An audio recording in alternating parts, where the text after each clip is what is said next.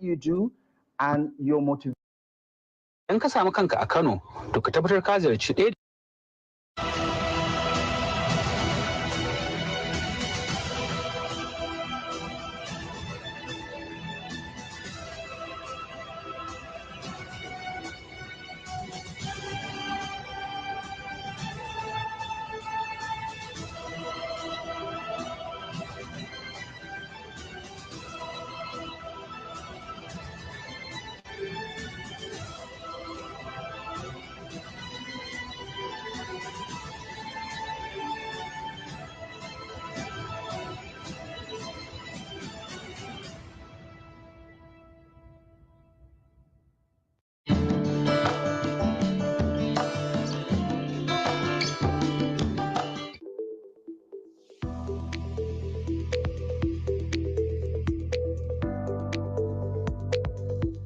Today on Tech Tips, we'll be showing you tips that can help you excel in web development. Step 1. Stay updated. Web development technologies and best practices evolve rapidly. Regularly follow tech blogs, forums, and online courses to stay up to date with the latest trends and tools. Step 2. Practice responsive design.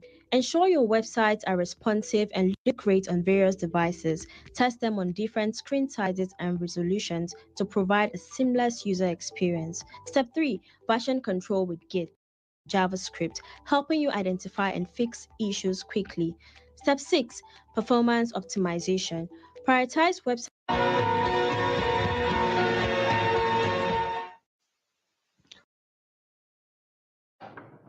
Hello, good evening, and welcome to your go-to political platform live on Trust TV. This is Daily Politics. My name is Abdullahi Ahmed. Now, amidst the ever-evolving political landscape in Nigeria, a new voice has emerged wielding the power of social media to shape socio-political discourse. This voice belongs to Dr. Bello Galadinch, widely recognized by his online persona, Dambello. A seasoned journalist turned creator, Dambello has risen to prominence, blending satire and comedy to engage and inform his growing audience. With a unique blend of humor and insight, Dambello's skits on social media has earned him a celebrity-like status, positioning him as a thought leader and influencer in the northern region. His content is not just entertaining, it's also a powerful tool for educating the public and promoting good governance.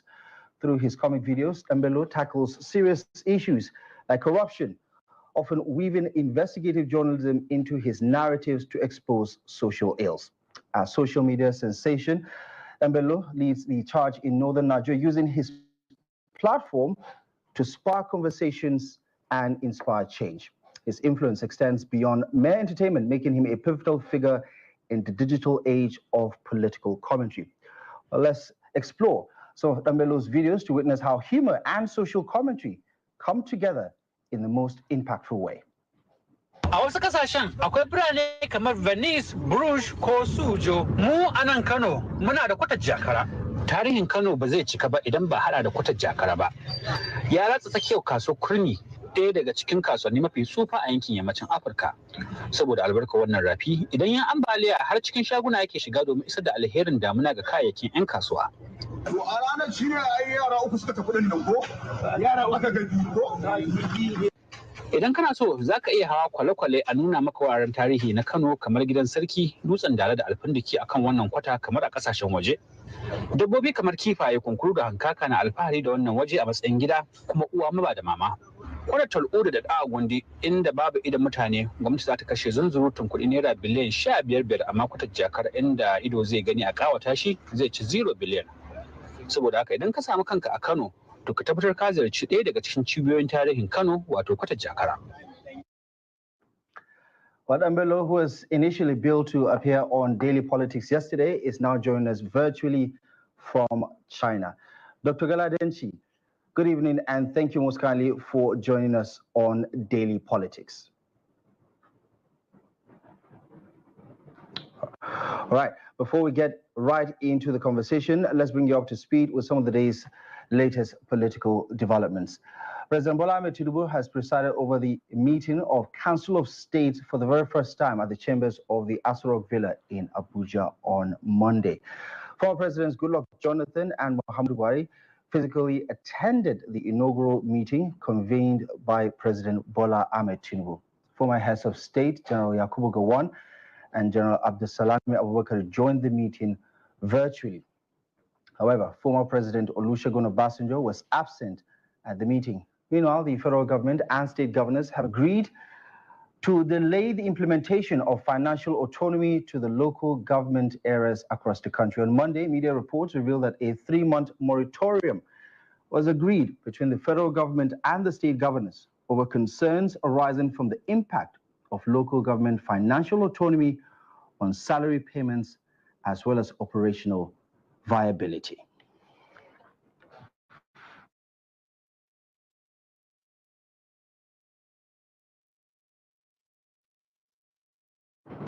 Right, so let's bring in our guest all the way from China, Bello Galadanchi, who is going to help us navigate some of the issues around social advocacy, especially in the age of social media, looking at influencer culture and how it is shaping the political, social, and economic narrative in the largest democracy on the African continent. Dambello, good evening from Nigeria, and thank you so much for joining us on the program. Thank you so much. Right, okay, let's start this way. Help us understand how you categorize what you do and your motivations for doing exactly what you're putting on social media. All right, well, basically what I do is social political satire. And it's a form of educating people on what is really going on in Nigeria. And basically the goal is to sensitize and create citizen awareness of the socio-economic situation in our country. And how would you describe its impact on the polity right now? I mean, because for the most part, people were laughing at some of those contents that you were putting out, but then there's a deeper message in that satire that people are beginning to take notice of. What do you make of the influence of your content, especially on Northern Nigeria? Well, I wouldn't say it's very influential. It's only building on what a lot of great folks like David have already established.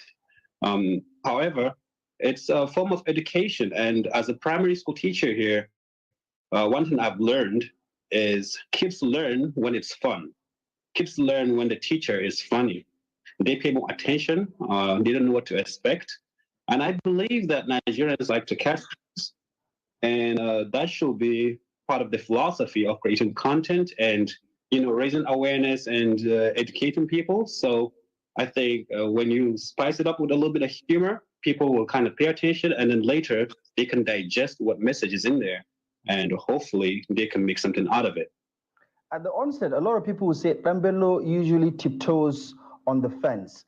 The messaging is ambiguous sometimes. There's a lot of innuendos. But over the past few months, for instance, you're a bit more direct about who you're talking about and what issues you're talking about. What happened for you to make that pivot? Well, it's because of the disappointment in what the politicians are doing right now. The crop of leaders from the top to the bottom, there's just so much frustration, not only to us, but to almost everyone in the country. And I think there cannot be any form of awakening without people knowing who the leaders are, what they are doing, and what they are capable of doing. So that's the reason why we really had to kind of give them a much clearer picture. And maybe that might really change things down there. And how does your profession, I mean, obviously you're a teacher now, but you're also a journalist. How do you apply your journalistic training into the content that you're putting out there? Because there are a lot of your critics who would say, listen, Dambello is jumping on the bandwagon of some of the gossips, unverified rumors about activities of politicians to make his content online. What do you say about, what goes into the making of some of the content that you're putting out there, especially with some of those issues that are neither here nor there, for instance? Well, we're lucky to be trained by Voice of America in Washington, D.C., and also BBC. And there we learn, all professional international journalistic ethics. And using that, and working in Washington, D.C. for about 4 years, we learned all kinds of ways to find information, look for information, verify, and, know how to present that information the way it is. And that's basically what I've been applying, even though right now I don't work for anybody. And I wouldn't call what I'm doing journalism, but it's very similar. And so far, there's no one who has any problem with the information we put out there, because we really do put effort into making sure that we have really the best information. And if there's any problem, we will definitely retract it and offer apologies. And tell me about some of the feedback you've been getting about some of the contents that you've been putting out, especially during the election year, during the campaigns, after the campaigns, looking at where Nigeria is right now as a country with all the economic conundrum that people are dealing with. What are some of the feedbacks you're getting, not just from your followers who absolutely love what you do, but some of the people who don't necessarily agree with your position on some of the contents that you're putting out there? Well, especially the ones who do not agree, they like to solve, this divisive narrative. They like to say, oh no, this is a northerner, or this is a Muslim, brother Buhari, this and that. But to be honest, if we really want to move our country forward and to awaken the youth, we must, and we need to cross that bridge that we do not have to, have to separate, north, east, south, south. We have to cross that, because that's old politics. That's something that we've grown up to see the older people, the older generation doing. And so far, we've realized that it's not yielding any result. So we have to bridge that, we have to pass that, and we have to really start looking at the issues, the main issues like insecurity. People's lives are not safe. We need to have respectful lives of people. Many people, innocent people, die every single day. Problems of hunger. The policies are not working. Sharing rice and palliatives is not sustainable. It's not working. And also, we need to hold our leaders accountable. I think those are the issues that these folks should pay attention to. But they like to, play politics like the old school. But I think it's time to really turn a new page and a new chapter. Yeah, you talk about how you're not so sure about the influence of your content on the society, for instance. But surely a lot of people are giving you feedback in the comment sections, in your interactions with some of your colleagues and things like that. How do you see the use of social media as a tool, especially in light of the socio-political challenges that we continue to face, whether it's about social cohesion across the country or voter education, which in so many of your skits, you've been able to point out how people selling their votes for a token or spaghetti or food condiments and things like that is one of the reasons why we've found ourselves in so many of these very difficult situations, because of the poor choices Nigerian electorates take before the elections. Give me a sense of whether you think there is some sort of correlation between your messaging and people having a rethink about how they normally go about understanding these issues.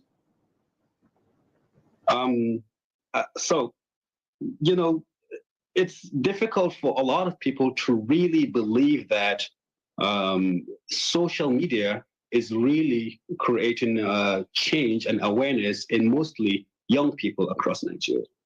And, before it's radio and TV, especially radio. Most people at the grassroots level, they listen to radio, and, all the politicians, they invest in that. They have trained warriors who go to the radio stations and sell their propaganda. And that's where people get the information.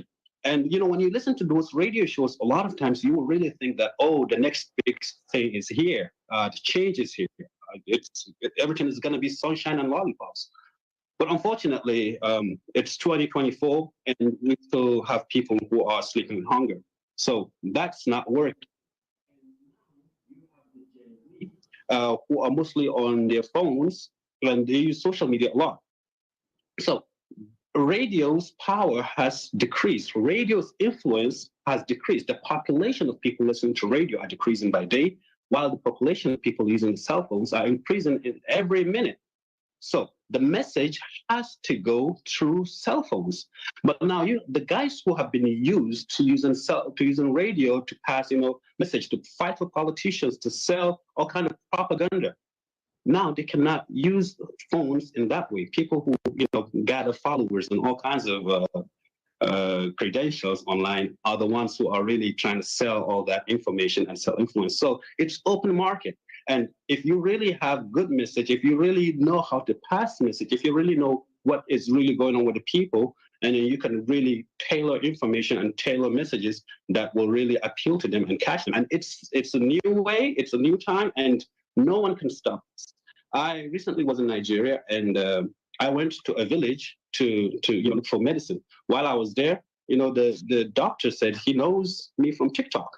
So as soon as I saw that, I realized that, the days that we were thinking, oh, the people who use cell phones are only in the cities, it's over.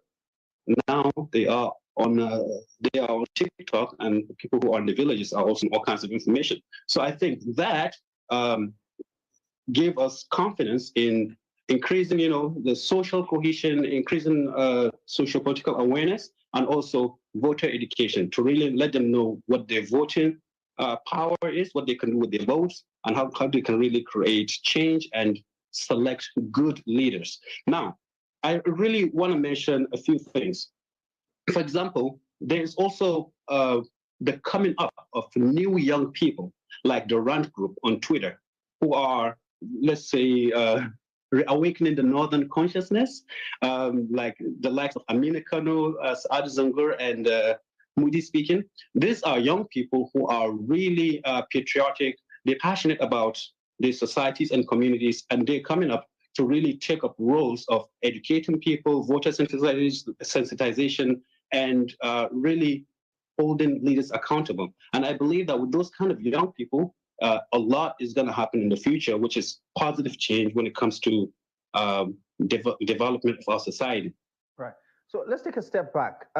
Talk us through some of your process, because these are hardcore issues. These are quote unquote boring issues for the Gen Zs. If we're going to get into the details of corruption, accountability, good governance, political processes, most of them don't have the patience to understand that, whether it's in school, in a school setting, or in a social setting, for instance. These are some of the things that do not necessarily entertain them. But with your satire, you're able to draw attention to that. Tell me about your process and how you could make, a quote-unquote boring conversation entertaining using satire. I think the first method is to understand the concept of marketing. And marketing, you have a group of people and you really want to sell a product to them. And to do that, first you need to know what catches their attention, in what kind of format, the duration, and also what language appeals. Our northern Nigerians, they speak Hausa, most of them, even though when you get educated, you really think maybe half of the people there speak English, but actually not. So the language is very important. And also, the duration of the message. People don't have a lot of money to buy data, so it cannot be, long 5, 7, 10 minutes. And, you got to create characters that they can relate to, but at the same time, it needs to be spiced up with humor because Nigerians really like humor. So I think those are the small little things that I just kind of think. And, I talk with my wife, I talk with my friends at the Ranch HQ, I talk with, my friend, Dr. M.K. Hassan, I talk with my dad. And then, eventually we come up with something that makes sense, and we just try it. If it's okay, it goes. But a lot of times because we really put our heads together, I think we do have good results. What do you say to people who say Dambello is in China, where a lot of the things that many Nigerians are going through right now, or a lot of the issues that he's trying to bring to the fore, he doesn't necessarily have to experience them in China, for instance, whether it's about basic amenities, security, social services, and things like that. And to them, that seems like an anomaly. You know, if you cannot relate to us with regards to the issues, how can you speak on it? And they question your genuity when you talk about these issues.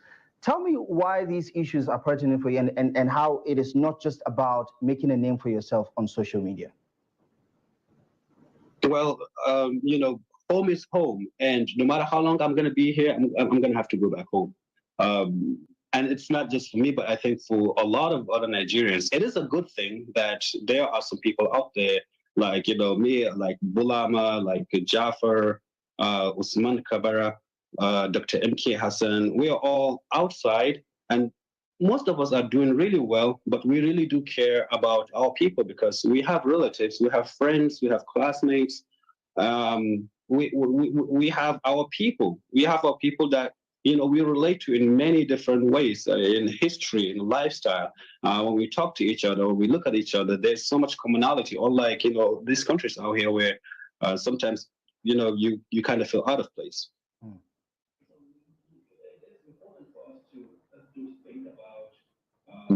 Them, their problems, and to use the resources, the knowledge, the wisdom, and the experience that we have out here to kind of try to, you know, see what we can do, even from distance. And I'm glad that it's working because, you know, with the use of the cell phone and social media, it opens up more channels for people to really kind of see what is out there and to relate. And now, for our young people in Nigeria, they are really getting to know that they don't have a lot of difference from the young people outside all over the world. We have very intelligent people in Nigeria. We have very resourceful people, creative people, hardworking people, and we are all trying to connect the dots to see where is the problem, and you know, how can we address that problem so that we also can enjoy, we also can live safe lives. We also can have great education, we can have good security, and we can have justice and equal rights. So that's, I think those are the things that we out here should continue doing, and hopefully we can help and we can contribute positively. So you don't think you being outside of Nigeria, living outside of Nigeria permanently, is in any way disconnecting you with the issues and the reality on ground? Well, it's a choice. You know, you choose to care or not. You can choose to say, you know, I'm just going to live my life. I'm going to live a very comfortable life here and not care at all about what our people back home are going through. It's a choice. And it's unfortunate that, you know, you can count how many Nigerians really are out here in the diaspora, you know, thinking about home on almost like 24 hours. Whenever we awake, we're only thinking about our homes. It's not a lot. There are people who left and never went back. There are people who their relatives have no idea where they are. It's sad, but you know, Nigeria is our only home, and even if we are going to lose our lives fighting for a better country, then so be it. Yeah.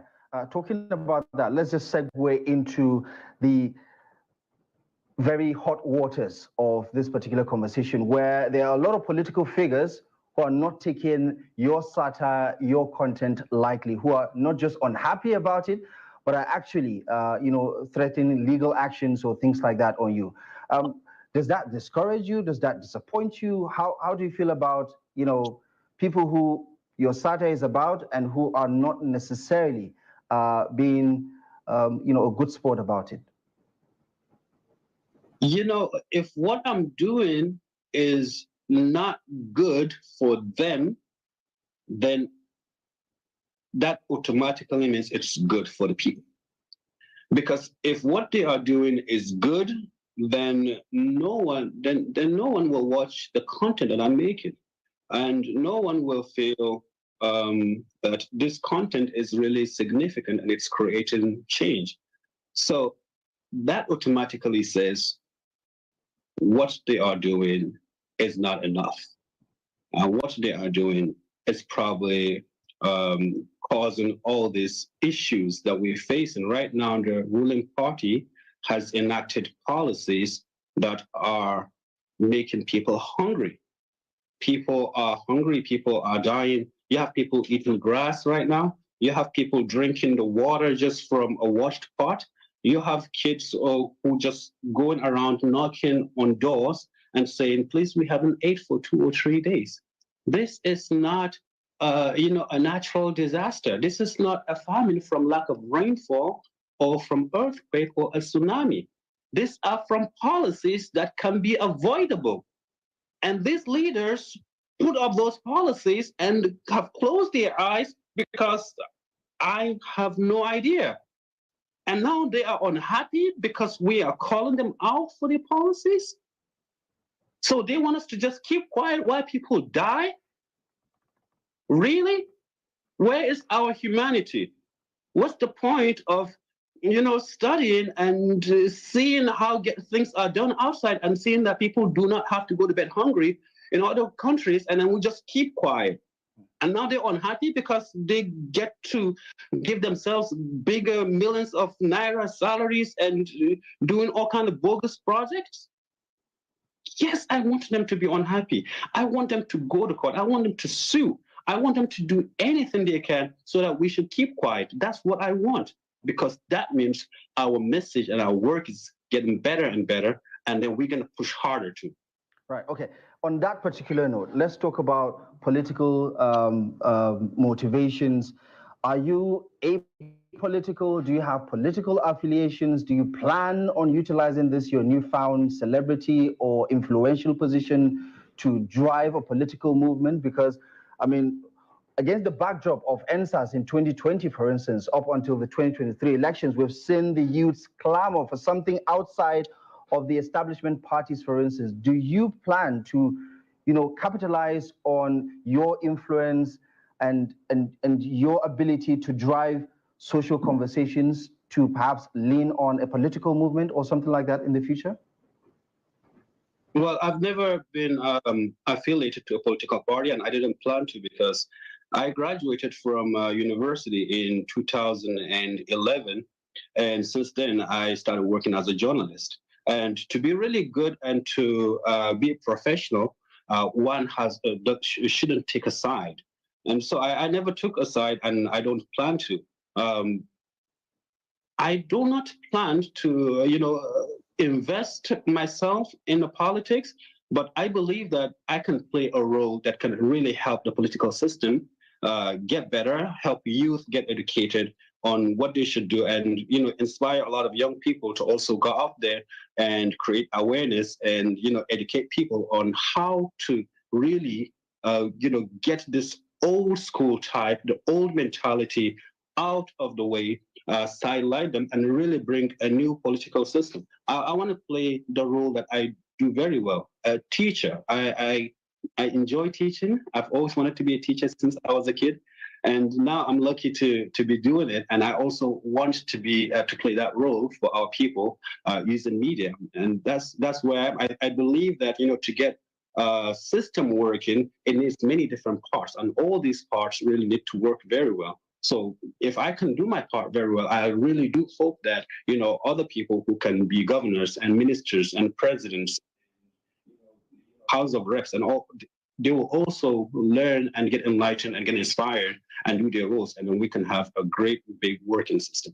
That's my idea, and I really do hope that we can have that in the near future. All right, just before we wrap things up, a lot of your viewers are probably going to form 70 to 80% of our viewers. A lot of your followers are going to form probably 70 to 80% of our viewers tonight on the program. What would you like them to know about your drive, especially for those who want to see more of the same going into the future? What would you like them to know? And if there are some takeaways you would want them to identify from your philosophy in life and what you think about your home country, Nigeria, what would you like them to know? I would like them to know that, to be different and to create change and for our country to move forward, we need a few things. One, we cannot be afraid. You know, all the people who have been afraid did not achieve anything. If you really want to create change, if you really want to enjoy yourself, if you really want to achieve your goals, you have to put fear aside and really have to work hard and you be brave. And then the second and the last advice and call I have for anybody listening to this program is work hard, put in the work, and get used to it. And once you get used to it, work a little harder and make it a habit. And by doing that, you really can achieve things you would never imagine you can. Thank you so much. Dr. Bello Galadanchi, aka Dan Bello. I was looking for an opening to use your famous catchphrase, "Jira, jira, jira," but it didn't come up, so I just have to say it anyway. Thank you most kindly for giving us this opportunity to speak to you and to pick your brains on some of these issues. We're glad you had the time to join the conversation. Thank you most kindly for joining us on Daily Politics. Thank you so much. I appreciate it. Thank you. All right. Bello Galadinchi there, popularly known as Dan Bello, speaking on some of the issues that he has been a part of, especially regarding social messaging, as well as a variety of other issues. We're going to take a quick break. When we come back, we're going to speak to an investigative journalist and author on the reverberating issue around Nigeria's oil sector, the controversies, the scandals, especially as they relate to Nigeria's most promising venture yet, the Dangote refinery, and the central issue around PMS supply in the country. More on that in just a moment after the break.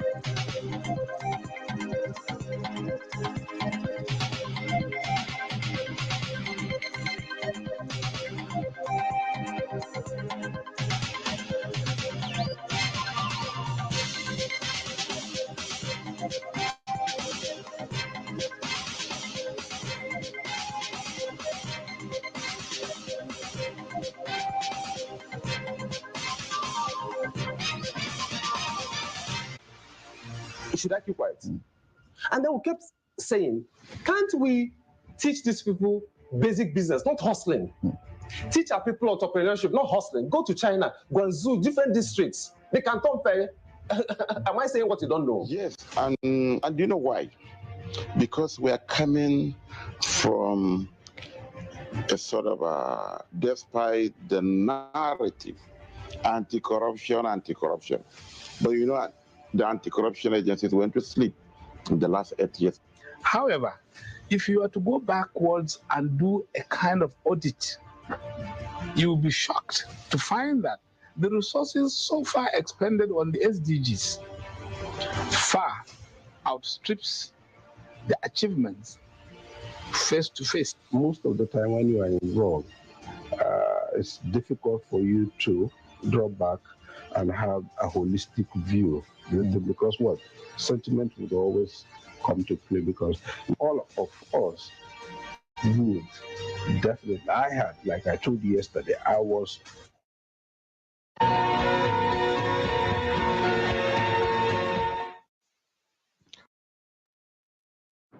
Welcome back to the program. You're watching Daily Politics on Trust TV. Now, the crisis plaguing Nigeria's oil and gas sector shows no sign of abating despite the federal government's directive to sell crude oil to the Dangote refinery in Nara. Concerns are mounting over the alleged failure of crude oil suppliers to meet domestic obligations as outlined in the Petroleum Industry Act of 2021.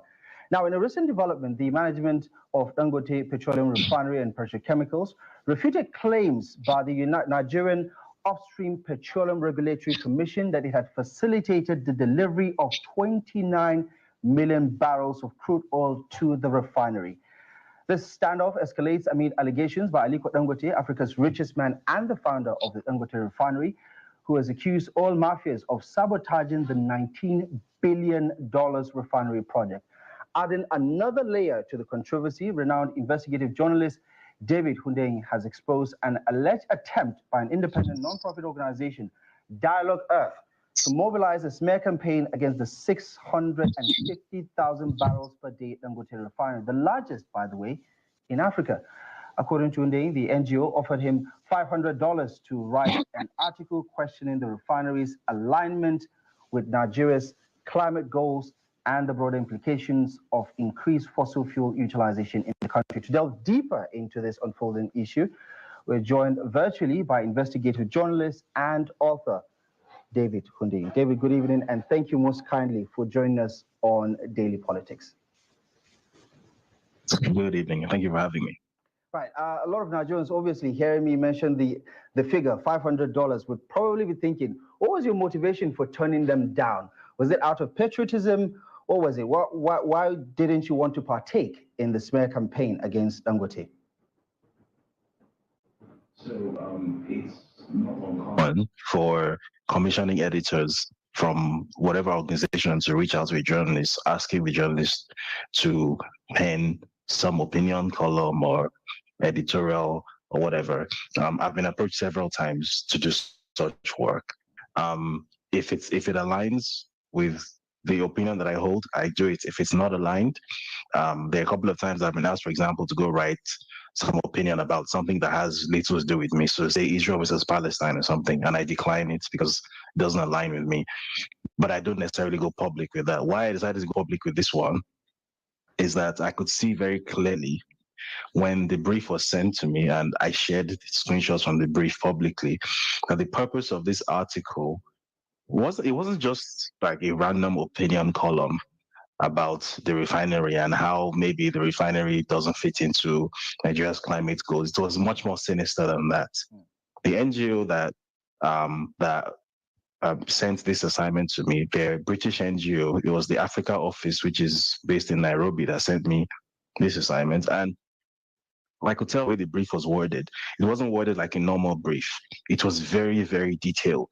This is what we want you to write. This is how we want you to word it. These are the resource people we want you to speak to. This is how so-and-so should be framed. This is how so-and-so should be worded. And this is the so-and-so conclusion, pretty much, that should be reached. And the goal of that article, or the perceived goal of that article, was to create a narrative surrounding the very validity of this refinery, that essentially this refinery should not exist based on Nigeria's own stated climate goals and the agreements that Nigeria has signed up to, be the COP28 or the Paris Climate Accords and all of that. And then most insidiously of all, most importantly of all, that the face that should be seen putting this opinion into the public should be a local face. It should be a Nigerian face, right? Because clearly they already knew exactly what it is that they were trying to say, right? Because a normal brief, they give you a lot of leeway to determine what you want to say. This one, there was no leeway. Everything they want you to say has already been specified.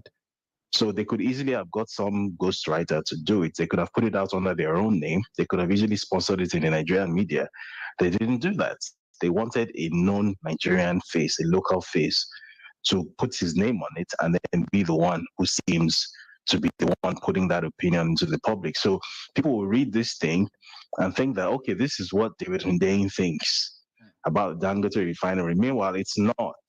It's what some guy in London thinks, who has paid David Hundeyin to put David Hundeyin's name on it. Right. Which, I mean, there's no way you look at that situation and think, okay, this is perfectly fine. There's nothing to see here. This is fine and dandy, and I should go ahead with this. So I went public. So I said, I didn't even feel like I need to explain this to Dialogue Earth. That's the name of the NGO. I didn't even reject it and be like, I'm not doing it. I just went public with it. That this is what this NGO sent to me, and this is what they're trying to do. And, you know, being that when I'm not being a journalist, my job, I'm actually a project manager in the energy space. So I actually work in the renewable energy space. So I have a sort of bird's eye view of this very issue. When it comes to this constant debate between fossil fuels and renewables, Africa doesn't have any place in that debate.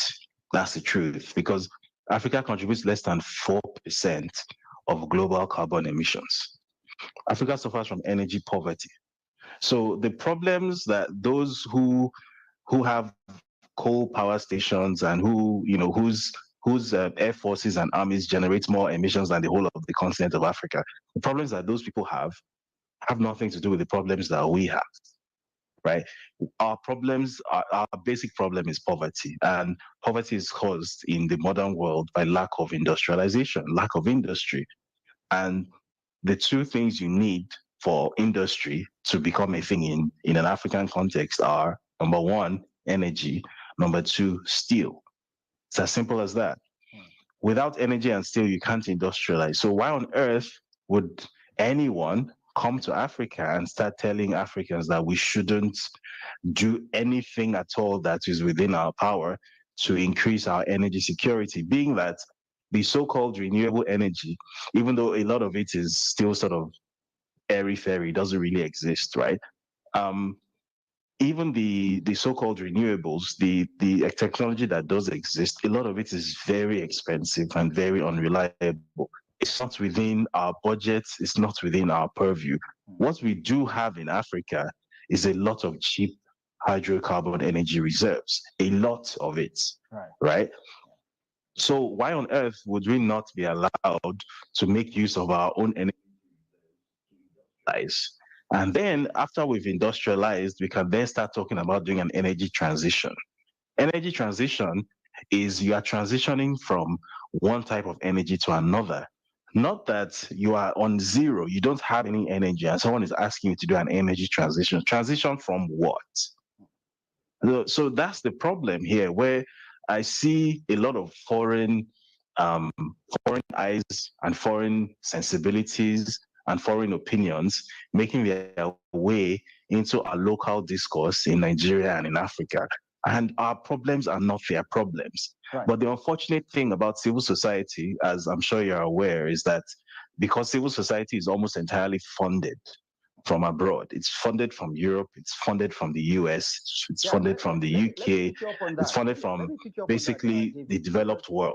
Yeah, let me pick you up on that. Basically, let me pick you up on that, because earlier in the day you tweeted, "Dear African organized private sector, the reason that your operating environment is always trying to kill you and you struggle to grow despite having a market of 1.4 billion of the world's youngest people is because nearly all of the think tanks, the policy research institutes, civil society organizations, and media in Africa are owned, funded, directed, or controlled by external actors who are trying to kill you." Talking about local private sectors operating in Africa. You say that the growth of the private sector in Africa and their success is not the interest of those international actors. Put it in layman's terms, especially as it relates to the conversation we're having right now with the Dangote refinery, because most Nigerians, since the Dangote refinery came on board, were thinking, listen, the promises were made that is going to be the panacea or part of the solution going forward about our energy crisis, especially as far as the cost of petroleum is concerned. Now, this drama is unfolding right before our eyes, even involving government regulatory agencies that belong to us here in Nigeria. So help us square the circle around how these international interests and government regulatory agencies are all a part of this problem that you're talking about. So there are three major interests to look out for here. The first are the international private interests, and by this I mean the international oil companies and oil refiners. Now, as you know, Dangote Refinery is by far the biggest refinery in the Europe, Middle East, and Africa region. Refinery, the next largest one, I believe, is in Rotterdam, in the Netherlands. I think that's about 400,000 barrels a day. It's owned by Shell. Dangote Refinery, by virtue of its size, has something that the economists call economies of scale, which means the more you can produce, the cheaper you are able to offer your product. So in an industry like refining, which is very high volume but low margin, every extra dollar of margin that your efficiency allows you to create is a very big deal. In addition to being larger than its competitors, it's also much newer than them. So its technologies are much more up to date, and it's able to refine much more efficiently than its competitors. So I was speaking to a contact at Vitol. Vitol is one of the world's largest oil trading companies last week. And this contact told me that by the time Dangote refinery comes fully on stream, it's currently doing about 400,000 barrels a day. By the time it hits its peak, which is 650,000, that at least 2 oil refineries in Europe are going to go out of business. So essentially, you're going to have a player on the west coast of Africa eating the lunch of business entities in Europe, right? So bear in mind that this is something that has basically, in the 5 or 6 centuries of interaction between Europe and West Africa, the economic relationship has only been in one direction. It has been Europe eating Africa's lunch for 5 or 6 centuries. For the first time, an African player is about to start out competing European players, and they're really not happy about this. So that's the first thing. So those people are not happy with it. Then, in addition to them, you have the wider Western government and economic establishment, which very much likes Africa exactly. Africa's poverty is a bonanza for them, right? And here's what I mean by that. So most African countries like Nigeria, the basic economic model that they have is that they export raw materials cheaply, and then they import finished products at a premium, which means that because you are always spending more than you make, because the raw materials you export, you are not the one who sets the price. It's the people who buy it who set the price for you. That means that your currency is constantly depreciating, which is why in my lifetime, I turned 34 this year. In my lifetime, I have never seen the Naira appreciate before. It has never happened in my lifetime. In my lifetime, the Naira has only depreciated. For most of us, that has been our experience. It's by design, because we import more than we export, right? That's the basic economic problem that most of Africa faces. Now, what a Dangote refinery would do in the case of Nigeria is that it will make it such that for the first time in maybe post-colonial African history, there will be a large African economy that actually produces more than it consumes. Because bear in mind that imported fuel is Nigeria's single largest foreign expense, which is incredible because Nigeria is also one of the world's largest energy exporters, and yet Nigeria suffers from energy poverty. So by removing that expense and making it such that Nigeria is only exporting crude oil or crude oil and refined petroleum products, that has already reversed that economic dynamic, which has always been of benefit to Europe and the US.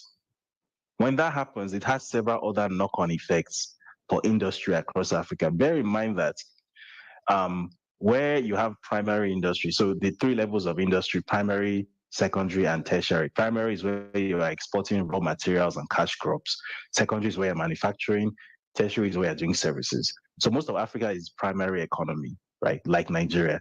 So the thing with primary economies is that because they only export raw materials cheaply, those in the secondary and tertiary economies benefit from them because they get to set the prices of those raw materials.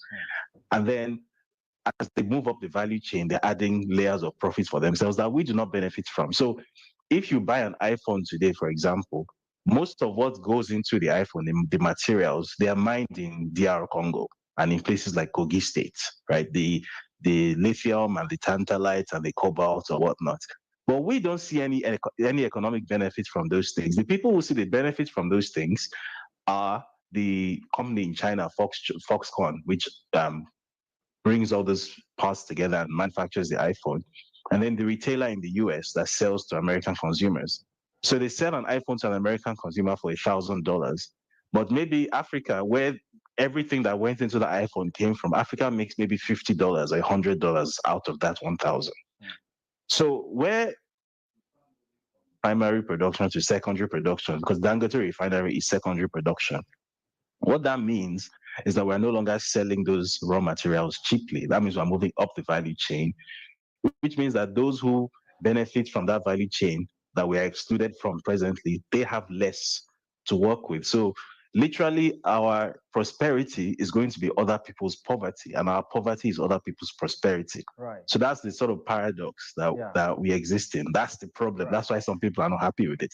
Yeah. And then, of course, you have within the Nigerian government, you have people who, unfortunately, are being, I don't want to use the term controlled, but are being heavily influenced by external actors. So you have people in the Nigerian government, powerful people in the Nigerian government, who are not acting in the interests of Nigeria as a sovereign entity because they have other economic interests that are controlling them from outside the country.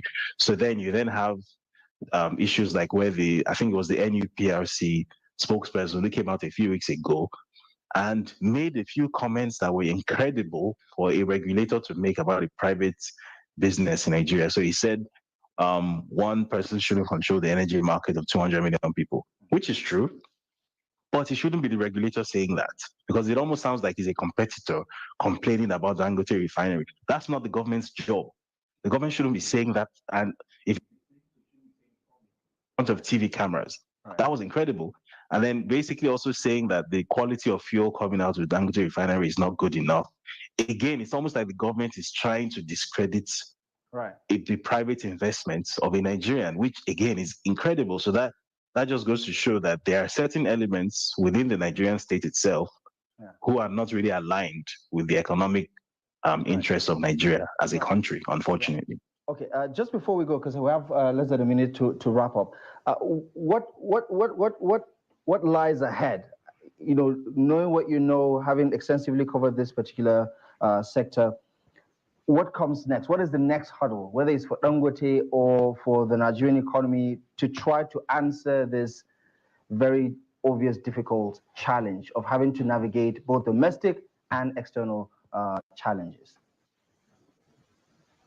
I think what I expect will happen is that there will start to be very unnecessary logistical difficulties to actually get this thing up and running to the extent that it's supposed to. And I think Dangote has already started facing the refinery is becoming a huge issue. The NNPC is not supplying crude oil that it was supposed to supply to Dangote because it has basically mortgaged its oil production for the next 2 years or so.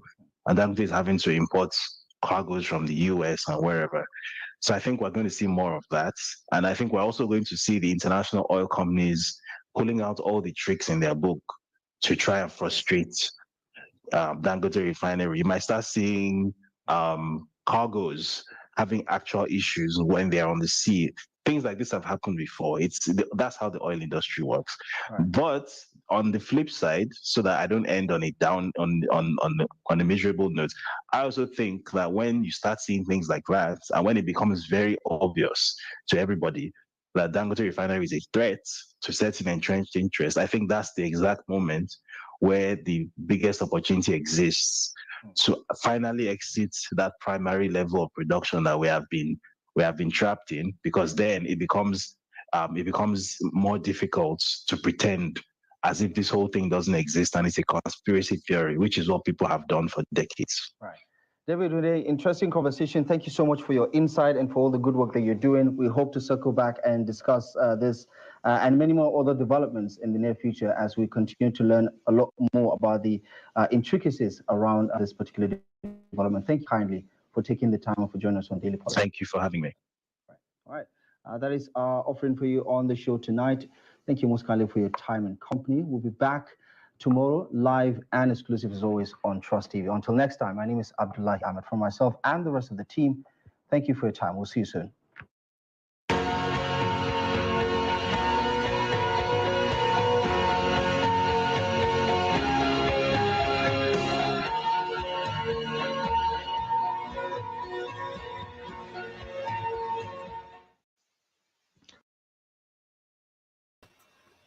Now here now, with una ear. You guys heard with your ears. Look at what they are doing. And I hope that Nigerians are paying attention and listening. This fight, everybody needs to be involved. We are the only ones that can save ourselves.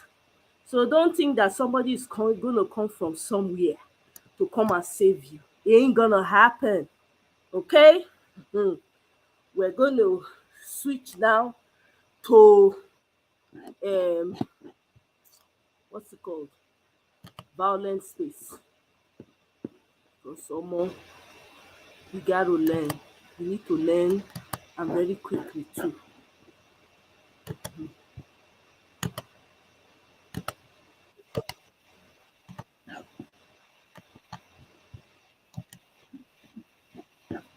That's the unfortunate situation we found ourselves. I can't. I say I don't even involve in international bout anymore. I cannot even do it. For me, I honestly was used to have shit.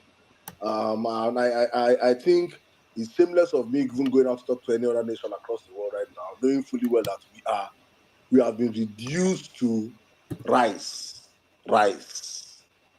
shedding of rice. Our leaders have reduced Nigerians to give them rice. So it's so painful. So for me, I'm just all more focused on this energy of fixing this country because Nigeria is to fix Nigeria is not rocket science. I've always said it doesn't take anything. Just good governance and people with good hearts ready to work. I say this also from a point that many people have been breaking things down. I respect all those who have been putting in the work to make sure that the criminality of this system comes to the forefront. But you see what Bello has done? I think it is something that everybody should emulate.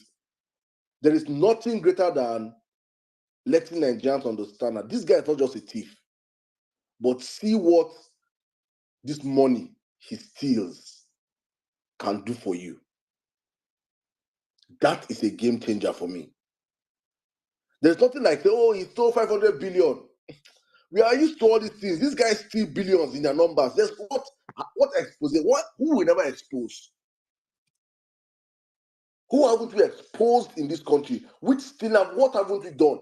But there's nothing greater than almost letting Nigerians understand the weight of what 50 billion can be, because our political class are so wicked that they have made 50 billion look like 50,000 naira now to the eyes of the people.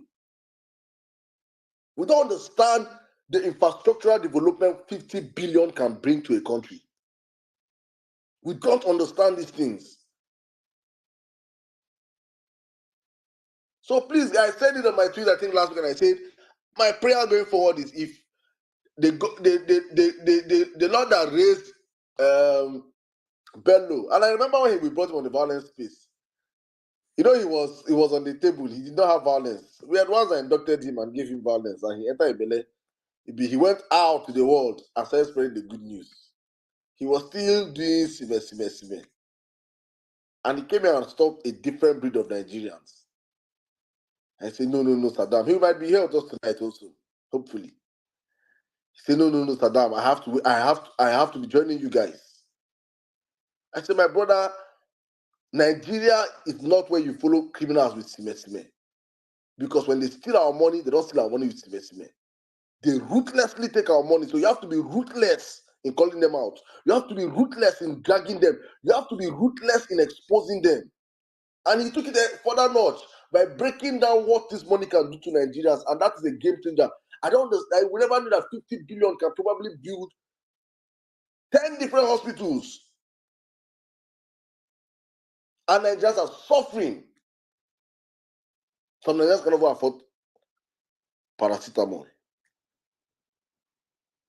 So please, guys, if you want to emulate him, I've been saying this, please, we need the kind of damn Bellos in churches, in mosques, across tribes, across ethnicity.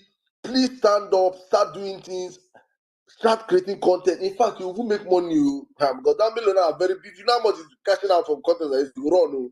If you know how much it is, you will make mad money also. If you're a content creator, I know how to create content. If you can create content, please use your gift. Even if you cannot create content, please just try and be audible enough to one or two people. Do little research and put these information out there, because the spark that will bring a change in this country, as we have been shouting. After the elections, we went to the court. Many people stopped going on spaces. Many people stopped opening spaces. But we stayed back because for us, we understand the mission. That for you to take back your country, this thing must be, it has to be a conversation that goes on. If you just, everybody just leave it and say, no wahala now. Nobody go talk about them. Tinubu will steal Nigeria to dry. Nobody hold him accountable. He has paid the judges with 300% of their salary up front already. He's securing his 2027 as we are speaking. He's doing his hard work. Now we that want to take him out of power, we're not doing anything. Everybody else, my protest don't end. I don't even, Nigeria don't even do anything again. I beg, we can go back to my hustle. But for some of us that understand this is a project, that it's a phase project, we'll be here. When people don't run now, we'll come, we'll be pushing this in building to the next level. They will run and come back. We'll be here to accommodate them again, come back. Because for us here, we understand it is a process. It is a marathon and not a sprint. To fix Nigeria is something that has to be continuous effort, consistent effort, endurance, because the criminals we are dealing with, they know how to endure when they are stealing. Welcome to the Violence Space, my brothers and sisters. Let me run to Well-Known Nigeria and open up the floor to every one of you. I still have requested for the mic. Please, we're going to make sure this space does not exceed 11 today. I'm going to make sure everybody try and get a chance to speak also. So I'm going to make sure Well-Known Nigeria, please, just does the honors after submission, bring up our speakers in that order. Thank you very much, my brother. You have the space. Yeah. Salam, I don't know if you're referring to rice kimono when you were talking about the... Naam. All right. So good evening to everybody on this space. It almost sounds like ages ago. Good evening. Welcome to Violence Space. I can see everybody on the space. I know Jimmy already gave shout out, so I won't try to call names. But I would urge you or remind you to repost the space. I'm doing this because I personally actually forgot. It was when I was about requesting Mike, and I remember that what you want to go and say, you've not done it. Practice what you preach. So let me remind you. I want to believe you forgot. So, but if you also did not forget, you just don't want to retweet it. It's okay. But I'll recommend that you repost the space. I'll just run through. It's been long. I wrote points because initially when I started speaking on spaces, especially violence space or some of our other spaces, I try to write what I want to say so I can have it all together. At some point, it now became inherent. You just preach. So I don't. I also want to make like a very brief submission. So I just want to, because I think some of the things I would want to say, to be honest, Saddam already said it. Jimmy already said it. Even emphasized some of them. So it's I don't want to sound like a broken record, even though sometimes I think where we are in Nigeria, a broken record is needed because I think we forget every time. So first of all, I'm going to talk generally, of course, it's about the protest. So first, I want to commend. I want to start from commendation. Really, I want to commend every person really that contributed to this protest being a success. And let me digress a little bit here. To be honest, initially at some point, I wasn't so satisfied as well. Probably like most of you. To be honest, I was like, nah, this is not. But of recent, I had a rethink. I think just yesterday, like I was kind of like somebody asked me, was the protest finished?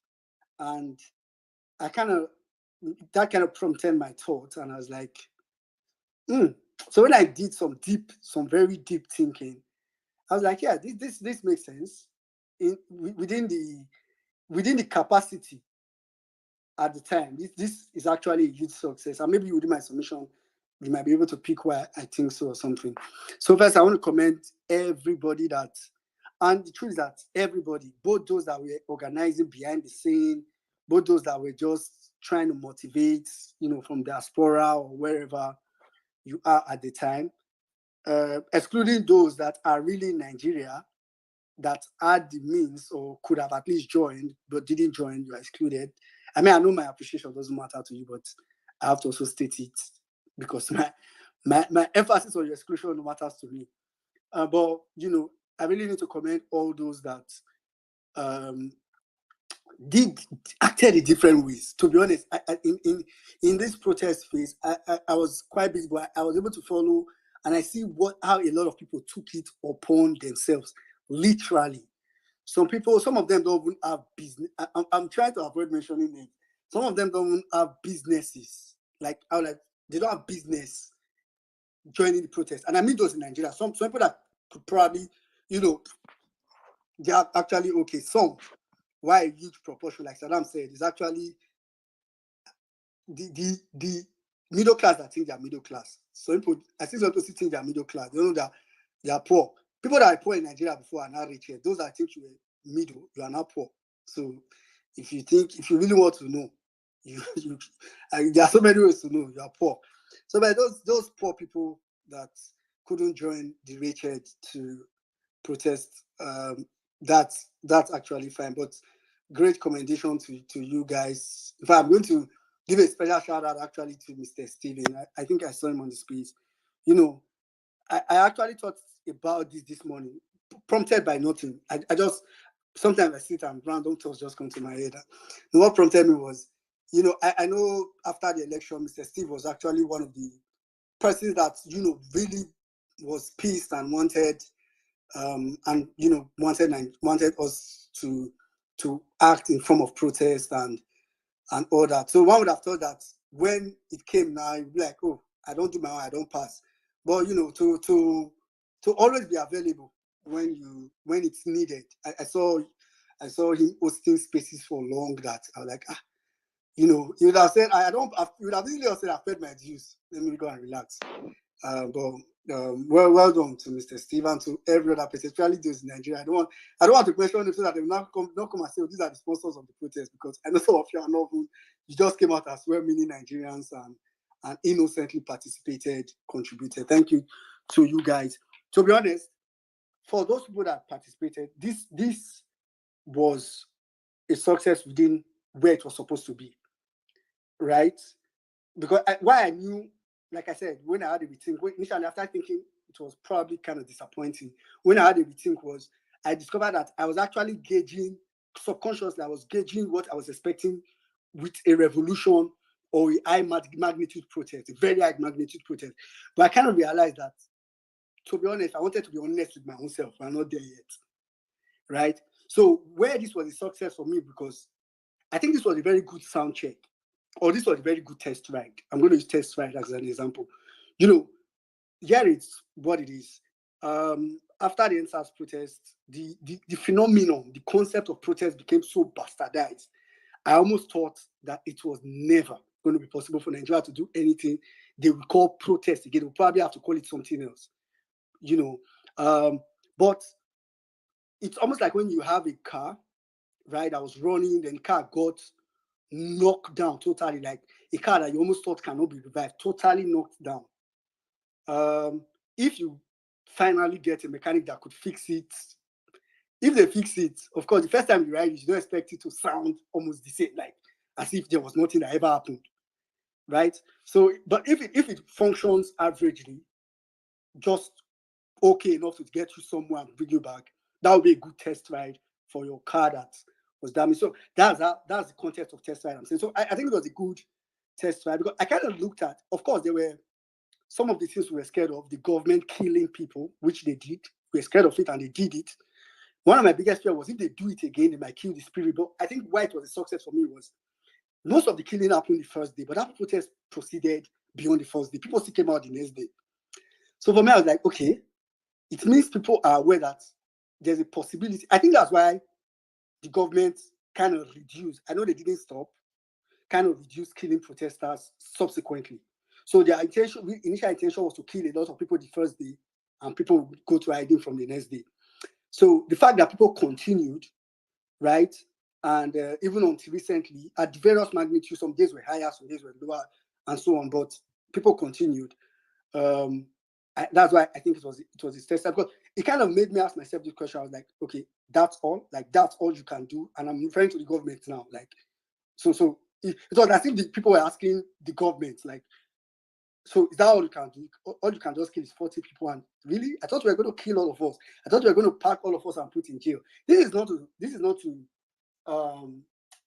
play down, great respect, rest in peace and please, those of us that can help those families of those that lost their lives. I think that should be a continuous thing we should keep doing.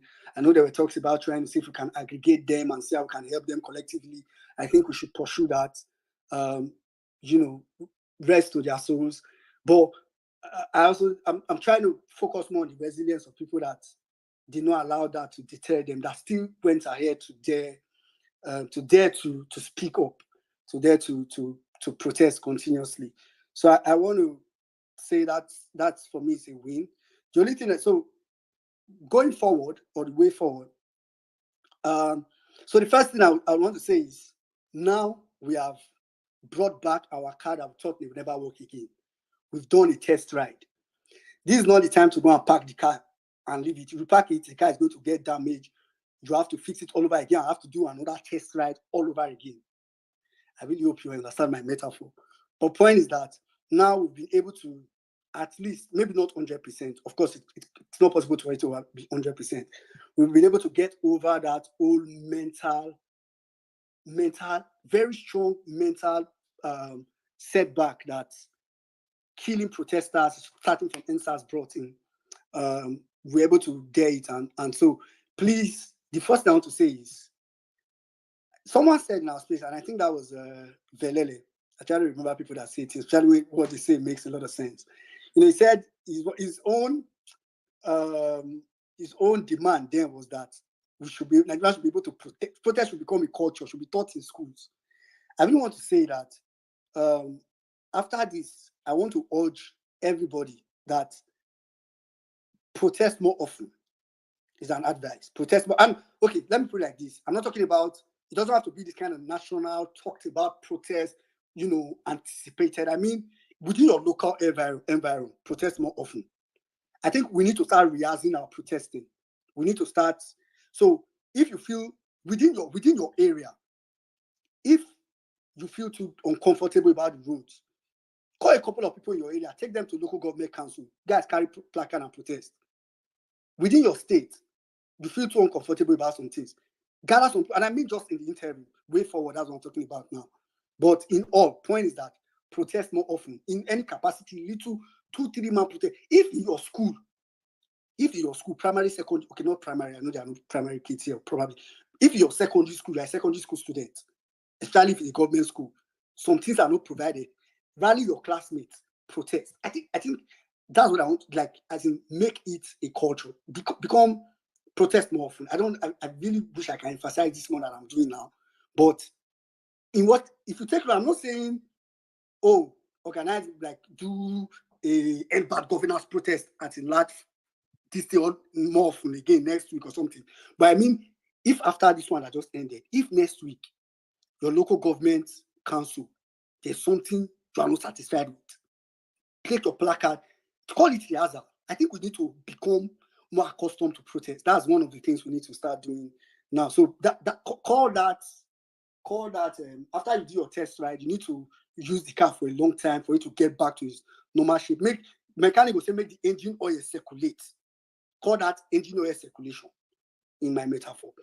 Then the next way forward, and I'm just going to say this very point blank and very straightforward.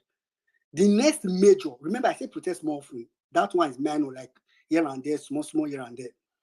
The next major protest that is going to happen in Nigeria, whoever is thinking it, whoever is considering it, whoever is nursing it, whoever is planning to plan, whoever is whatever you are, like, because me, within the capacity I am right now, I'll be talking about it.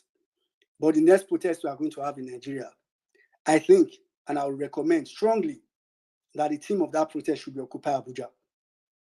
It's nothing more, nothing less. And like I said, it's an advice. So if you are not seeing the next major, emphasis on major protest in your mind, and I think some people are already not seeing it, what should be going through your mind is occupying Abuja.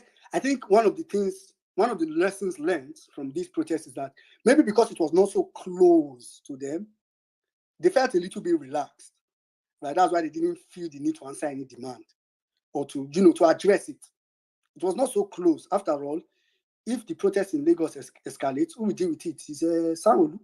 If the one in Kano escalates, who will deal with it? Is Abba Bello, Gidon. That's what comes to their mind. So I think the next whatever major protest, and I'm saying it because, like I always say, narrative matters a lot. I'm sowing it as a seed in your mind, and I hope that you too begin to sow it in people's mind. Like Jimmy said earlier, that's one of the next steps. Start enlightening people within your, first of all, your locality. If you want to say locality by tribe, like Jimmy was saying, and like Dambelo is doing, and like Daily Farotimi said he has started doing, please do that. We need more of that. But even beyond that, so you don't say, oh, you are not a content creator, you cannot make videos. No. Within your little local sphere of influence, within your area, within your compound to start with, within people that you talk to every day, the conversations you have every day should be laced with the need to protest heavily and as much as possible for it to be centered in Abuja, Occupy Abuja. So I hope with these few points of mine, that's why I wanted to be very clear on what I wanted to say. That's why I wrote them down. And I hope with these few points of mine, I've been able to pass some kind of consciousness.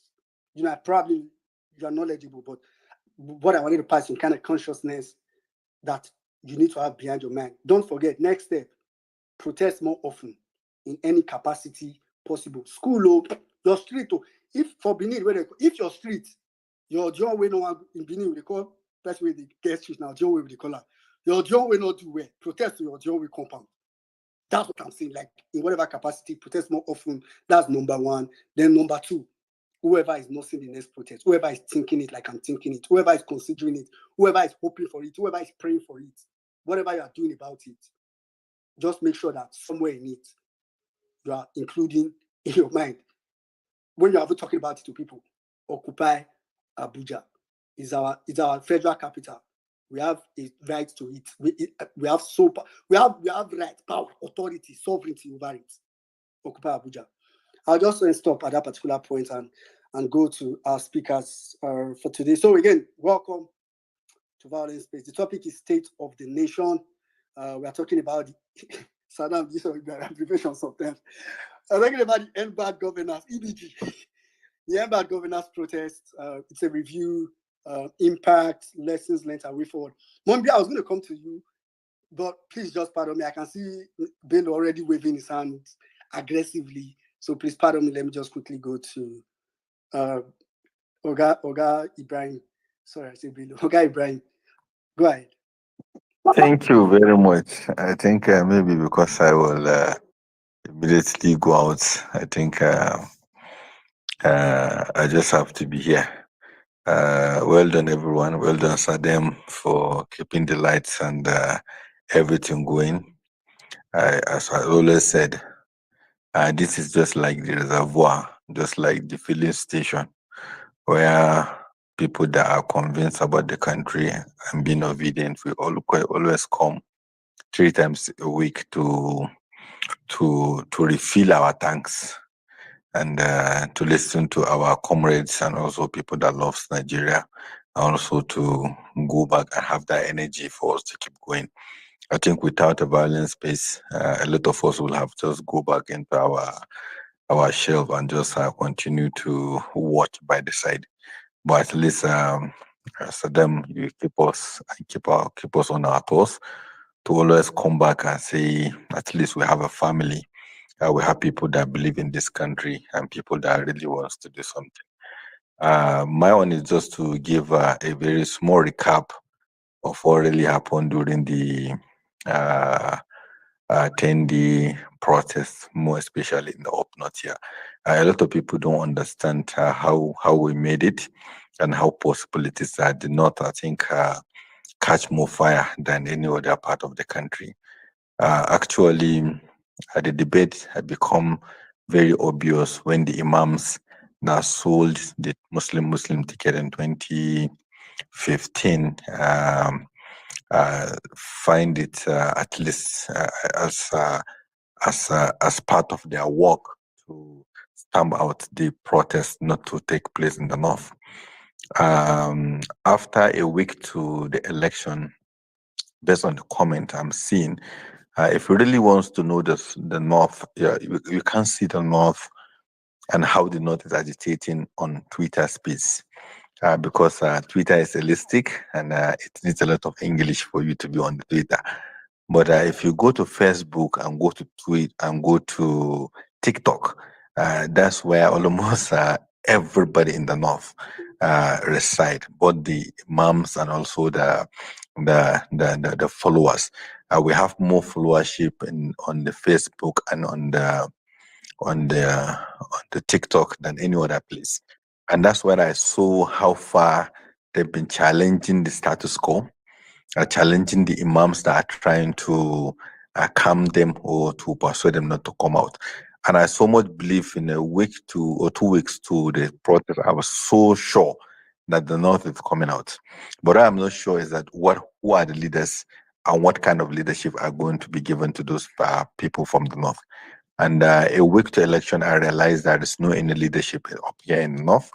But the belief and also the information or the knowledge or the awareness about the protest, and I said it here on the Violence Space when last time I came, I said it's like almost 80 to 90% in the north, where I think in the south is around 45%. So I am so sure that the northern guys are going to come out, but people have been threatened not to come out by the government and also by the imams and also by the leaders, citing that the north is not ripe for protest, and people are going to have problem with the protesters on the streets. But my argument, and I reach out to some people that I know within the system to tell them that the most important thing we need to do is that allow the protest to have leadership, so that the looters or the criminals will not take over the protest. If we want to have a protest like in 2012 during Jonathan era, is that there was leadership, there was people that you can see on the ground.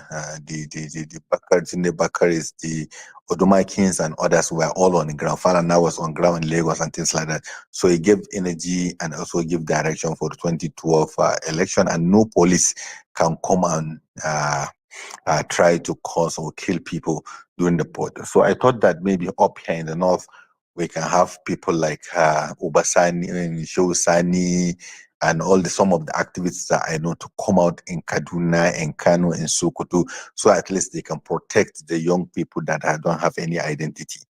But very unfortunate, they refused to come.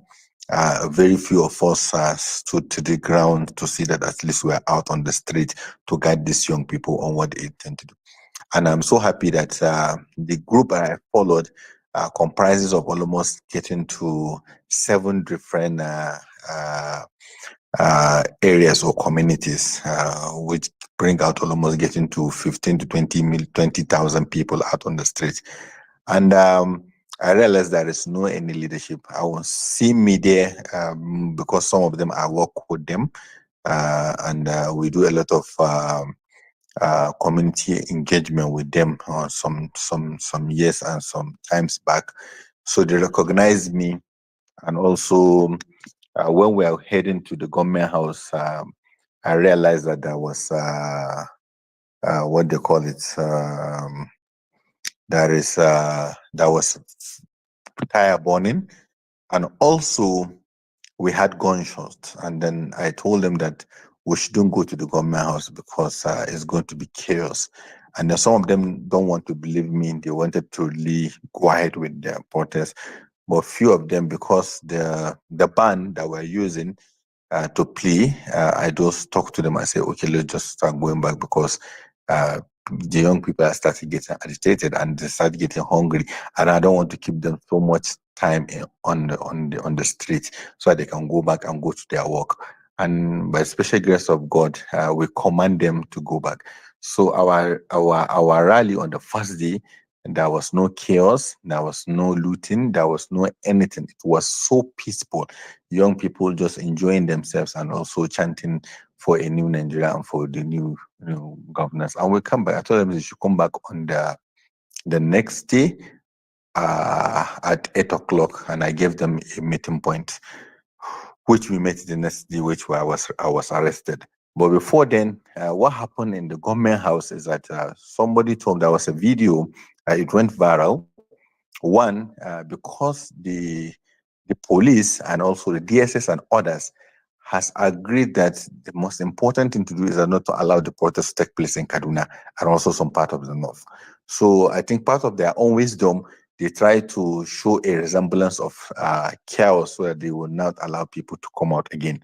So what happened, one of my friends that works in the government house told me that a policeman was told to lie down on the ground.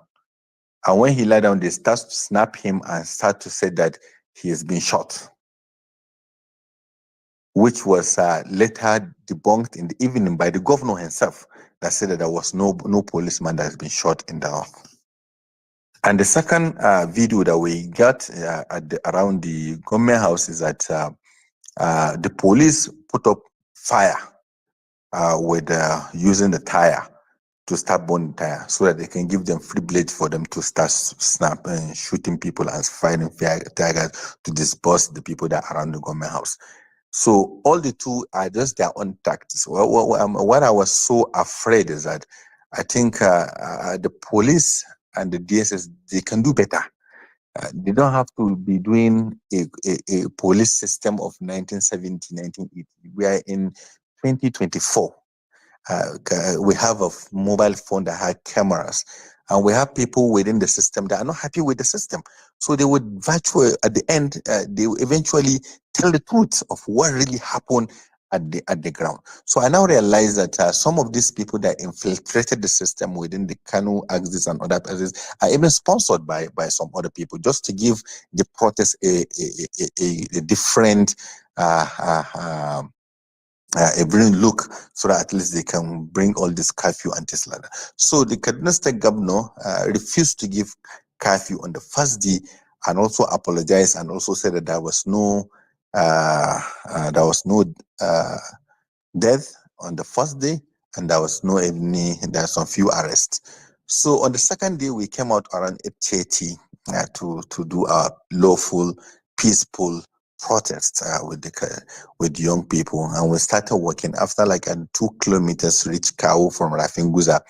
Then when we up to the main street, as we were just heading, we just saw a convoy of police. That's when I later realized that it's a commissioner of police. As they just park by the side of the express, when we are on the other side of the express, just started shooting periodically and just throwing triggers. As a commissioner of police, I think he's supposed to do like just the way the Lagos Commissioner of Police is doing, to first engage the young people and then even guide them, to give them a cover for them at least to exercise their civil rights. I think it's the best way anybody or person can do. But you just start. So when they start shooting, when I have the video of that shooting, I stood my ground. Everybody ran away, except 2 of us. So the commissioner of police go to turn around in a kilometer back to where I am standing. And he was very furious because everybody left and I refused to go. But because I didn't see that I'm doing anything wrong.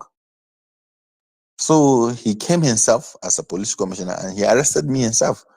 And he said they should take me to another police station. I don't know the name, maybe it's called Rigachko also. So that's the beginning.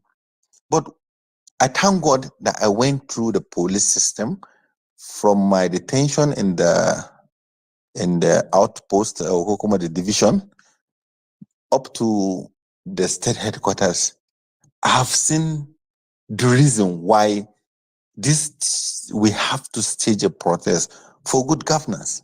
I realized that we have lost ourselves somewhere. We don't even have a police.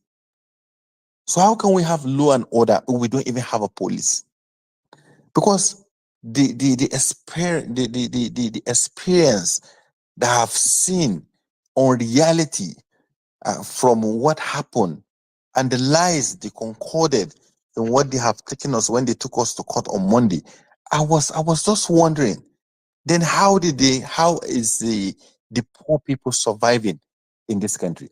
If maybe because of our friends here that keep asking for my release, and then when I went to the police station, they transfer us from the division police officer, DPOs, to the divisional officer in Rigachuku to the CID office.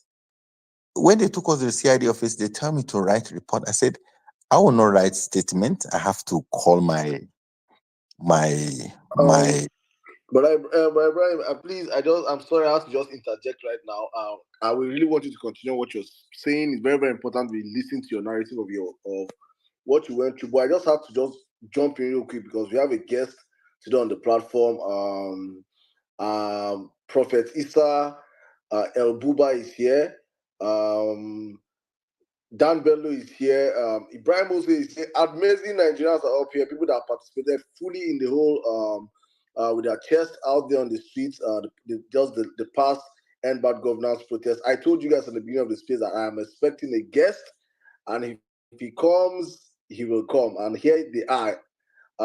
It's good to have you on the platform, Prophet Issa. Ibrahim, I'm going to come back to you. What Prophet Issa's time is highly limited, so I just want him to come in. Then I'll come back to you. Then we'll circle to Dan Bello. Momi Bolale is our house. So today we have guests. Today we have. Please let's be patient with these people. Let's listen to them. Professor, good evening, sir. How are you doing? Thank you. How are you? I'm fine, sir. Good evening. How are you doing? It's a pleasure having you on the platform today. Thank you, sir. It's a pleasure to be with all of you and to be able to squeeze this time to engage your team. Thank you very much, sir. It's honestly encouraging seeing what you did in Plateau State, how much you pushed consistently. You know, I will always say it on this platform, we are very big on holding accountability to leaders. You're one religious leader that I would say stood out in the midst of the multitude. You came out, you pushed your people, you supported your people. It's very, very, very important for us to know that we appreciate you. Want you to understand that what you did is encouraging. It's something that young Nigerians will always look up to and say, indeed, there are people that stood for us when every other person counted. Thank you so much, sir. So I would love to hear your own views. We are discussing today on the protest. We're having a review on the protest today. I want to know the impact it had on the mass, on you as a person, lessons and way forward. In just as long as you can go, please let's give you the space so you can just break down the reviews for yourself, impact, lessons, and way forward for the Nigerian people. Thank you. You have the space, sir. All right. Thank you very much. I appreciate the contributions and the sacrifices of everyone to be able to see the new Nigeria. And we can say that this protest has been able to achieve its aim and also been able to pass the message. From what it is, virtually most of let me use the word, the religious leaders step down and withdraw from anything that has to do with the protest. But the reason why I came out, first of all, to declare that the system has to be overhauled and the presidency will have to act on certain issues is because I had a definite encounter while I was on the national tour. I was going state to state and I was just looking at the true state of what Nigerians were going through before God spoke to me. And I had to make the what people term now as the Warri Declaration and give the government the time. If they don't act, then we will get on the street. Now, the movement for the new Nigeria is a vision, is a roadmap to save Nigeria from collapse. And if we're going to rebuild it on a solid foundation of freedom, justice, and mutual respect and shared prosperity, then that means that we must be willing to go the extra mile to make all the sacrifices that are required.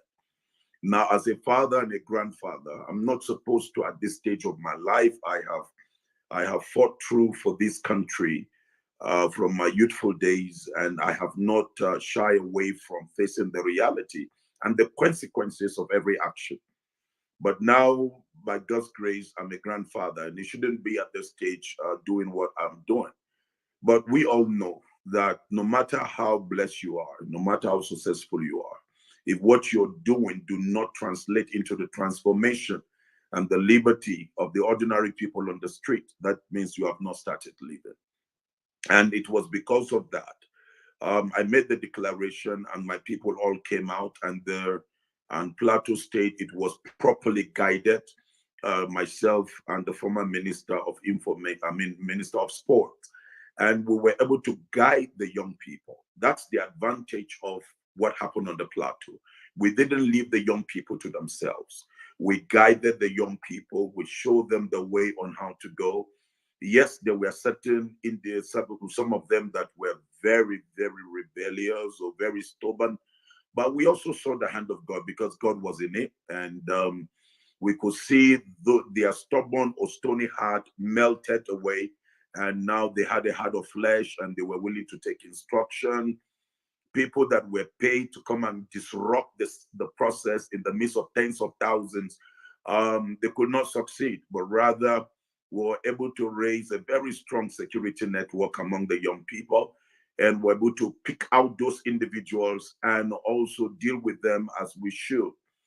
And that is how God helped us from the day one right down to the Sunday to see a very, very peaceful protest. And one of the things is that we look at the past, we look at the present, and we look at the future. And how are we going to make sure that we recover, especially the northern Nigeria? The northern Nigeria has been under spell, let me use the word. It has been under spell for quite a long time. And the political elites have connived with certain religious leaders to always pump these religious sentiments and also blindfold the eyes of the people. So there has been this slavery thing, the boss and the slaves. But this time around, the veil has fallen off, and you see the young people saying that they have seen the reality, they've seen the truth, and so they're going to stand shoulder to shoulder with one another, and this time around, fight for their future.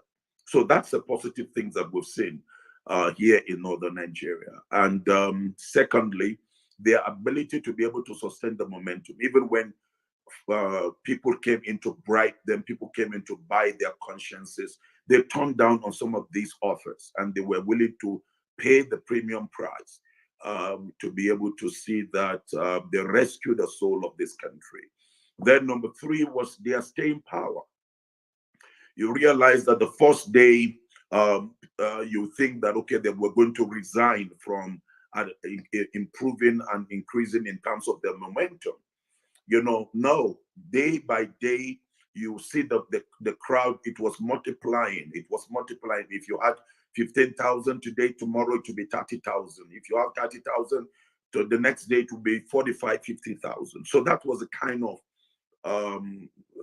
staying power that we saw in the lives of the young people.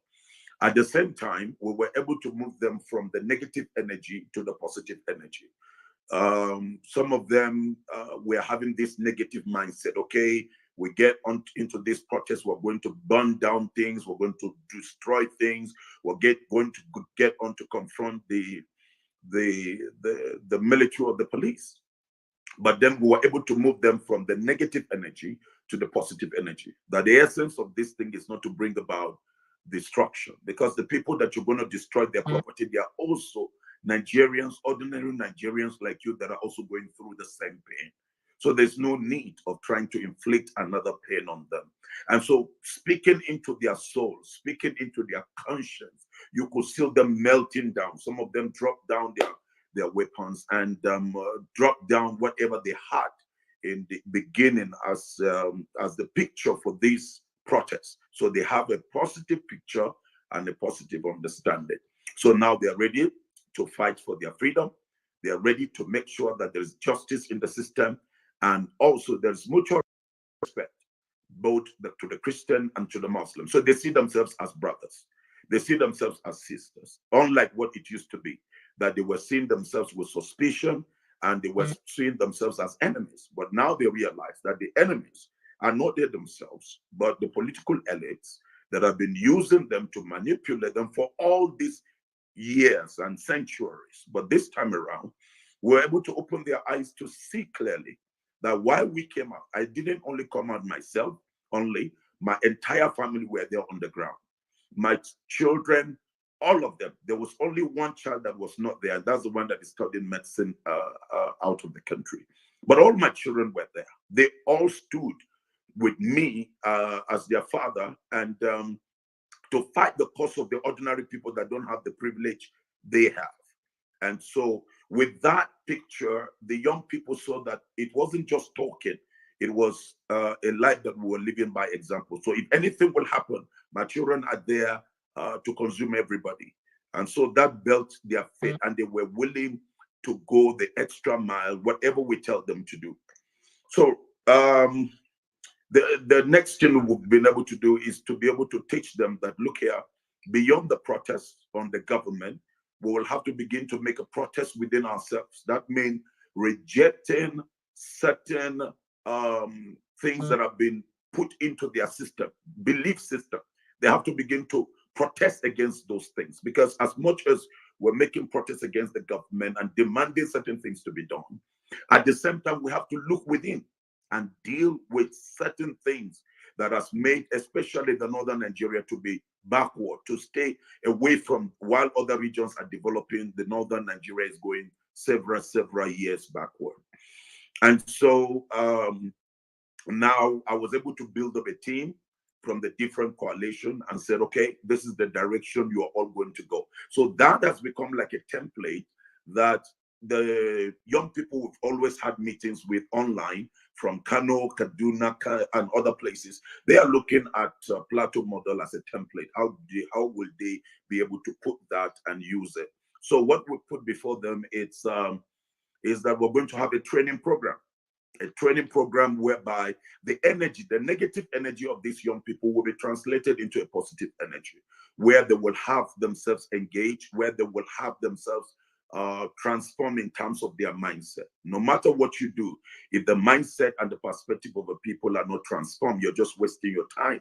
So, for instance, today, as I came back today, I had a meeting with 200 and over 250 of the leaders from the different communities, and I spoke with them, both women and men. So we spoke into them, and we're getting them prepared towards the end of this month, because so that the world will see that we didn't just come out on that few days just to make noise, but we're determined that this nation must change, and that northern Nigeria must show also the example of transformation, because that's where you find a lot of out-of-school children, you find a lot of almajiris whose lives have been wasted by, let me use the word, wicked people that are at the high places, and they leave these children just roaming around the streets and all of that. So what do we do to be able to recover and save these young people? They are created in the image of God.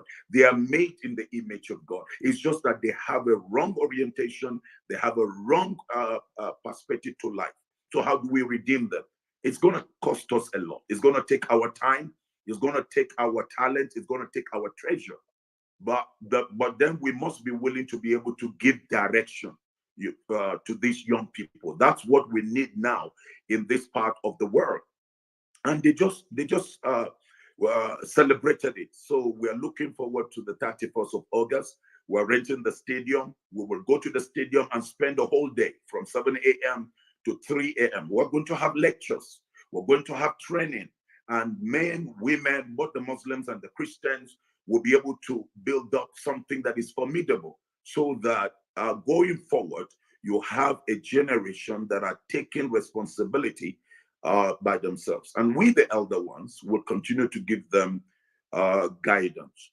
So from all that has happened in this protest, we see that the government was involved in terms of sponsoring talks, and the police were playing a script. Even here on the plateau, I had to challenge the police officers, confronted them myself, and I said, it looks like you're playing out the cards of somebody who has hired you, because what you're supposed to be doing to give us the necessary security, it's not. You are just waiting for something to erupt so that you can use that as an excuse and fire down. Thank God that we know much more than you do, and we secure the entire movement by the youth. It wasn't even the police nor the military. We were the ones that secure. So if the moment we pick certain young people who come with this violent attitude, we arrest them, we put them under detention, and then take away things that will bring about, because that's their aim. And like I said to them, anywhere you see good things happening, the devil will also try to push in his agent. So be aware. And so in the midst of the tens of thousands, they check each other. They will even search pockets. I will tell them, search one another. And they will search one another, laughing, and they will search. And I said, did you find anything? No, no, no. Then we will all shout. And then, it turned out to be a festival and a carnival kind of a thing. At the same time, teaching them, speaking into their consciences that it's time for them to rewrite their own history. But then the police failed. And many of the times the police have come through to try to instigate, to try to provoke, but we never give them that room. And so that's why the Plateau protest became a model, very, very, very successful. And right now, one of the things that have been standing as a barrier for several generations is this divide, and that wall has collapsed because of this protest. So the positive part of this protest is huge, it's glorious. Let me try to round up with an example. One of the days I was talking with the young people. As a family, we were supporting everything, bringing in all that we can do, the water, the drinks, and all of that, to sustain. And a young man came up and gave, I think, 4,000 or 5,000. Another one just came up and said 1,000. So you could see in the midst of their lack, they were willing to sacrifice all that they have. And so that shows a new spirit. Usually, you will have to hire these people or try to pay these people, pay their transportation and all of that. There was none of this. They were trekking several kilometers to come to that meeting point. And that shows a new spirit. So with this new spirit, we will have to work at sustaining it. And beyond just going out on protest to contend with the government, we will have to begin to build within a new formidable force that will help themselves as a young generation to rescue Nigeria. So even the issue of the future elections, that with what we're putting on ground, myself and the Honorable Minister, the former Minister of Sports, we're putting some templates for them to work with. And we're selecting two leaders from every state. With the movement that I oversee, the IBBN, Initiative for a Better and Brighter Nigeria, that is all over the country. We're getting everyone to come on a retreat, about 5 days retreat here in Jos. And then we'll be able to look at certain things, the training and the preparation, so that they are well prepared and they will go back to their various coalitions and be able to infuse that. And then the moment you take away self, the moment you take away greed, the moment you take away this thing that people try to do just to look for self-advertisement and all of that, then you've succeeded in the Nigerian mission. Nigerian mission have always been destroyed because of selfishness. People think about themselves. They think about what they can gain. But the moment people become selfless, the moment people become, let me use the word, they think about each other for the interest of each other, then you know that the new Nigeria has begun. And that is what we have seen in these few days that God has helped us. So I think that is the little out of the much that I will be able to encourage. So I encourage everyone that is listening to me that the new Nigeria is truly emerging. And I will tell you that if the way the North came out this time around, and of course we see the weaknesses, because in some of the states, some of them are crying, If we have had fathers like you in our state, things wouldn't have been the way they are, you know. And we know that most of these individuals stayed away from leading these young people. So where there is no leadership, you will always find confusion. You will always find them trying, because they were never trained. They are just seeing it for the first time, or they were never coached. So we have that responsibility. And so we've been able to get in touch now with some of the northern leaders quietly to begin to think in the same part that we need to provide leadership to these young people, empower them. Let's be able to make sure that they win for their generation. They win for their generation. We have been able to see the yesterday. We've been privileged to see the today. And by God's grace, we're seeing what the tomorrow looks like. Let's be able to help these young people achieve their dream, and also for the sake of our great-grandchildren. No matter anywhere you're living in the world, there is nothing like home. Anybody that is living in the diaspora knows it very well, that home is home. But we need to prepare the environment, get it properly ready for the diasporans to also be able to come back home, build this great country. So I think this is some of the things that we're beginning to plant into their lives in all of the meetings. And let me give you one example that the minister of sports came up and began to apologize, you know, before the young people. That's responsibility. I'm very sorry. I was part of the leaders that brought APC. I was part of the leaders that brought President Buhari. We promised A, B, C, D. We are sorry we have failed all of you. I am sorry. I take responsibility. That's a good one. So the young people, when they heard that truly there is this repentance over the wrong that was done, and now they're ready to right the wrong. That was something great.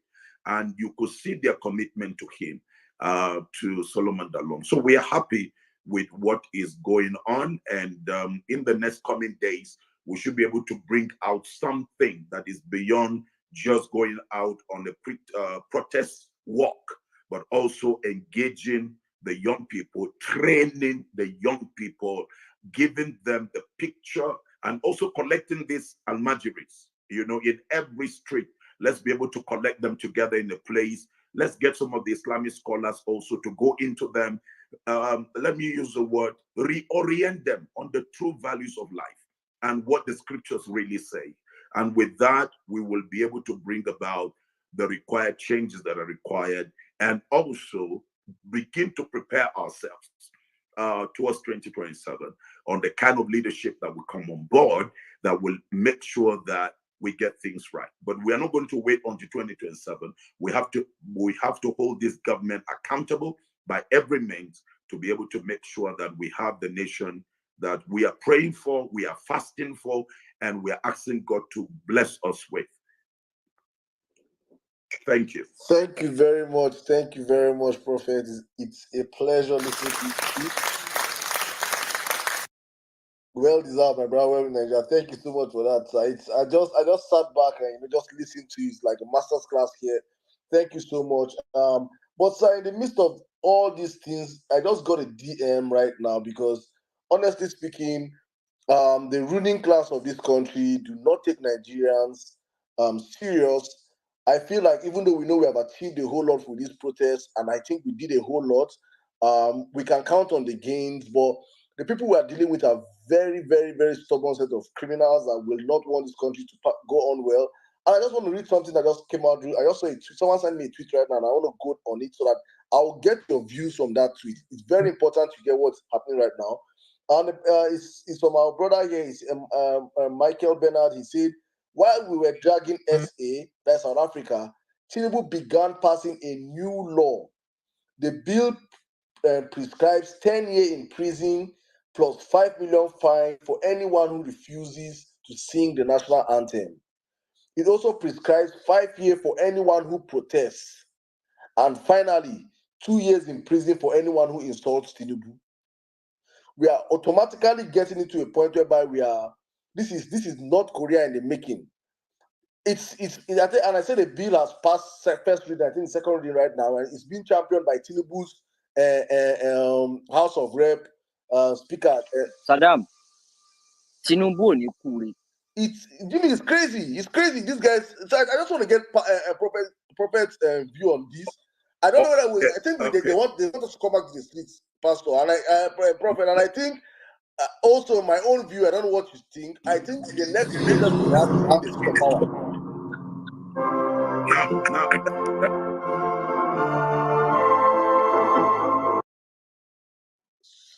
So who is that, please? Sorry, please.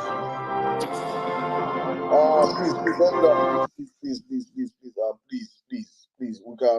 We can do that when please let's have it in order first, please. It's very, very serious time, please. Here, Prophet, please. If you can mute your mic and speak now, please. I just want to get your views on that.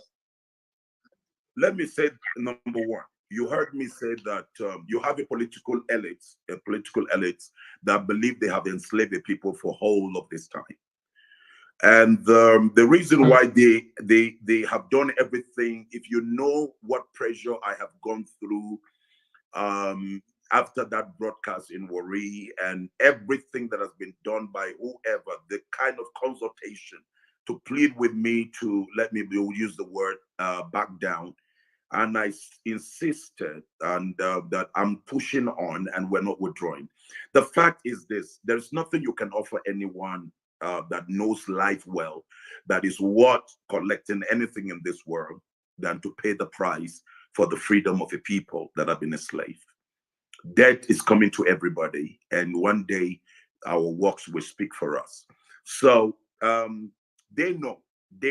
That's the reason why the reason why you saw that they almost stepped in to pass a curfew or what, they saw that as long as the plateau momentum is maintained, it has a ripple effect across the country.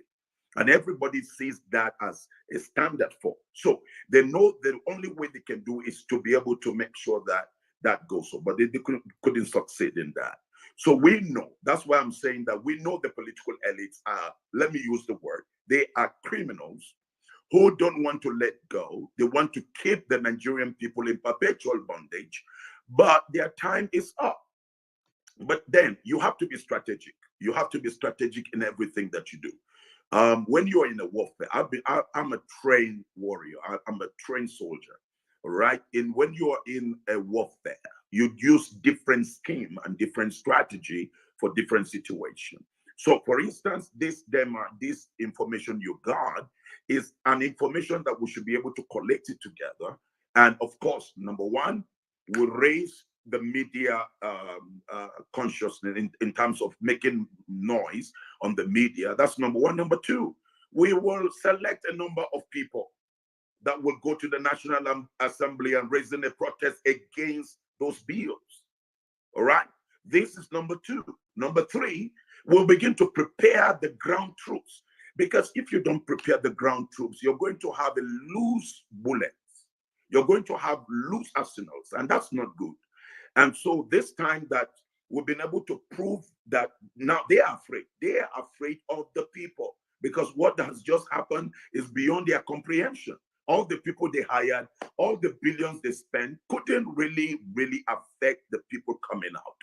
All right. And so I just told you that I had a meeting this afternoon, 250 of the leaders.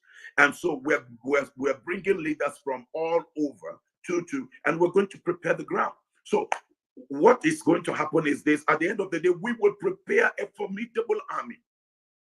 So for instance, in Kaduna, we have this coalition of leaders now, everybody that is selfless and all of that. So you have a kind of 500,000 followers that are there. You have in Kano 500,000. You have in Borno 500,000. You have on the plateau 500,000. So if you have this number, all of them properly registered, just at one beat, you will get the people speak with one voice and step out at the same time, and then among themselves as security network. So they don't need the police to be able to protect the protesters from intruders. We will protect the system. We will protect the process. But you see, if you leave it now, for instance, if we come out on the street now and start all over without properly building a structure and a mechanism that will stop these people, they are going to fire at innocent lives. And then they'll be using that as as reason to be able to clamp down on innocent lives and also, let me use the word, passionate young people who really want to see a change. So what we're doing is within this month of August, we will have to be strategic in what we're doing.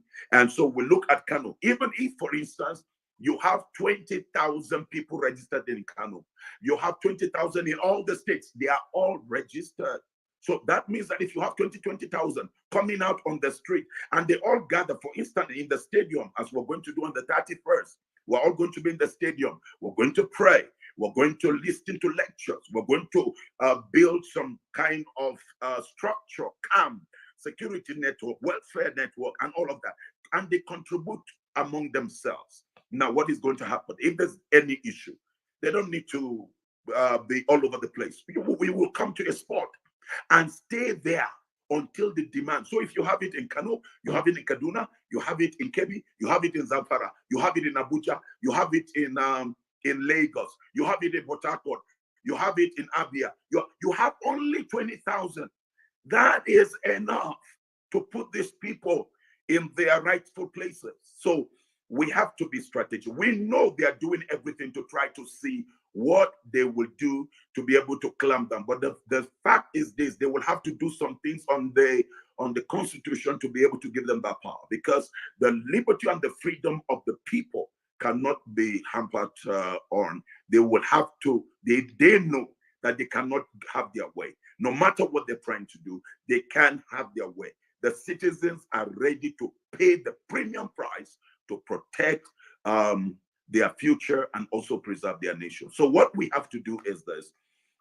We have to look at leaders in Kaduna, the different groups, and bring them under one umbrella. Everyone like that. So the moment that is done, then they can go to the stadium, just like the normal thing, and hold a kind of a prayer, hold a kind of a rally. And then in that rally, you consolidate. So that's what we're looking at. And that's why I said to you, we're preparing the young people to be able to drive the process. We as their parents, we've been able to come in to show them the guide and direct them, but we want them to begin to take over leadership. It's not about those older political elites and all of them. No, we're preparing the young people to be able to secure and hold them responsible for their own future. And that's what is going on right now. All right, thank you very much, sir. Thank you. I think we'll circle back. I will circle back to you. Thank you, sir. I don't know how much longer you have to stay here with us, but I will want to circle back with you. I don't know how many more hours you want to give us, sir. No. You know, I had to make this sacrifice because I just finished a meeting at 9 to 9:30, and then I said I was going to come into your space. So I will be here with you for the next 30 minutes before I go into the next space, because like yesterday, I slept at about 5 a.m. I was addressing certain different groups, because this thing is a big work. It's a big work, and it's going to take a lot of time. And we have this month, August, to do a lot. You know, it's not just throwing flyers out. It's not just throwing. We've been able to shake the bottom. We've been able to shake their foundation. So they're right now intimidated. They are afraid. But then we also have to now sit down and marshal out certain things without making too much public noise. The only thing that will only be seeing results going forward, what's happening, the impact we're making. And you're seeing people beginning to collect themselves. The people are beginning to relate with each other. And of course, the political class are afraid of the citizen coming to that stage. And that is where we brought the citizens to. So I will be here with you for the next 30 minutes before I will sign out. Thank you very much, Prophet. Thank you very much. I will circle back to you. Let's move the mic real quick around other people. I think if you have questions, maybe questions for you. But before then, I just want to say one more thing. I personally have been calling on this platform for the protest to start from religious houses. It's good to see it start from our northern brothers. Take the protest to the mosques, and I think it's a shame because Nigeria is one of the most religious countries in the world, and our supposedly men of God have spent more time preaching, pushing the people towards holding God more responsible than holding our leaders responsible. And I don't know if there's a conversation you're having with fellow people in the religious circles like you, asking them, championing them, why they are silent in times like this, why they are not calling their fellow leaders out. I know I think I heard you're from the school of Papa Adebuye school of, I think they say, because I personally called him out on Sunday. I saw the march he had on Sunday, thousands of Nigerians marching with him, and I felt like such a march should be should be done towards holding our leaders accountable. But it is not done. I don't know, sir, but that's just my own thought. I feel like if our men of God that commands crowd, our pastors, our imams, if they ideally tell Nigerians to hold these leaders accountable, Nigerians will wake up. But you see many of them preaching against protests, and many Nigerians worship these men. So how do I disobey my pastor or my imam that told me not to protest and go out on the streets? So I don't know whether you guys are doing something towards that angle. I don't know if you have started it. I feel like it's one part that is really holding us down. And I don't know if there's something or what you have to say about it. I know that is your people, and I know you might feel some type of way. You might not want to talk about it. But I don't feel like asking you this question because, honestly speaking, I feel that is one pillar that has held Nigerians down. The religious bodies have kept us, have connived with politicians to keep us down. And it starts to change it. What do you have to say about that, sir? Let me say this to you. You see, you should know the principle of life. But Daddy Adebo is my father, right? Daddy Adebo is my father. And when a son is speaking, the father doesn't talk because the son is speaking. And so you realize that everything I've said, that's why you see most of the leaders that were with me were part of the church. So key of the fathers, they are the moment, like for instance, if my own children are speaking, they have taken over and they're speaking, I'm going to be quiet. I'm going to give them the support they need because you don't need to. There is this adage in Hausa: if you meet your mate and your mate is abusing your father, you don't wait for your father to come and deal with your mate. You should handle your mate. And so it is always the right thing for the older. Like you see in the Bible, there is the story of Samuel, Prophet Samuel, and David. And there was a situation in the nation where Goliath was intimidating everybody. And Samuel was still alive. He anointed Saul, he anointed David. So he was expecting that either Saul or David, one of them should be able to do the needful. Yet Saul failed. He couldn't do it. He was intimidated because of fear. So you have that segment. But David took the responsibility to confront Goliath. And so Samuel was still alive. And that was how David was able to bring down the Goliath. So in leadership, there are protocol in leadership. And so when you find the elderly, except assuming that I'm not there, assuming that I'm not doing what I'm doing, then that is where they will be held responsible as watching things just going down and down and down. You should know that this government is not in total support and happy with the regime with Pastor Adeboye. They are not happy with him. That's why you realize that the usual thing you have always seen Nigerian president and leaders, they go to him, greet him, get counsel. This government has refused to because he did not support them. He did not stand with them. He did not agree with the Muslim ticket. And all that he stood for was for equity. So, and now I am speaking. And when I spoke, he saw the video of my speech when he was in the US, and they got in touch with me. We spoke at length, and of course, he's standing with, and that is the reason why you see key of these leaders. Watch out and see what is going to happen on the other outing. yes, there are also a group of people that have connived with the system, and they are looking more into their own pockets and into their stomach. The Bible tells all such kind of people, they preach for their stomach's sake. You have them. It's just like I've told you here. If you know the advances that was done to me in terms of money, in terms of appointment for me to select people for them to appoint, and I turn it down. Why?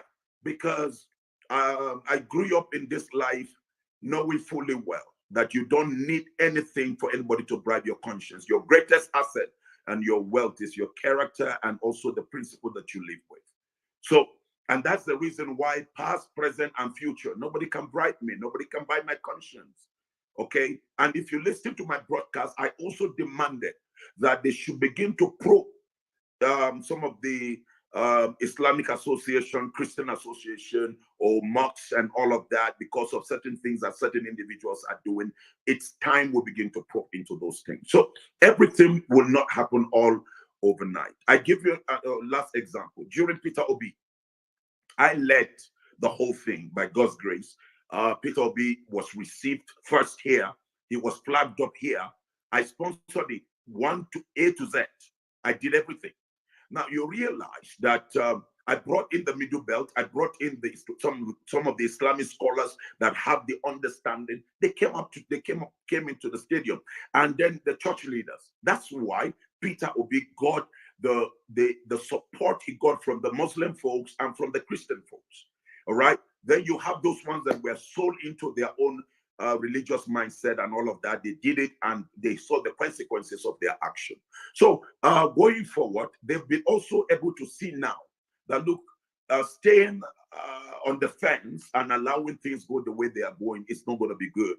And so after the protest, we got too much calls and text messages. Actually, they were waiting if Monday we were going to continue with the protest before the curfew was declared. They were all going to troop out to come and join me, on the field. But then, like I said to you, we need to put certain system and structures in place. We've been able to pass the message. I've been able to pass the message to everyone that, look here, if you don't fight for a generation, the worst thing is that you're just living a vain life.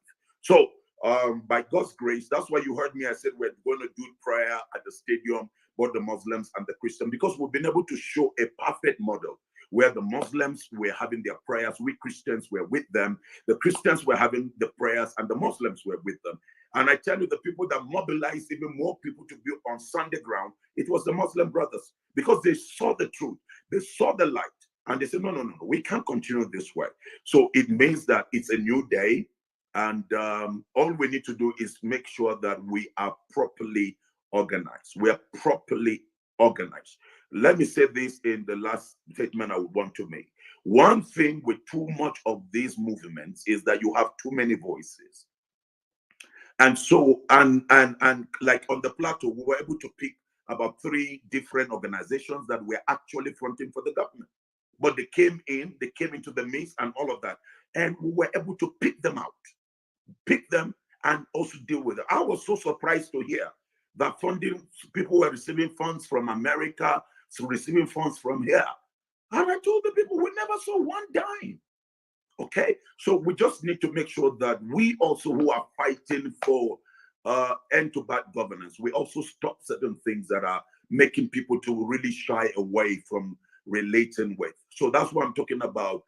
This period, this month especially, let's be able to get ourselves properly together so that you have a thing that is harmonized, not just people throwing things into the air. At the end of the day, they just come and disperse. Like in Abuja, if we have an organized body, you realize that, the police cannot intimidate the way what they did in Abuja. So that's why we're saying the religious organization, they have also seen by what we did, and many of them have also learned their lesson. But we cannot expect all to be part of it, because the nature of man, the Bible says, is desperately wicked.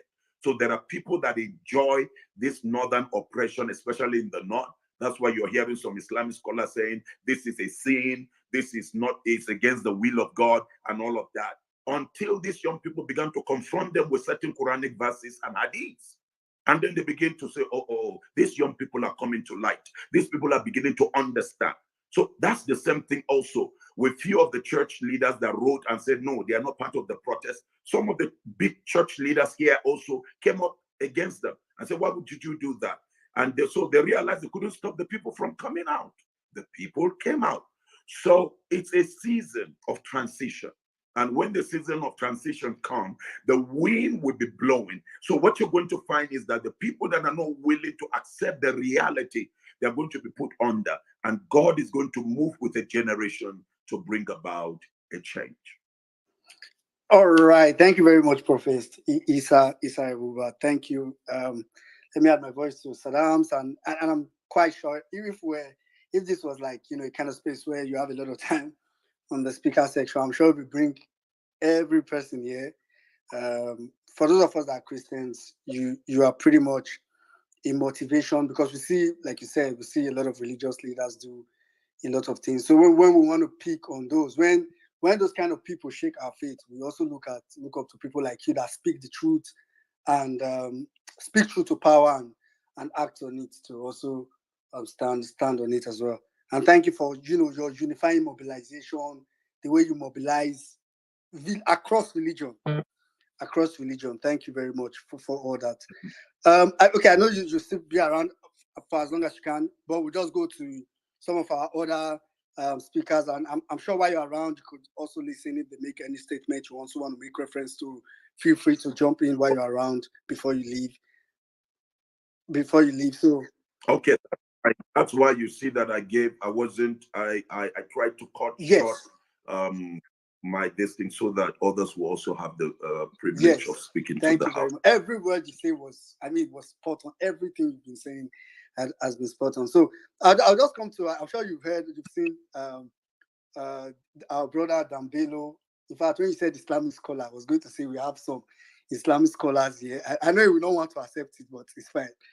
Dambilo, I see what, I think everybody I don't want to say everybody sees what you've been doing. Well done. And usually, I know when you come, you always come with straight messages. So I'll just hand over the mic to you. Mommy B is Mommy B, all of us not the host today. So let's just get our guests there. We'll probably get ourselves as much as we can. Dambilo, are you there?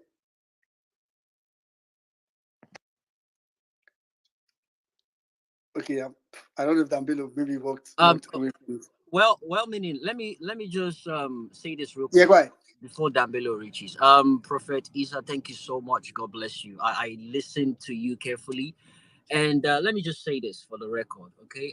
You've done well. Saddam actually placed you on a controversial spot, and you did well. You're a man of wisdom.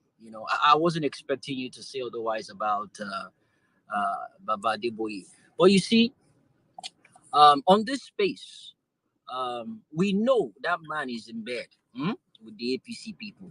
It's fine. He's your spiritual father. You've done well. That man is in bed with them. There is nothing anybody can tell us. That is the same man telling us to pray for an illegitimate administration. But I never expected you as a man of wisdom to speak otherwise. But we know, we on this space, violent space, we know.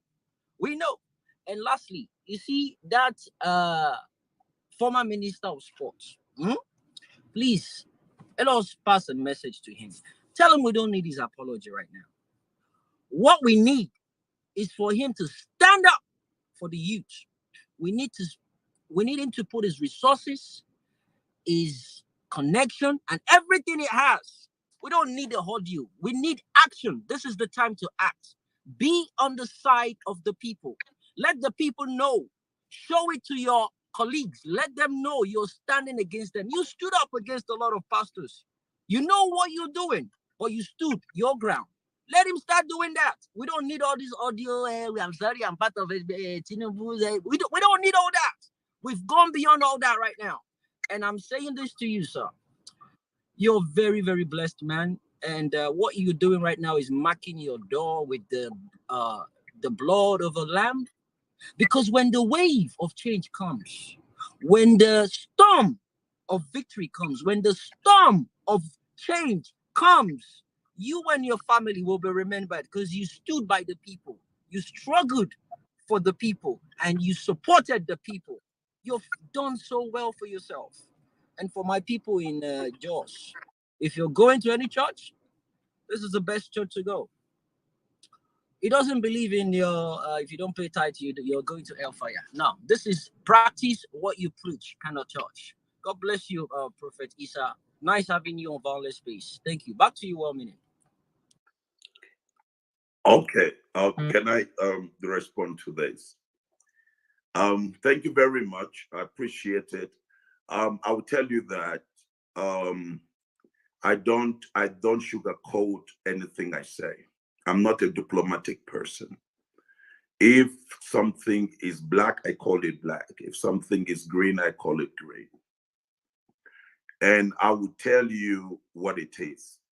We see until you're very close to, you will be able to know. I just came back from Lagos a few days ago, and I was together with Daddy Adeboye. And I would tell you certain things that it will shock you here. All right? Some of the things that right now in the presidency he is going through. That's why I tell you what I've told you. The fact is not in any bed with the APC. No, it's not in any way. That's just a fact. That's the truth. The second aspect of it, it's the Honorable Minister Dalon. You see, when we're talking about a change, we're talking about the repentance of a people. If this spirit goes like this in Nigeria, then we're going to see a complete overhaul. Because he can choose to be adamant. He can choose to just stay in his old life. But when people, that's why God gives us the opportunity for repentance. When people realize we've made mistakes, but we don't want the next generation to make the mistakes we've made, that is a positive thing that has happened. And finally, I don't even ask anybody, what do you have to put on the table in terms of the money to support this thing? You see, when you are sincere in the pursuit of what you're doing, Jesus as a model and as an example, when he was pulling the people that were coming around him, he accepted the Pharisees, he accepted the Sadducees, he accepted even a thief. But what comes out of it at the end of the day is what matters. But if we are going to go this way, hey, they are black people, we are white people, and all of that, you realize at the end of the day, you will have a nation that will be in total chaos. That's not the nation we want.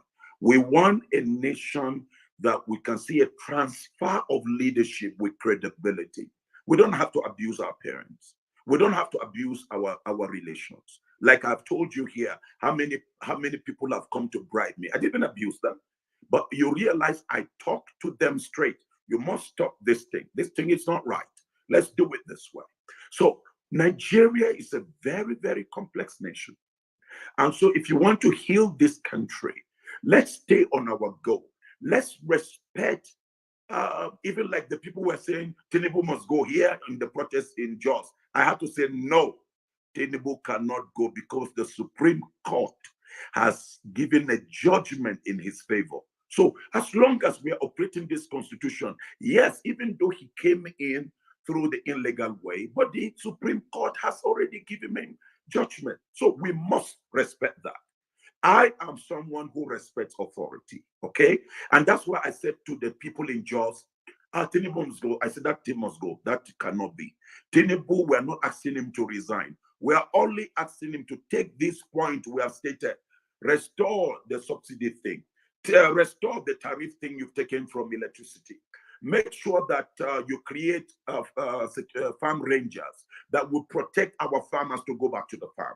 Make sure you supply the necessary implements that are required. And you take these steps. This is the short term, this is the mid-term, this is the long-term goal. Okay, so that we don't, it is not when the nation goes into flames that then you will now begin to say, yeah, things are working. No, my children, I brought them back from Europe. My children have a first-class degree in Nigeria. They went for their master's abroad. And in Wisconsin University, they came out with distinction in their masters. They were hired by a Jewish company. They are paid with dollars. But because I just believe in this Nigerian thing, I asked my children to live there and come back to Jos. My children were in the protest ground. They are not abroad because I believe in the Nigeria. Now, can you imagine the sacrifice my children have made? They are still doing now online work. They supervise their projects in America while they're here. But you can imagine the risks I took. You can imagine the risks my children have taken. If anything has gone wrong there, I told you I was on the field. I was in the field with all my children and my wife. So if anything has happened to the contrary, would have probably lost some of the members of the family. So that's not where we're going. We believe in the new Nigeria. And that's why I'm not staying outside the country, pushing everybody to go to the field. I'm here with the people. But you see, the Bible says wisdom. By wisdom, you win war. So we have to know that this is these evil people, these wicked elites. So what do we do to take power away from them so that we correct the wrong? So that is my own counsel to you. You see, whatever we're doing, we must fix our eyes on the goal. That is why even the aggressive youths that came here, they came with stones, they came with what? They wanted it to be violent. By the time I was able to coordinate them, everybody became a responsible citizen. That for the 4 days, it was a shocker to the police, to the military. It was a shocker. They were the ones even picking out the bad eggs. And that's why God gave us the victory. Okay, so my counsel is, as much as we're doing what we're doing, the ultimate thing is Nigeria we must rescue the soul of this country by what we're doing. But let's do it in the legitimate way. Let's do it respectfully. But that does not deny us of speaking truth. Let's also do it with honor. By that, you will win even others that have been bought over. We win them. This time around, I can tell you how many politicians have been won. Yesterday, I had a meeting with some of them here. They came and they were apologizing. Our eyes have seen. We are changing our ways. And then I now told them the truth of Northern Nigeria. I said, look at the number of Almajiris on the street. Look at the number of out-of-school children. I said, I don't have anything with my own children. I'm a grandfather of 8. But I'm doing all of these things because of this innocent life that I've never been parented, because of this innocent life that I've not been led. So all of us must think in this same context and then begin to appreciate men that are making this sacrifice, just like the way all of you have given the support that is required. You're all praying for me and all of that. Let's trust God that more will be seeing the light and they'll be joining us. And then the journey will be more greater. All right. Thank you very much. Thank you very much, sir, for that. I need to speak, because this is how you told me I am a member of the house, so I can't speak. I need to speak, please. Mbele is here. Let's have him first before we continue. Mommy B don't protest. Anyway, Mommy B.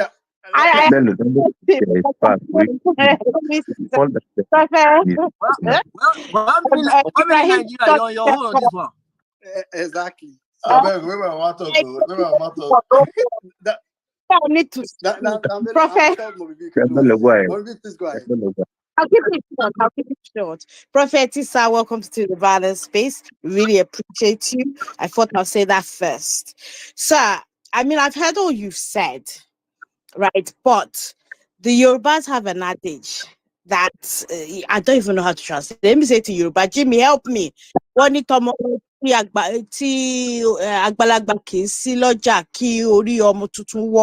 Explain it in English, please, because I don't know. An infant's head cannot be tilted wrongly where there's an adult. Right. So basically what I'm saying, I hear what you said about you being Pa Adeboye's son, and therefore if you're there, then we you're basically, the baton was almost, in a way, a manner of speaking, being passed on to you. However,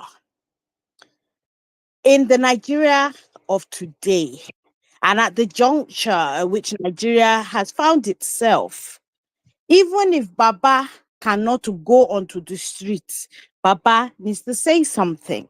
This, whether or not he's agreeing with the government or not, is actually for the common Nigeria. They don't care.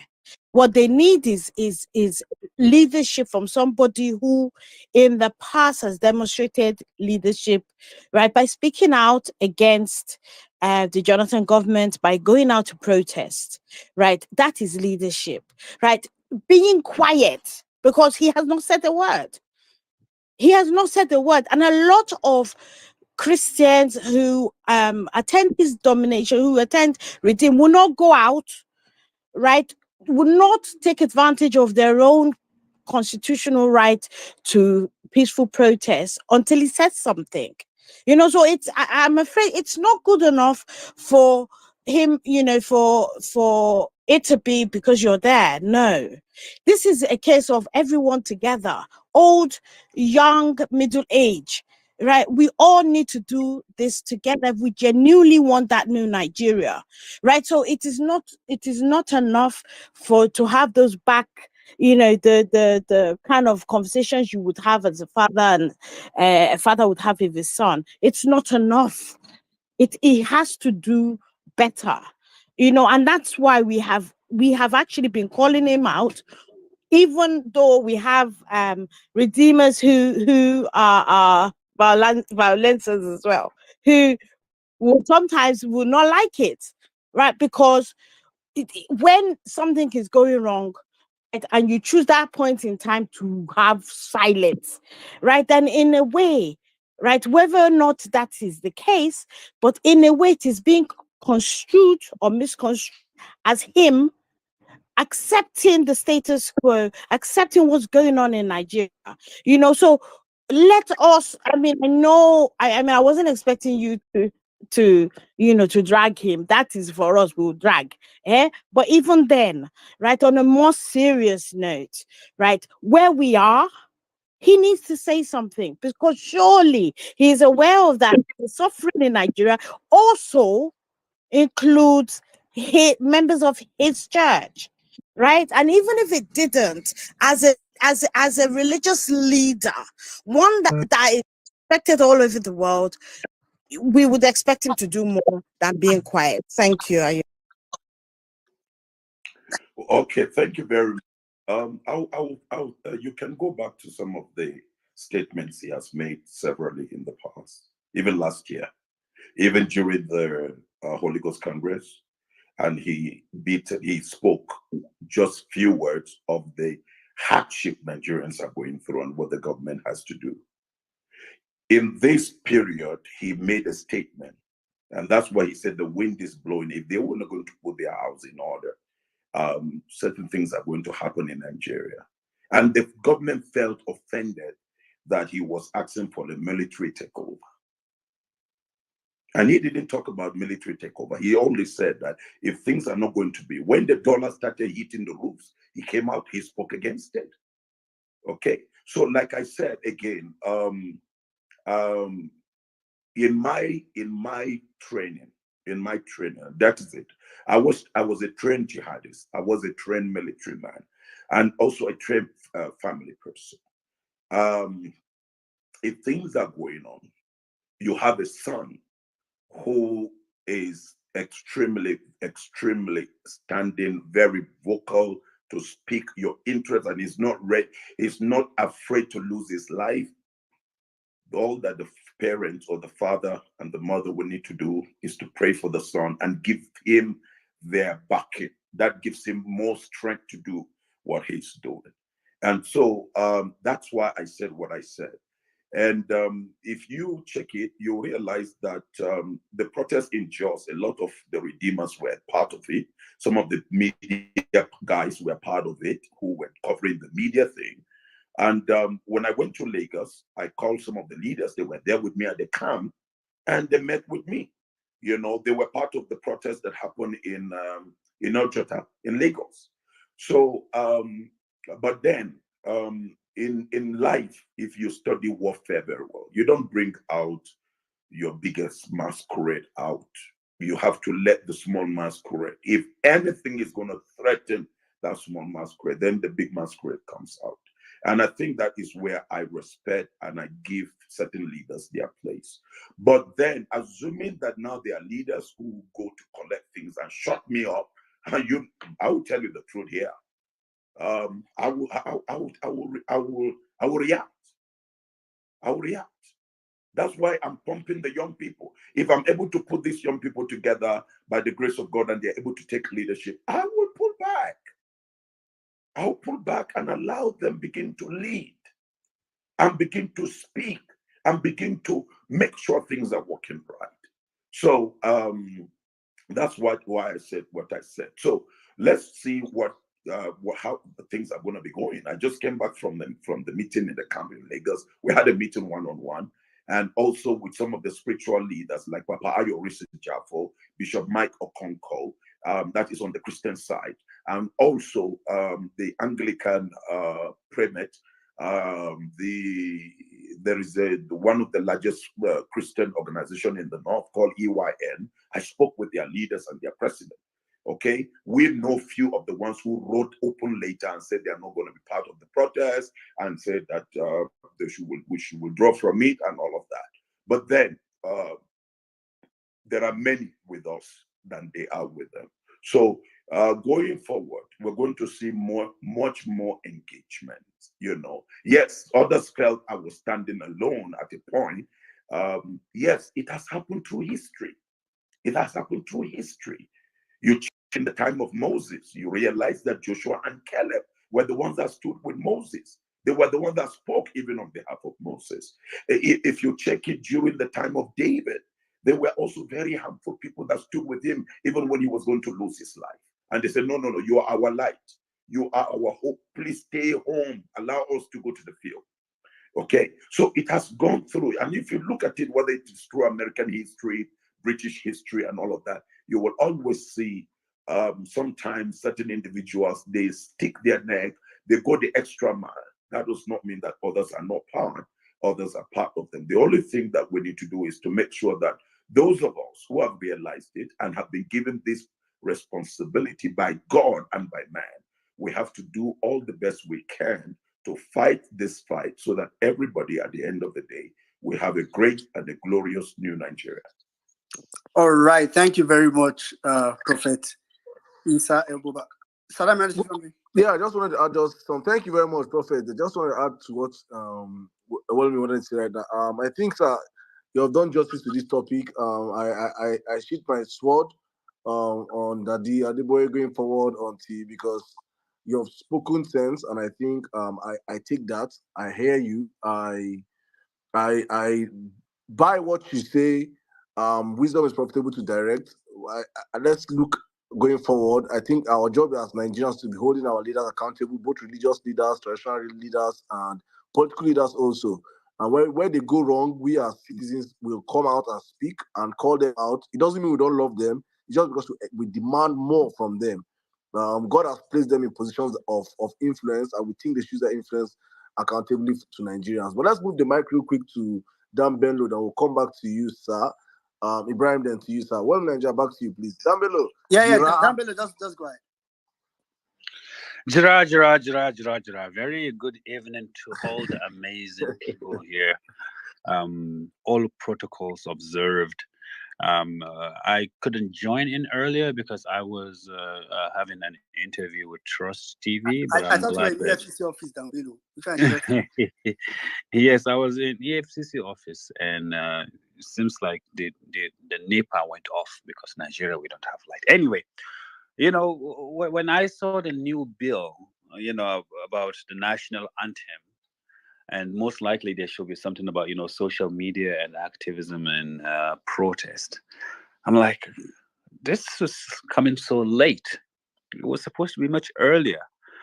There has been telltale signs of North Korea in this regime a while back. Remember Democracy Day with that big picture? If you've studied well enough democracies and, history, you would see just North Korea all over the place. A sign of, authoritarian dictatorship. And that's what I'm smelling coming from this administration.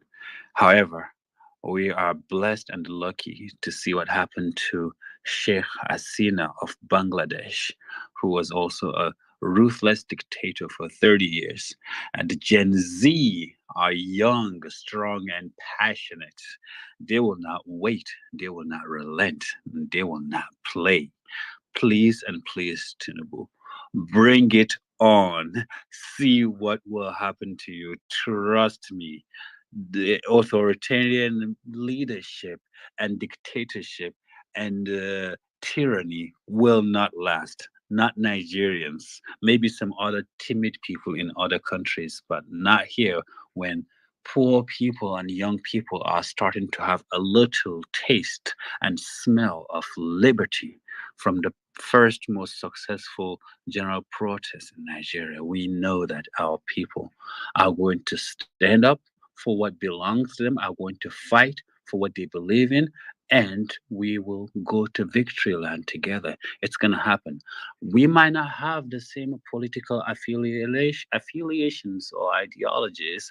I'm not an obedient, but that doesn't mean I cannot come and hang out with you guys and talk to you. Why? Because we do have one goal, a better Nigeria, and it doesn't have to be the same idea, but we have a same goal, a better Nigeria, and also decommissioning these old corrupt idiots from ruling Nigeria and administering us and stealing all the resources and killing all the people. We have to put them out of commission, send them to their political cemetery, and forget about them.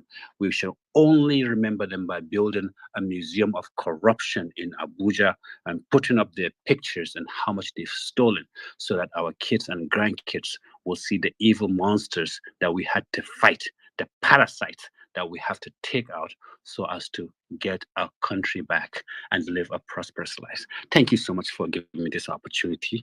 And violencers, please, let's keep the fire burning. Thank you. Thank you very much, Dambilo. Hey, Dambilo said Tinubu, bring it on. And you know, you actually triggered my thoughts. It's true. This has North Korea written all over it. It's true. It's true. Thank you very much, Dambilo. We need to keep fighting. Prophet Issa, you want to say something?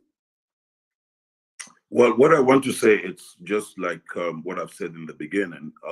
They've been able to come in at the wrong time, and the energy that is in the people, in the young people, that is being built, that energy alone is enough to face them. And so that's why I said in the beginning that about whatever they're trying to put forward, it's not going to work.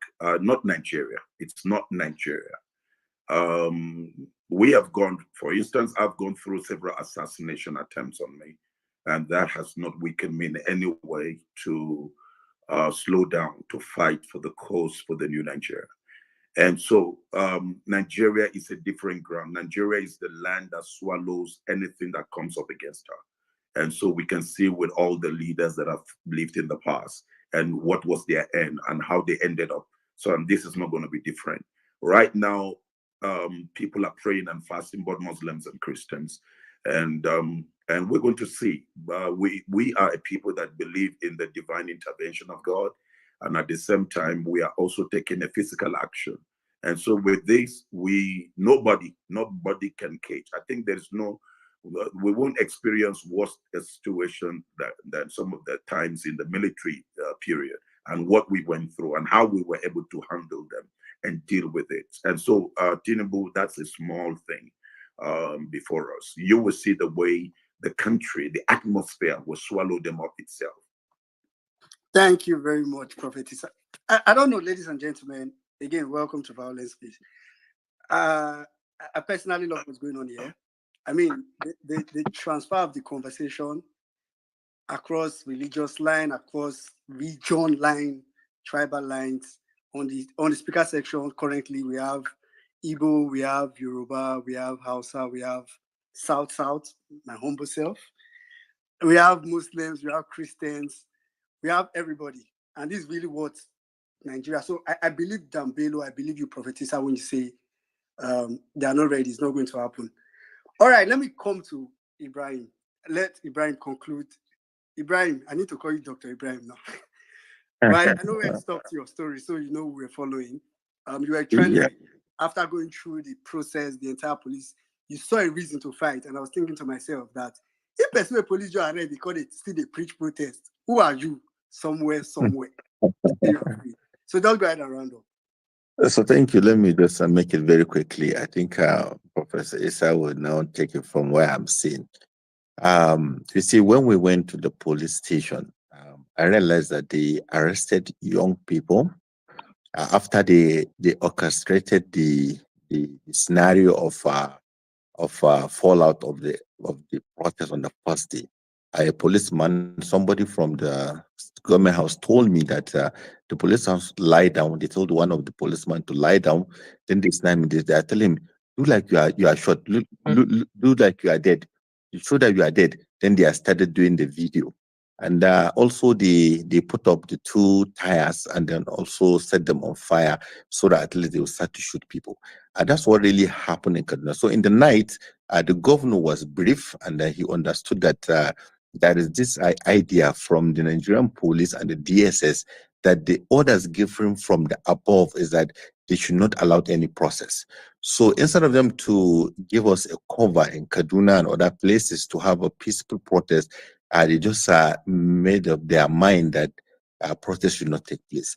And part of what I've been trying to tell most of the elite and the imams in the north is that this protest is going to take place because I've done what is called a social experiment on the TikTok and on the Facebook. I wore a T-shirt. I wrote that protest is not haram, that protest is an integral part of democracy. And I read the comment from the young people under those comments, and then I saw a lot of imams that try to cajole these young people not to come out. And I read the comment that these young people are abusing them and telling them they are going to come out. So I said, okay, if they are going to come out, you have to create leadership for them, because if you refuse to create leadership for them, then we are going to have chaos. And then I have seen the North has already been going this trajectory of not having leaders, not having people to talk on their behalf. You can see in Kano, we have 2 emirs because we don't have people that can now say anything that people can follow. And if you look lower to that, you can see the issue of Al-Madri, because nobody is saying anything about it. You can see the issues of divorce. Nobody is saying about anything about it. So even if you look at what is called the Ala people, which have 2 factions for almost 20 years, you can see the semblance of a lack of leadership, more especially in the people in the up north. And I told them during the point, I said, if you want to have a protest and you have a peaceful protest, so don't scare people that are willing to go out to protest. So we send Jabir and his group with the Northern Comrade to write to the Nigerian police so that at least we can have a route where we can follow during the. But they deny. They told Jabir that they can. Unless Jabir are going to take responsibility of all the fallout of the protest before they can assign them a route. And then I told Jabir, you don't have to take responsibility, because the responsibility of the protest to go peaceful is the government responsibility, not people responsibility. So if they don't want to take responsibility and they want to shift the responsibility to you, don't accept it. And they refused to accept it. And the long of the conversation, I think, with the Commissioner of Police, they even went ahead to even offer them 50,000 naira not to come out to protest. And I heard that they've been going around giving young people 150,000 to go on television and radio to say that they are not going out for the protest. But all well, we are out on the first day. And my experience on the second day is that when they arrested us, they took us to the cell that they joined the protesters together with the armed robbers and also together with bandits and other people in the same cell. And number 2, even when during the police, when they realized because me, I refused to sign I refused to give my statement. I waited for my lawyer. My lawyer came and he wrote for my what do you call it, for my bail and things like that. So other people don't have the privilege of doing that, and the media were not there to also show how these 190 people are choked in a single cell. They can't even sit down; they just have to stand. But me, I was offered to be given another cell, which I should pay 40,000 naira, where it's supposed to be a little bit okay for me to have. And we agreed, I think, on 20,000 also for them to give me another cell, that way they are going to hold me till the next day before they would release me, because they said the people that are supposed to release me are off their seats, so I have to sleep in the cell. I don't know what really happened behind the scene.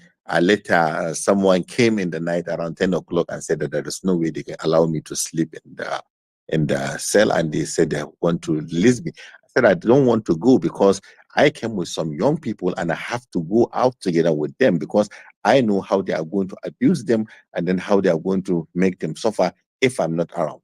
So a lot of shames and a lot of things happened, and then they said that we are going to be at the court on Monday. And when I was going to the court on Monday, they removed 2 of us and joined the 17 other and 150 others on a different sheet for prosecution. And me, only me and my younger boy that was there, the arrested, the commissioner arrested us together. We went to a separate magistrate for the hearing, while others were just bundled. And when the prosecutor came to our own side, I had him telling the other police prosecutor that all the remaining guys are going to be taken to the prison. And then the correctional officer was saying that they don't even have the space to handle them. But the other one said, what are we going to do? We just have to, because that's orders coming from the above, we have to just send them into the prison. So it's a whole system of chaotic system. I came out for a end bad governance, and I saw the bad governance in front of me. That's the truth of the matter. Those that are not in the country, they will not understand. But when us that we went out, from the way we encountered the police, the tear gas, the shot, I don't think Nigerian police have even rubber bullets. I think they only have AK-47. I have never seen anywhere in the world you will see police going out to confront protesters with AK-47. It's not war. But I saw them with AK-47. They kill a lot of people. On the second day, what even prompted my serious anger is that I now saw it on the national television that there was no arrest on the Friday. That's on the second day.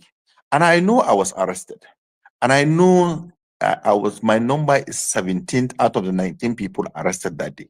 And I saw them, they wrote, there's no one arrested. And I confronted the PRO, National PRO for Nigerian PRO, on the Twitter. I said, but I was arrested.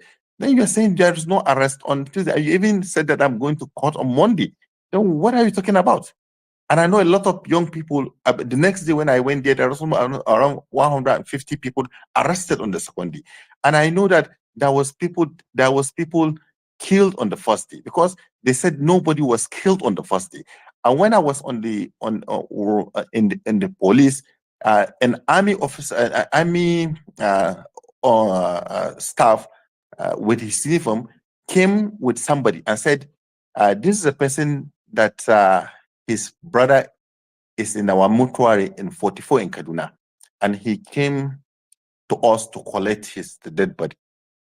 And then they now referred us. They said that we should come to police and ask for police to give us a written document so that we can retrieve the death from the mortuary and go and bury him according to.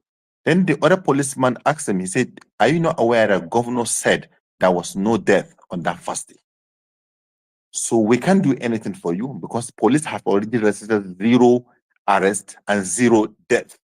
So what letter do you want us to give to you?" So he was even jokingly saying that, "So don't worry, your brother is going to be buried among the people that are going to be buried because they are not going to be counted as something that has already happened." So this is the nation, this is in Nigeria that all of us are trying to say we have to fix this. This is the problem. This is why everybody is out, because Things are going gaga. We have to fix the country. There is no justice for anybody. Anyone that is not having 10 kobo in his is not having money in this country cannot have justice in this country. If you have money, even if you keep people, you are going to walk away free.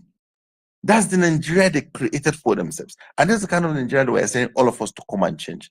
It's not going to be a piece cake. It's not going to be something. I know a lot of people are with us in prayers, but this is the reality of what I have seen on ground. And it's really opened my mind. When I went, the police was complaining. The prosecutor was complaining. I was sitting down, the judge, when we were all standing in the court before my trial, having this side conversation. But everybody is angry with the president and with the speech. He said, if not because of that speech on Sunday, we will not be here on Monday trying out trial a big number of people if the president has already conceived and also realized that he's a president of Nigeria. He can't bring a hardship to people, and he has to talk to people with empathy. And this is not my words. These are the words of the ordinary policeman and the ordinary judges that I met there. So it's not something that is just about us. It's about everybody is feeling the brunt of bad governance. So I think I'm happy what I have heard from Prophet, and I will be in just on the 31st so that I can give them my own support to join them so that I can bring something to back to. And we are working on a website, endbadgovernance.org, so that at least we can register our petitions from call back all the senators, write petition on education, other places that we have seen things happening. We can't just wait for people to do it for us. You understand? We have to pursue for this good governance. We have to have a rallying point. Thank God the way Prophet Issa is talking about, I'm so happy because one of the things I have always tell people is that unless we throw away our differences, we cannot see this politician clearly so that we can grab them. And one of the things I always post on my platform is that I said that protest is the only language that politicians listen to loud and clear. If you really want to talk to politicians, even if you send clergymen, they will not listen to them.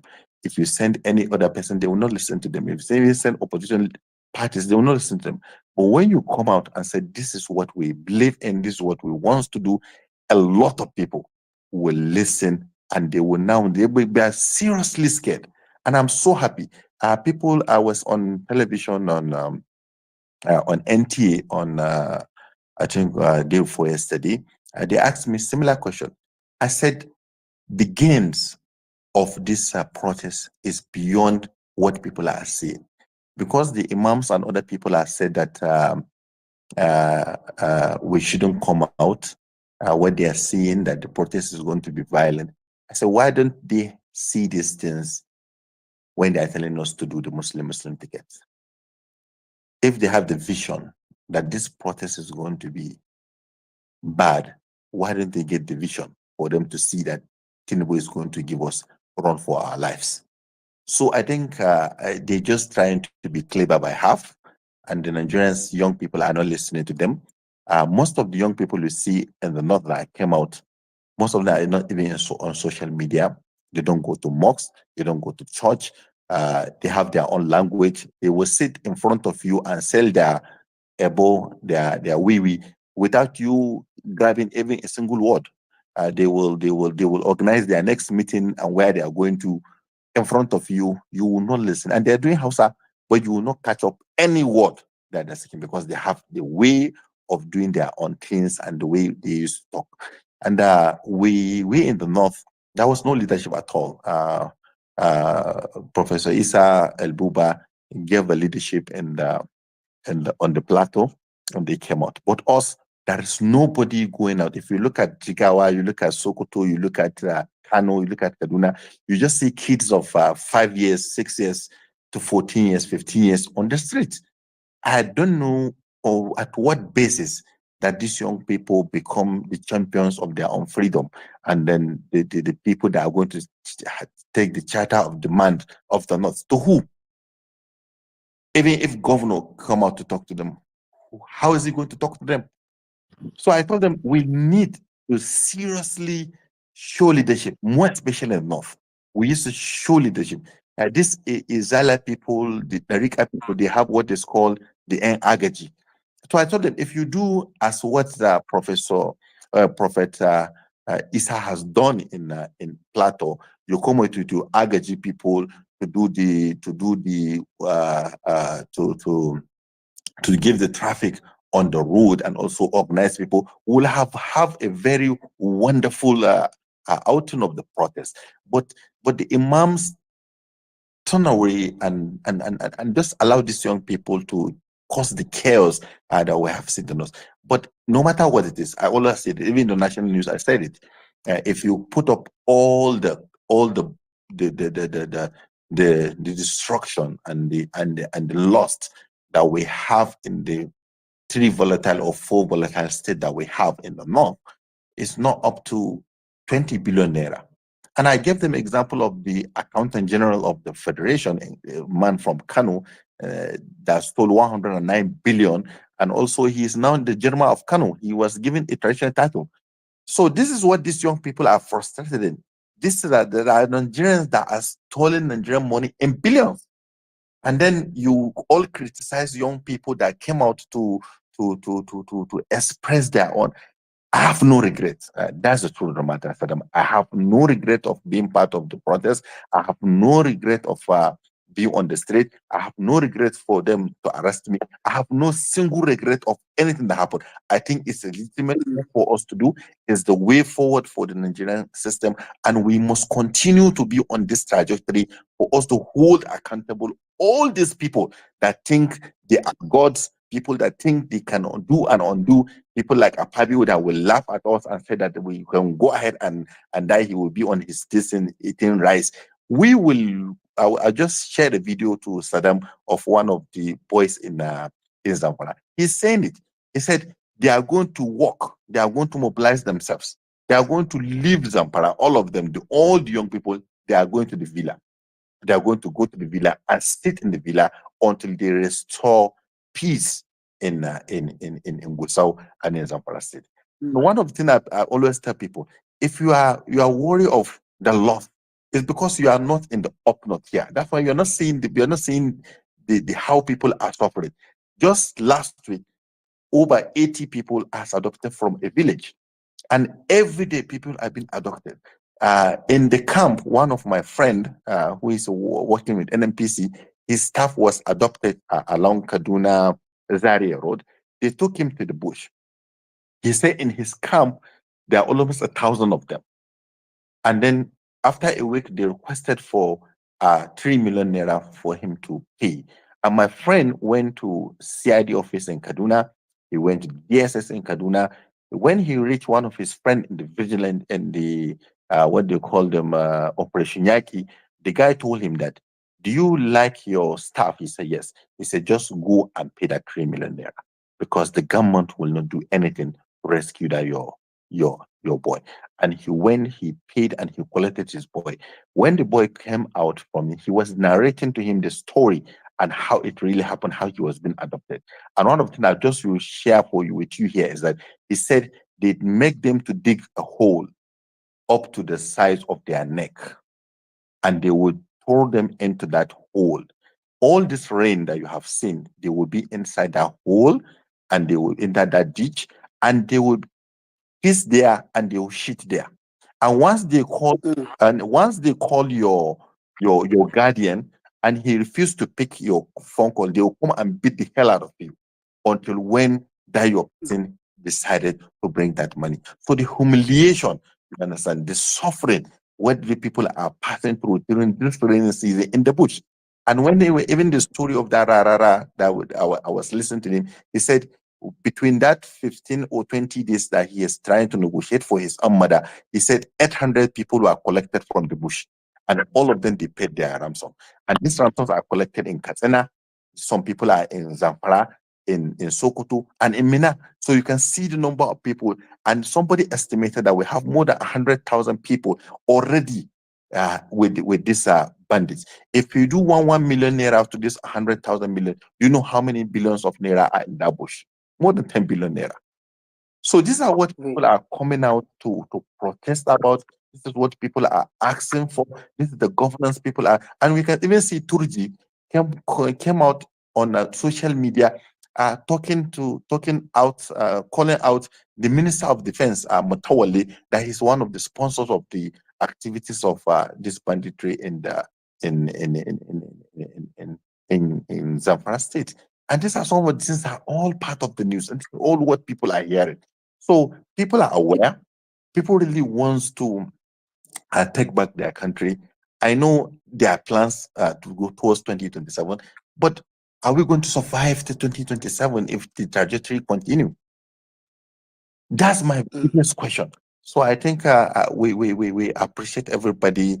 I will personally be in Jos for that 21st, so that at least I can take some of this information from what is going to be happening in Jos and bring it to Kaduna, Sokoto, and other places, so that at least we have a rallying point, we have a talking point, and we have a charter where we can all put our energy together to create the new Nigeria that we believe in. Thank you.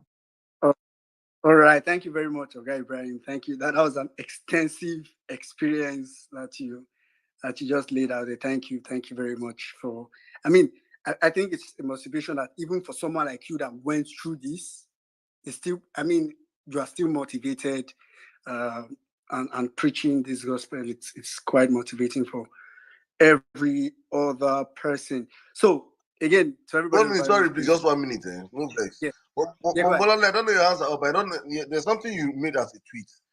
And I just want to say, let put Jimmy, my brother, make I ask you, please. Jimmy, they hear me, so? Yeah, I'm here. I beg, you know if they do for us voiceover for these Bello videos? Yeah, I just thought about it after my submission earlier on. Jaguar started doing something that I saw recently. He posted it. So I'm going to engage him regarding that, because I mean the exact Bello videos, just a voiceover of Bello videos. You mean Bello's own, exactly, right? Exactly. Just let him, what you now not speaking Hausa or Yoruba now, but his cartoon and everything, just doing a voiceover of him. Okay. Instead of his voice, now your voice, and then maybe subtitle will not be in Yoruba. Okay, so to do that, I can actually do that. Yeah, I can do that. Please, I can do that. Yeah, I can actually do that. And the thing is already translated in English, so yeah, I can do that. No problem. Please, let's get people. If you can do it in Igbo, Shekiri. Earlier on, I saw the impact that thing made, Saddam. I saw the impact, and that was the reason why I did it. It's man, you don't know what the damage is, because it broke it down. Because when you mention this money to these people, they don't understand. These are illiterates. They don't understand the magnitude. You need to break it down to their level. If it's the one selling fish, you need to explain to them that this thing will buy 2,000 pieces of fish or 1 million pieces of. You need to let them know. Then they will understand. This one will buy one warehouse of fish. You need to let them know. Then they will open their mouth. This is what they are stealing from them.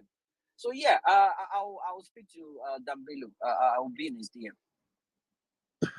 All right, thank you very much, Jimmy. And I know there are a couple of people requesting. Okay, so you want to say something? Go ahead. Yeah, because I'm about to get into the next meeting by 11:30. Okay. I have heard also what Emir has said. That's just it, and I think you'll be able to give him the contact of my son, and so that we can hook up with him for the rally on the 31st of August. And also, just like you heard, the North, it's entering into a different, completely new phase. And you all know that the North will always also decide a lot of things concerning the country. And so if there's anything that needs to be put much more, it's also for the way the Northerners have risen up and what they're doing, that shows that the end of it has come. in the whole country. So I will encourage everyone here to know that when you've come to the end of things, it's just like taking a load from the farm and you're bringing it home. When you're getting closer to the house, sometimes it looks very heavy, but then just a little patient, you will get there to drop the load. So that's where we are right now. And let's be much more steadfast. And if there are some of you that are in the diaspora, I will encourage you that you should be more unified. You should be more sitting together and thinking together. One thing I have said to most of the Nigerians in the diaspora, especially when I went to New Jersey and other places to address Nigerians, is that you're too divided. Everybody just wants to do his own thing on the same thing. Everybody wants to take, let me use the word, the glory. Everybody wants to have a name and all of that, but it doesn't work that way. If we're going to get things done, then self must die. Self must give way for the interest of what is before us. And everybody that is on this platform probably have children, and some probably, if they're elderly, they have grandchildren. And everything that is being done is for a generation that didn't even know where Nigeria got it wrong and where things started. And now we are alive. We've seen where Nigeria was, what happened to Nigeria. And so I encourage everyone, let's be able to speak with one stronger voice and also allow self to give way so that the mandate of the rescuing of the soul, it will be established. So it's not about a party. It's not about whether you're obedient or not. I mean, the true sense of it, the 2027, it's not just about even just one person. It's about the Nigerian nation. And so people from all divide, people from all faiths, people from all parties that believe that for the first time we're going to put the necessary system and structure in place to make things work properly, are going to put down their lives, and we're going to all pay the price to see it done.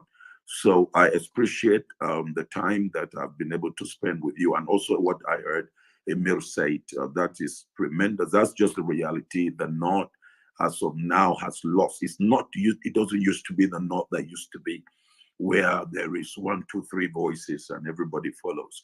But right now, most of the northern leaders have lost their honor in the eyes of this younger generation. Let me give you an example. On the Friday, which is Jamaat prayer, there were tens of thousands of the Muslim brethren there. And I asked them, okay, I have provided water for you to carry out your ablution and do, so that you can go to Jamaat mosques to pray. And they all screamed, all of them, no, we're not going anywhere. We won't go under people that will misdirect us. We are going to pray here. So I said, okay, you're going to pray here. We will stand with you. We will protect you. And so from among them, I raised a young man that is also very, very vast and also very consecrated, let me use the word, to be an Islamic leader. So I brought him up and I said, okay, here is your imam. Let him lead you in the prayers. And so from all denominations in the Islamic from the different denominations they belong, they all now kept quiet and all of them followed. So you can see that there is just cry for clear leadership.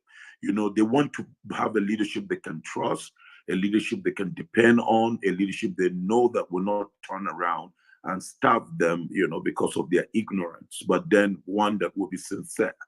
So I want to say that you're doing a great job, and we all pray that as we push on, we will all see. We are beginning already, not that we will see. We're already seeing the new Nigeria emerging, and that's why the North came out very, very strong. And with this, you can know that you can't quench this fire. It's burning, and it continues to grow. And I'm grateful to God that also the South, you know, has caught the fire of what they were trying to plant the seed of, hey, this is against you, South, and all of that. But now they're seeing the reality with most of the Christians who came out from the Middle Belt and also show their solidarity with the end to bad governance. And so the South picked it up. And so we're trusting that we're going to do more to engineer the Southern people to know that this is a fight to finish. Thank you very much. Appreciate it. And may God be with all of you in this space. Thank you, sir. Amen. Thank you very much, sir, and thank you to you for joining us today. A big appreciation, like I said before. Thanks to you for all you have been doing. And also, thank you. calling you, Yes, actually. That's fine. Please feel free to always join us, and we always call you for advice, for directions. This kind of leadership talk is very necessary for every now and then. So thank you very much, sir. Thank you, sir. Thanks for coming. God bless you, sir. Yeah. So I know there were so many requests, but today's space is like one of those kind of spaces. The good thing is that if you are here, I'm sure you were represented in the speaker section. If you are anywhere you are from, we are represented. And I have to apologize to the traditional worshippers, the Babalawos and chief priests. In my tweet, I omitted, I just said only Christian and Muslim. I forgot that Jagu is here. I forgot that Jimmy is here. My apologies. So you see, we traditional rulers, this speaker session. I'll be traditional worshippers. So thanks to everybody anyway.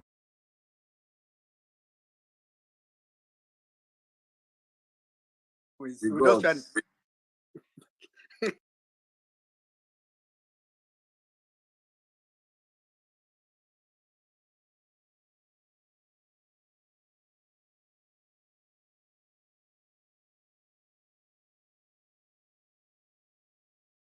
Really shut it off because we had a precious time to spend with the prophet, and it wasn't as if he was scared of paying any fine. No. And Chris did it for the what's it called, for the patriotism he has for Nigeria, because of this whole people are going to pay fine for not singing the new national anthem, and that was the reason why he did that. So for people reaching out to me, no, and he did that, as he does that a lot. If you listen to him on Spaces, he holds the national anthem, so dearly to his heart. So please, maybe before he goes on with his submission, let us support him on that, to play the old national anthem. That's what we stand by, and we have over 1,300 people here. Please, guys, we need to create a hashtag for this so-called bill. I just got a message that it's not been passed yet. They're about to pass it. We need to make as much noise as possible regarding this. It needs to be Abbas now. For which local government, which state, let's start from that man first. We'll bring that bill first. Let's make him popular. Who brought it? Nazaria. There you go. So we need to make as much noise. Create hashtag. Let's start from there. We need to make as much. Let it be a topic on channels. Let it be a topic on Arise tomorrow. So let's just make use of. If anybody wants to come up with the hashtag, please do so. Let's do that right now, please. I beg. 1 minute, back to you. Thank you. All right, thank you very much, Jimmy. All right, Mama B, I see your hands up.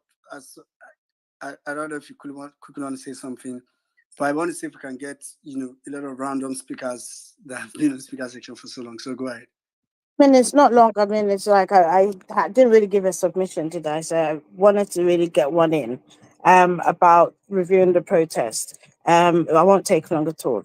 First and foremost, I am proud of every single person, right, that came out, defied the intimidation, the from the thugs and the police and whoever it is that they sent to your locality. For those who were tear gassed and still went back the following day, to those who saw people gone down in front of them and still returned, right? I'm so very proud, because I never thought that a day would come where I would see a protest happen in that way, right? And the other thing I wanted to say really quickly was, if Saddam or N6 says anything on this platform, go and bank it. Because when they were saying that the protest would begin from the north, the energy that we were seeing played out before our eyes, the defiance, even after they saw one man after the other, child included, being shot down, it didn't stop them, right? And it's like, let us, give an stew. I salute every single one of them, right? They were not mobilized, they with money. They were not giving water. They didn't necessarily even have placards. They were doing branches of trees, right? And I think now that we've seen that, I hope the South is watching, right? Because this is a moving train and it cannot be stopped. Government is only going to trying to push legislation to imagine criminalizing protest. You have bandits, right? You have terrorists who has the whole country in its vice, and you've not done anything about that. But you can come and be doing legislation. In fact, this thing about recalling members, I think we need to start showing them, because if as a member of either chambers, right, you vote in support of this bill, or more, we need to start showing them where what the power of the people, because I feel like that is something that they're not scared of us, and so they think they can do and get away with anything whatsoever. But once again, those who have come out, thank you. Those who will come out next time, I'm thanking you in advance, because we need to have that kind of mentality of protest. If you don't like a government policy, come out and protest against it. If they decide to spend money frivolously while you and your family are starving, again, come out and protest. Protest is your right. Do not let any government take it away from you. That's all I came up to say. Thank you. Thank you very much. All right. Well, no vex, I beg. Someone just sent me a hashtag in the DM. Stop dictatorship bill in Nigeria. I don't know what you guys think about that, but I think it's a good hashtag from here. Stop dictatorship bill in Nigeria. I think it's very important we start talking about that. Yeah, I think it's good. So I'll post it right now on the. I think the bill has a name itself. I think the bill has. This person simply said subversion bill 2024. What but I bill want is to that? get subversion bill 2024. I think that's the name of the bill. It's called Counter Subversion Bill 2024. Please put it in writing and put it as a let's have a hashtag with that. Thank you. I actually saw that counter, but I thought the person was telling me for us to counter the bill, but I didn't know it was Counter Subversion Bill 2024. So that's the name. So if you want to create a hashtag from that, thank you. All right, thank you very much. Well, back to you. Yeah, all right. Quickly, I'm just going to go straight. I'm going to start from Office of the Nigerian Citizen. Then I'm going to go straight to Onimale. From there, we'll go to Fuga. Actually, see Jago. Okay, you spoke just now, so your hand dropped. Sorry. Anyway, let me just start from Office of the Nigerian Citizen, then Onimale, then we'll take it from there. All right, can you hear me? Good evening, good afternoon, good morning, everyone. Sorry, I hope there's no background noise. Let me start by saying thank you very much to everyone that has taken our time to do this, especially those that are like Dr. Bello, like Prophet Elbuba, like Ibrahim. God bless you all for everything that you have done. In fact, there's a lot of things that have already been said, so I'm going to do this in 120 seconds or less. I'll quickly, my own personal review of the protests with regards to the reviews thing. At least I'm glad that Prophet Issa has mentioned what he mentioned, but I will always say this, that I'll summarize mine by saying this, that when Jehu was king, he had Elisha. When Ahab was king, he had Elijah. We cannot have an Ahab and expect that Elisha should be the one. God does not raise Elishas for Ahabs. God raised Elijahs for Ahab. Christians understand what I just said. What that means is that when an Ahab decides to rise, then an Elijah has to rise against such an Ahab. That's one. I'm glad that we have already said something about the stop counter subversive bill. That is a bill against citizens' freedom. I have the complete breakdown. Just 30 seconds to interrupt you and you go back to your solution, please. I just posted on the Jumbotron right now. Please, guys, you can choose to retweet the tweet up there, or you can like, or you can just copy the hashtag counter subversion bill. And let's get it trending, please. Guys, everybody on the platform, over 1,000 of us, please, everybody, make a couple of tweets we need right now. Let's get this stuff trending right now. Thank you very much. Back to you. Saddam, please, before this guy goes on, I wanted to also suggest that these politicians, we have to start making them understand that we see them. We know who they are. We know what they do. His name is Tajuddin Abbas, the guy who sponsored the bill. I made one and sent to you. I don't think you've seen your DM. Protest is my right, Tajuddin Abbas. I think we should put his name also in one of the hashtags. We've used 2 hashtags before in this space. Maybe we can use 2. We must put his name. They must start to fear us. His name is Tajuddin Abbas. I agree, my brother. I agree. Let's please send me. Let me check my DM. Back to you, Office of Nigerian Citizen. Yes, God bless you. Thank you very much, Chris. I personally really appreciate your passion for this whole thing. God bless you, man.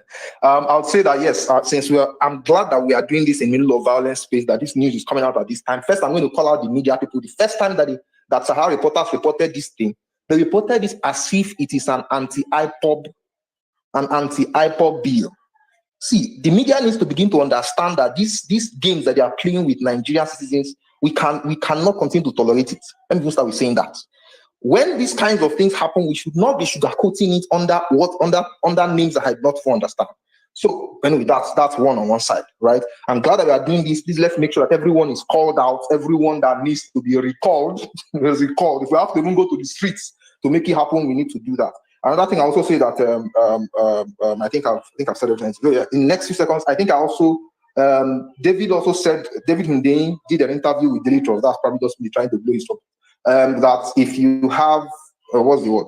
David Hundeyin did an interview on this. I put on my TLR, so you can please go ahead and watch it. He said something about the West and their influence on the African continent. That's also an interesting thing to say. I think at this point I'll use my mic. I've lost my train of thought. So next person, thank you. All right, thank you very much.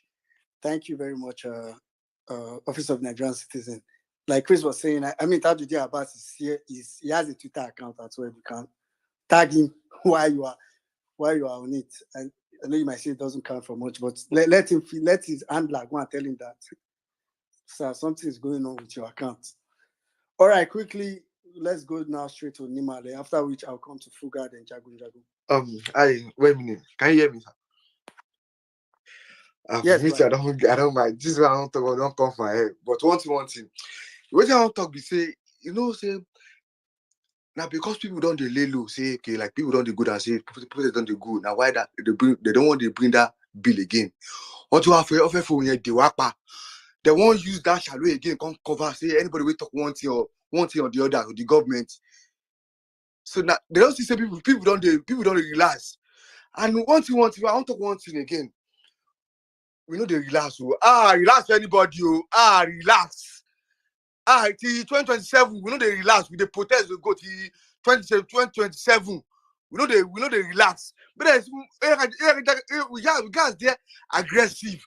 See, even though they know they drop the government, more they aggressive till 2027.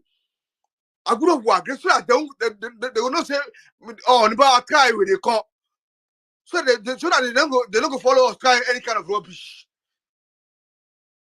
Anything we want to do now, still talk on the first day. Say on the eve of the posted, I talk say we know safeguard ourselves about tear gas. But people say no point. Nigeria police have understand them. They know they obvious people. They don't send us. First thing, more go on and go to water the money. More go relax. More go strategize back. We never give up. We never give up. Anything. We guys, they're active. Now, my own mission be that 2027. Shaloya Guramuwa, they are guys, they boosted. Till we collect the country back. Thank you. All right. Omar, like us now, making a submission short. Thank you very much, Onimale. All right, quickly, let me go straight now to Fugad and I'll come to Jagun. Yeah, thank you, everyone. Regarding the state of the nation, people are still dying. Even when people die, it's not important to the government anymore. What is important to them is just how to loot the wealth of the nation and, leave the people in poverty. I want to say a big thank you to Prophet Buba Ibrahim, everybody who is behind this. It was a success. Whether you like it, whichever way you want to view it, it was a success because they thought it would never be possible. But you can see the unity of Nigeria. We shake them to their bones.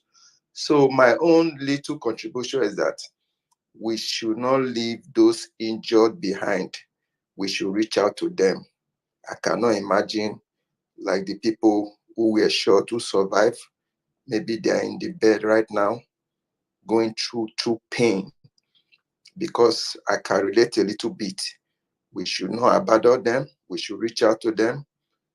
If necessarily, let's, whatever you can do, you don't really necessarily to come on space and contribute. If you can, pay someone's bill. There is hunger in the land. You can imagine maybe them sleeping without even having medication or even having food. And also those people who died, they should be immortalized. Their names should be out. We need to dedicate a day for them, even though to come out in full force and let them know that they did not die in vain. Thank you. I yield my mic. All right. Thank you very much, Fuga. Thank you. Thank you very much. All right, quickly, let's go straight to Django, after which I'll come to Chris. Yeah, good evening, my brother. Good evening, everyone on the space. Let me make it really brief because now same thing we all the talk. Only the deep collect to the deep, just like failure.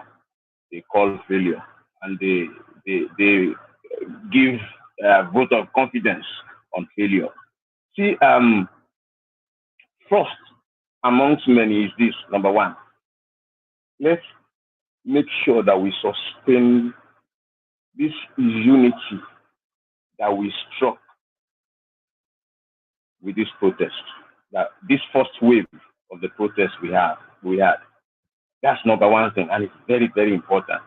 We came a long way, before we could struck that and break that chain, So another one is, for me, I just want to bullet my point so that I don't spend more than 1 minute or two. Let's compulsorily make sure that all that has been affected in any way, shape, or form during this first wave are catered for, accounted for, and released if incarcerated.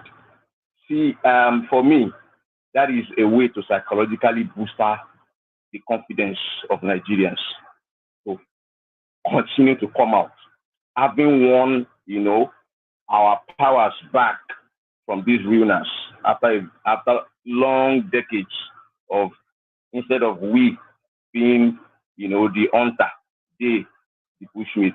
The reverse was the way it had been the case. But with this protest, which they tried all best not to allow happen, we have taken back the power and we must build and sustain upon it. Building on that, my people, I notice that it's important that we have a physical structure in guise of a CSO, civil society organization. I saw the need for that in this protest, and that was the gap that Prophet Isaac stood in the north, in Plateau State. So let's look into all this, my people, and then reassess, our target demography when it comes to emancipation. The targeted demography is those that have been, deliberately maligned with information so that they have been left to ignorance. This is the target. And like Jimmy rightly said, let's begin to interpret. And Emmy has said the same thing. Let's take this content and put them down to our local dialect and interpret them in ways that our people, can become nostalgia about, and Boots on Ground really did something like that, and it really helped. So that my brothers, my sisters, fellow combatants in this struggle, this is just all I've got to say this evening, and I wish us all well in this struggle. All right, thank you very much, Jagu, the chief priest. that I forgot to add to the to my list of religious group. All right, quickly, let me come now to Chris. After Chris, I'll come to Chico. Some of you are not listening around, but I won't call you twice when I come to you. If you're not there, I'll just assume you're not there. I want to try to get as much people before we round up in the next couple of minutes. Chico B. Emmanuel. That's after Chris now. Chris, go ahead.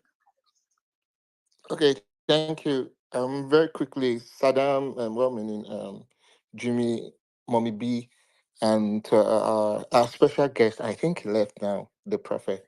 So I just want to say, sorry for being unruly earlier on. I just the passion. I read the bill and I was mad. Like I won't forget with you. One come up, come talk, but it was crazy. I read it and I was just boiling. So when Jimmy went like to the book of the Dalphin, I was like, fuck it.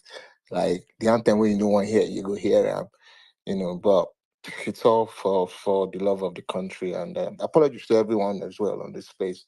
That said, just give me a few seconds.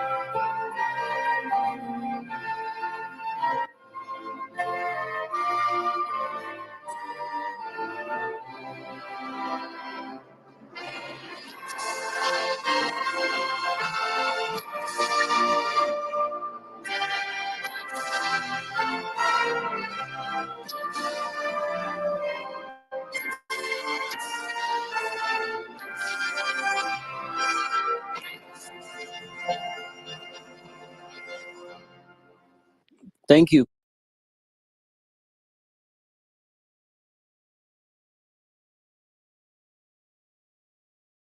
Chris. Thank you.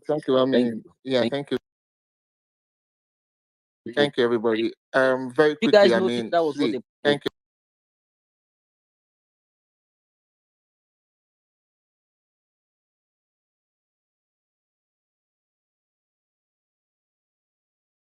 Before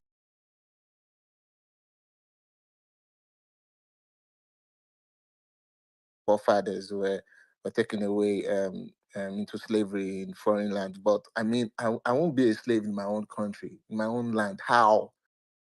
And then you want to gag me and tell me, say, make I no protest when it is my right.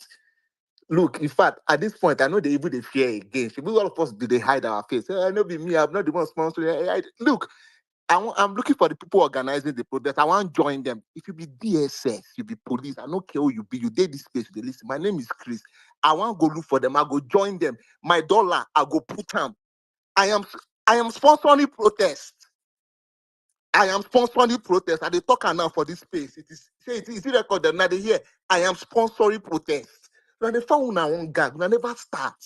You talk say we no go protest again. Anybody will sing the old national anthem. You will put them for prison. Now you did mad. As the person that is sponsoring the bill, just sit back on your dining table when you're at home or somewhere in your house. Read it to yourself. Now not Korea with day. I know they fear. Like this one, they fear. Now me they organize the protest. Don't look for me. Who can rubbish for our own land again? You won't gag me. You won't enslave me for my own land. Ah man, the air infantry. Anyway, I'm gonna get back to my team. My boots on the ground team. We know what we will do. I hear that this point. All right. Thank you very much. Thank you very much, Chris. I need Nigerians, I need all of us to know this. This battle is pretty much between the political class and we the people. There's no other kind of battle going on. This is an outright battle. It's very clear. So let's get ready. All right, quickly, I'm just going to go straight to Chico B, after which I'll come to Sky Girl, then Budget. Okay. Good evening, everyone. Good evening, Emir Saddam. Good evening, well-meaning Mommy Bolanle, Jimmy, everyone. Good evening. Okay. Yeah, this protest thing, in Abuja, I participated in Abuja. I was with some of the Abuja people. Like Sarah came to meet us, and I was with Arewachi, Prince, and the rest. One thing I want to say, the lesson I've learned in this thing is that these our leaders have seen us finish. If you check what has happened in Kenya and what is happening in Nigeria, you will know that these guys have already seen us finish. To them, they felt they have divided us in religion and tribes. So the protests will definitely, move to a direction of sentiment and all those things. So they feel as time goes on, we will be divided maybe in tribe or religion. As such, they continue to use money to send malls into the protest ground. They also send talks. Some of the videos that Sarah put out there in her timeline, we're there. Where live, it happens to us. It was like a theme. I was so shocked and surprised. Just holding our protest, you guys, restricted us to Moshood Abiola Stadium, and then we're just trying to, to cope with that, just doing our peaceful demonstration. The next thing we saw was police, in their vans coming to, stop in front of us and start, throwing tear gas. We're asking why, just like that, and we're running. Those who, didn't have car, they were running, and they went after them to arrest them. Some of us that came with car, we had to enter our cars and start driving. And when we're driving, we pass, talks at the bridge, bridge going to central area from that stadium. We saw talks in their white buses, these Hummer buses. In fact, not Hummer buses, the other bigger, buses. They were just, parked there with their cutlasses, with their, stick, with their daggers and everything. And then police van was there. Police people were there protecting them. And then when we passed, me and Arewachi, we went and turned around.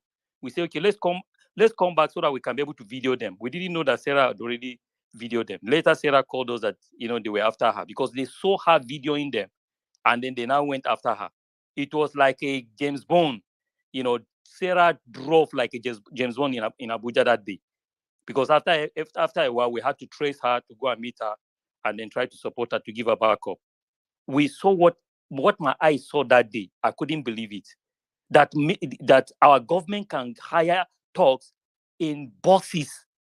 You can imagine in buses coming with cutlasses and everything to come and disperse, protesters. One thing I want to say in this whole thing is that, sincerely speaking, our opposition have failed. All our opposition leaders like PDP, even the Labour Party, the AMPP, all of them have.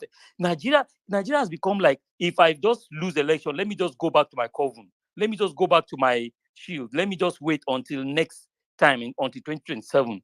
Is that what it has become? The so-called politicians are not now coming out to say that this is not democracy. This is like it's turning out to be like a military regime right now. How can we be in our country we cannot protest peacefully? And everybody, the whole world knows that these people are just coming with their agenda, using money, using talks and everything to make sure that this peaceful protests turn out to be violent. But nobody is saying anything. You understand? PDP have not they have not held any press release. They have not said anything about all this thing that has happened.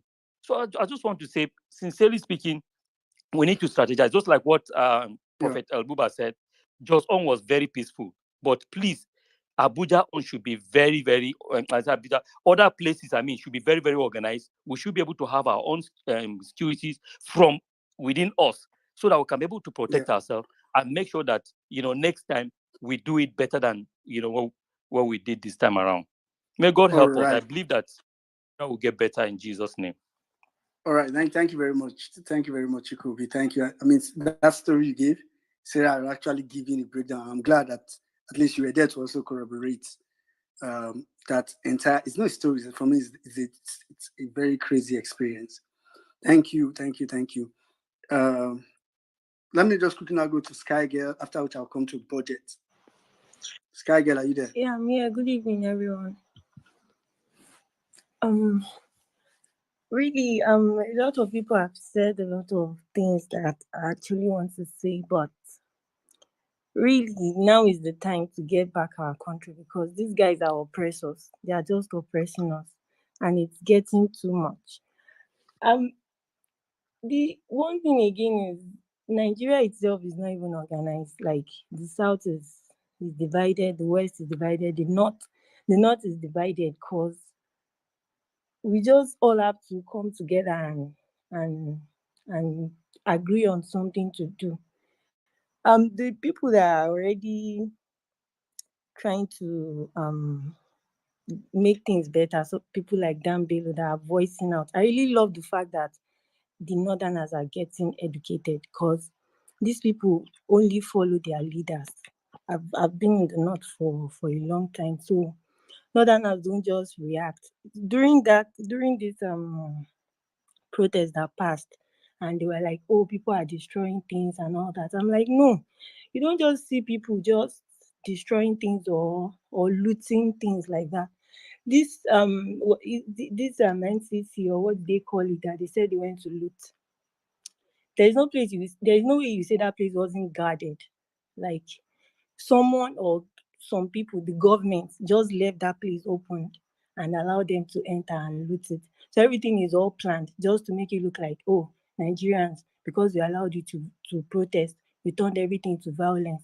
Like, they are always one step ahead, like steps ahead of us.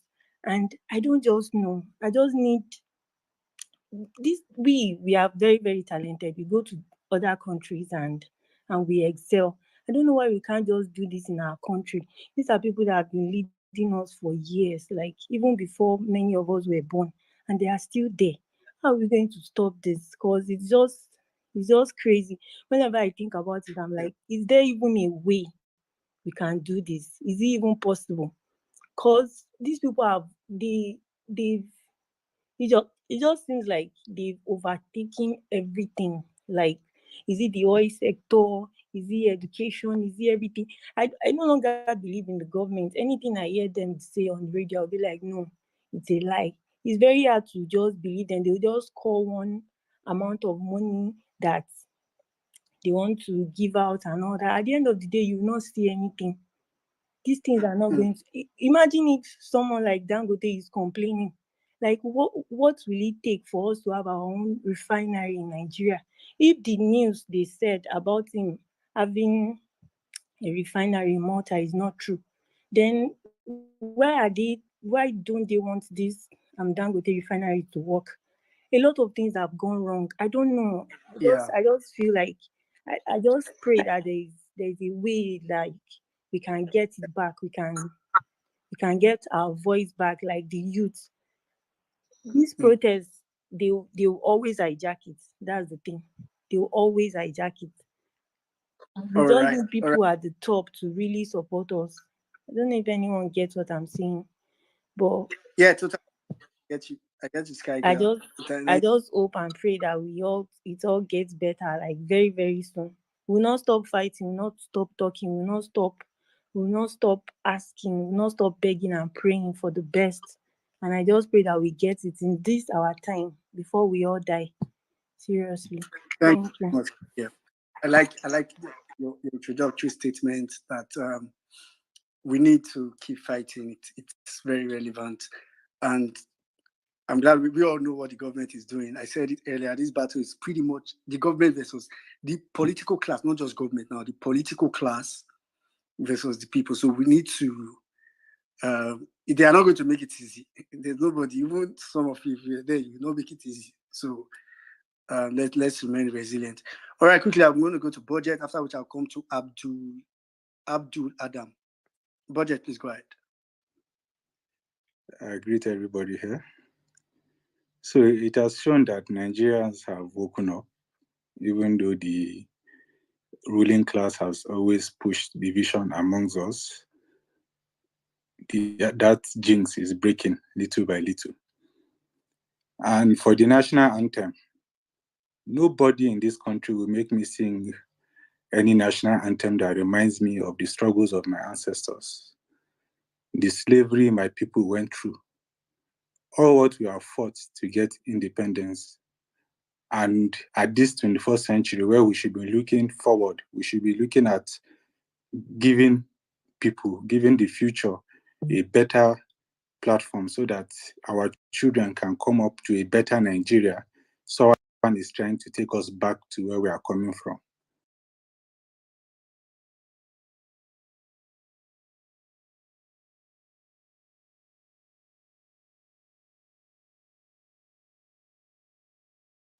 Most of them have 50 to only God knows the amount of security personnel amongst them, because they know themselves that they are not even secured.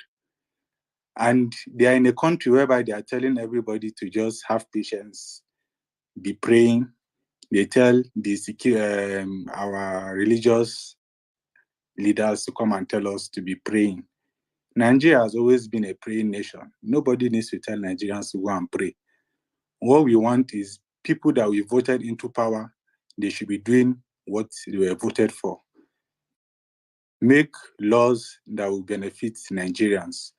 Create favorable environment that will benefit Nigerians. Build infrastructures. Invest in Nigerians so that people can actually wake up, do something, and get monetary value to sustain themselves. We're not asking for much. Why are they making it so difficult? Just within this weekend till now we are speaking, personally, on my own terms, I have counted more than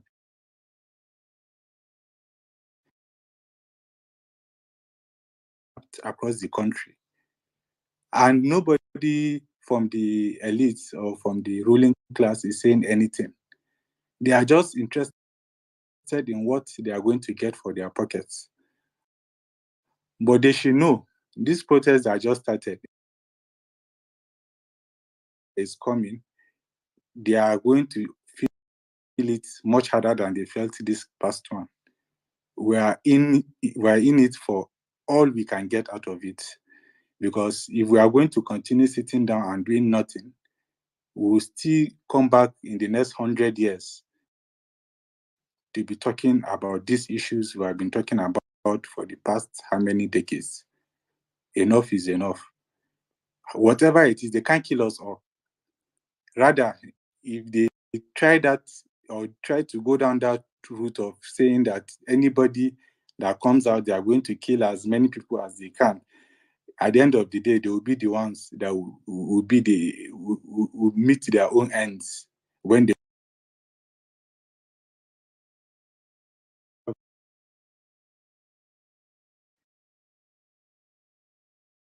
seen it all. Nobody can intimidate me in this country, and Nigerians also are not intimidated.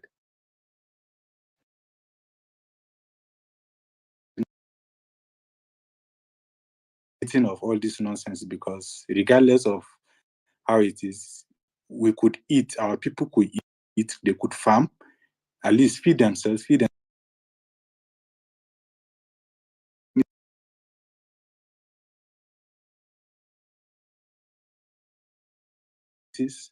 People cannot farm. Farmers have been killed over the years. For how long can we continue like that? Everybody is just sitting. And it's going to be actually detrimental to any politician that thinks that it's going to be business as usual. The game has changed. We know how the game is played. We know how they have been playing it. We have just been keeping quiet, not because we cannot take actions. And they are going to see actions in the coming days, months, until 2027. They are not going to have rest. Since they said Nigerians will not rest, they will not rest too. They too will not rest. They will not rest. And thank you very much. Finally, I'm also advocating, let's know how our senators, our House of Representatives are voting in their respective chambers, because a lot of them just go there to, vote for their interests. some time ago, a bill was passed to know, okay, let's checkmate how the money that goes for security spending is. Most of them said nay to the vote. They don't want it to be checked, which means they are gaining from it. And these are the kind of things, if we know that we have voted you to go there, and you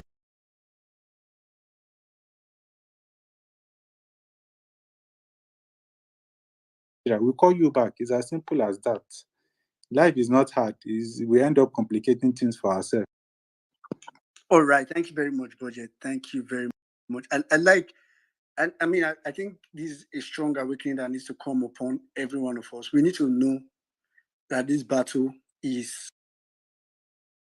Someone said earlier that, at this point, it's almost like, especially in the National Assembly, party doesn't play a role. Everybody just goes there.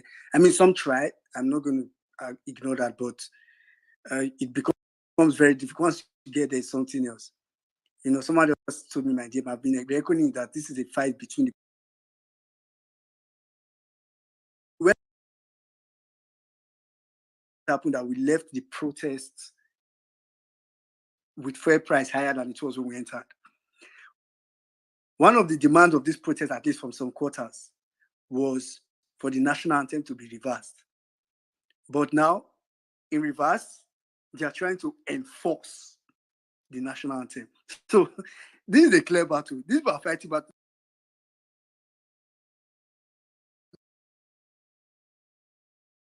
So in the case of, we see strong pass. Time.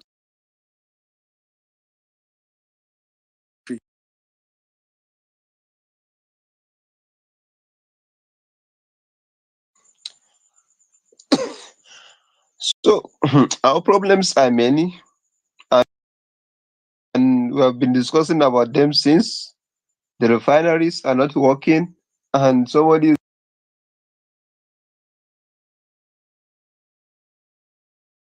10 years they have been paying them about 38 billion naira of salary. Ajakuta will never see light of the day. Talk less of refinery where Buhari don't budget. Jonathan, what do you mean? Chief Olusegun Obasanjo sold it. When Yar'Adua come, he reversed it. They assured him that it will work. He released some funds. We know see work. Jonathan, Buhari, he released money to for what? For the resuscitation of the refineries. We don't see anything.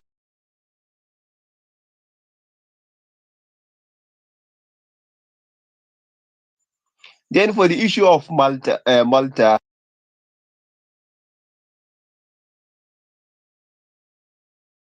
from Malta. So why sudden change from India and Belgium to Malta? Dangote has to come and fight like a comrade to be given fuel, crude oil from Nigeria. Where's the crude oil they are selling? Where's the crude oil they are exporting? Why not sell it to indigenous person that will refine it and give us? Abdul Dala Kadira, Dangote have to come and do what? He has to come and fight like a comrade for him to be given fuel.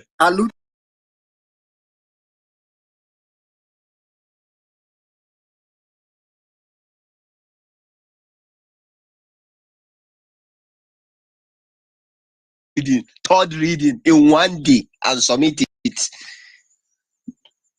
No any physical reactions from Nigeria. National anthem that since when I grew up, that is the one we have been leading in school, and then one day you just come change up, and then no.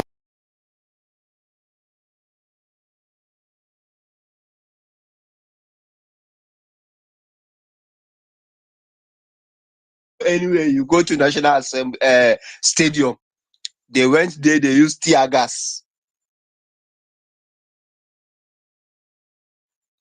firing on people. We that blocked Kubwa Expressway.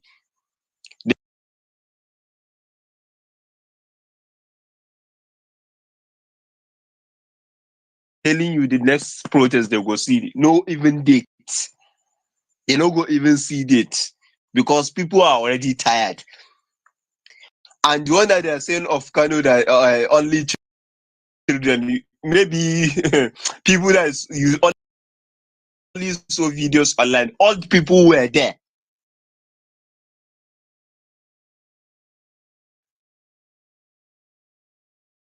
You are not giving these people, give them 4 years that now this same nonsense they will be doing. So which time it is either they correct it or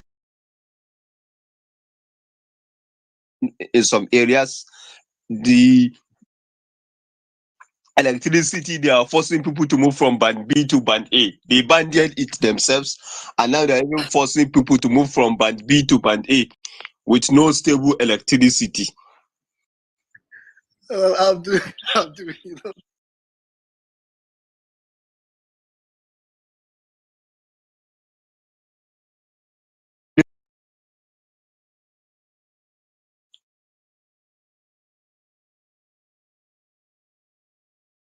We Steve how much? The former accountant general will still 109 billion naira under investigation by EFCC. Is silent now. Bello Turji is there in Zamfara doing the nonsense he like. Even I keep and say he want to give away for social media, and DSS are blind. Now people will My where brother, that one one weak protest, me. they Hey, see catch. madam, that one weak me.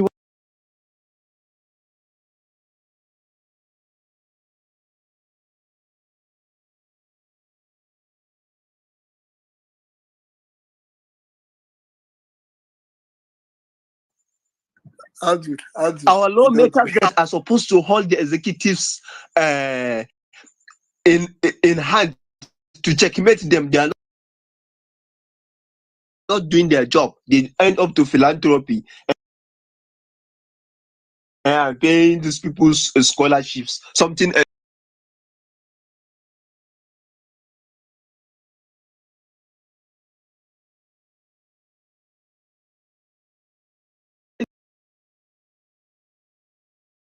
from you know, even reach 40, 34, 5,000, 39. In the next year was 140 something. You added 100,000 upon registration fee.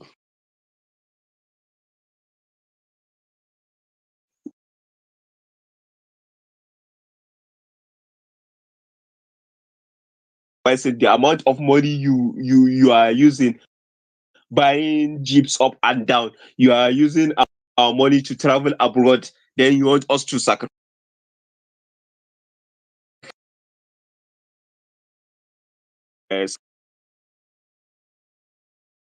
Are there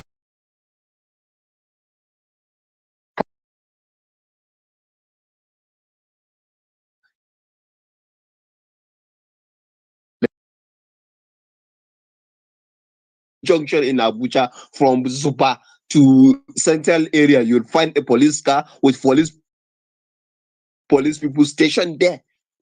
But still, bandits are doing what they like in Zamfara. They will kill this village today, they will move to the next, and then we are expecting we'll not even have food inflation. Zamfara, Katsina, Niger, Sokoto, they are all farming states, and these people are being killed. NIMET cannot even predict well that they will be rain or they will not be rain. Allow farmers just to go and plant if they see rain.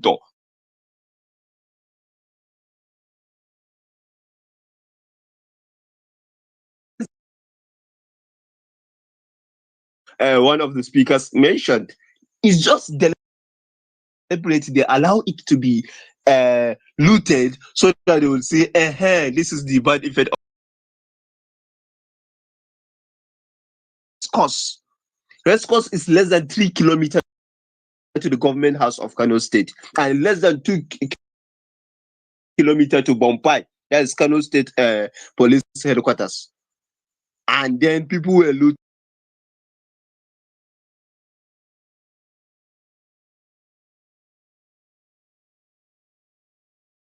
Our lawmakers are there as philanthropists instead of checkmating the executives. Judiciary salary has been increased so that they will now use the judiciary as they wish.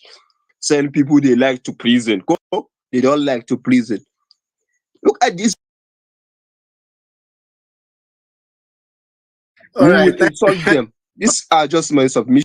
Thank you Thank very you much. very much. I'll your solution. If not for time, like you be like say now one of my rant space specialists because the way they drop the factual points back to back, fact upon fact, has been pointed out.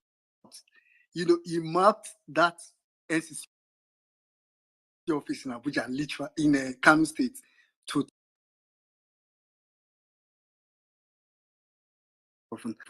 All right, quickly, I'm going to go straight to Mr. Steve. Mr. Steve, please go ahead. Thank you very much. Well-meaning Saddam, Antibola, everybody, I greet the house. Thank you for keeping the fort as usual on this touch of violence. I just wanted to come up to in all of us, Nigerians of goodwill. I understand some persons are kind of discouraged to say, oh, the protest should not end. Why is it ending? Well, 10 days was physical protest on the streets, and we met with the government violence and all that. But there's still protests going on, and bad governance is still a trend, which I encourage everyone to continue to tweet.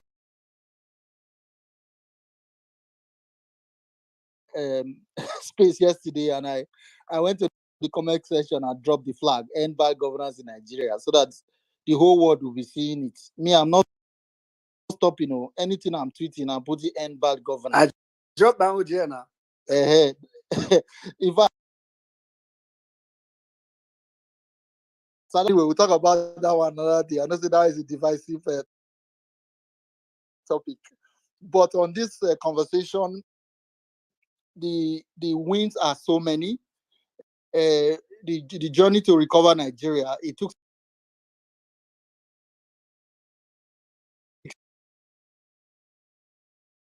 get here. So it will take a while, not 60 years, maybe a couple of months, but we are chipping away at the hydra monster of impunity, of dictatorship, of where we are not citizens. I always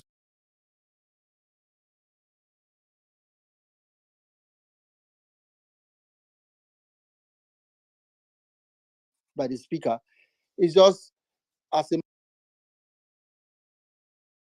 matter of fact, they are doubling down. They have been panicked. They realize that the game is changing. So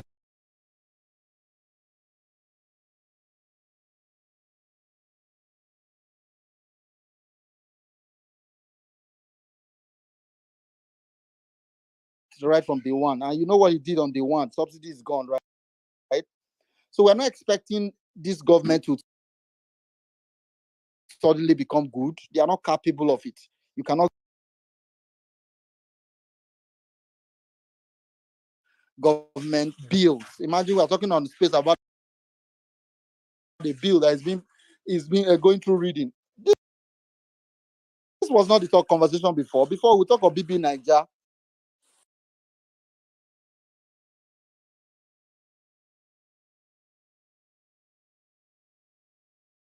I think he's one of the single most effective. I don't know. I saw a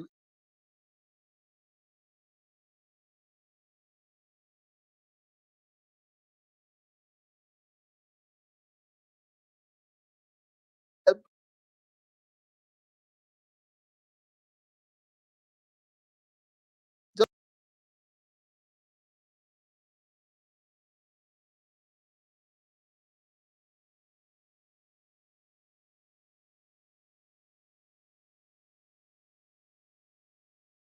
got a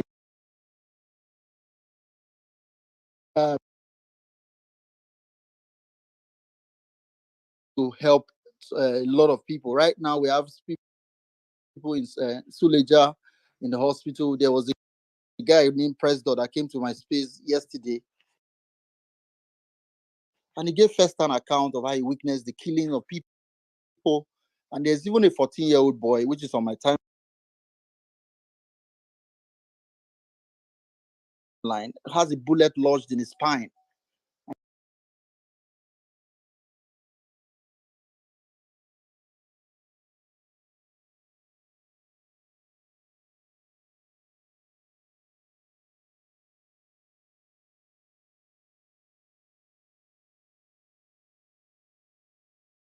It's important at this point we don't quit on those who have lost their lives. So let us remember them. I like what someone says about immortalizing them. So the tweets are on, and if you have information of those we have not heard about, because I'm sure there are many, please,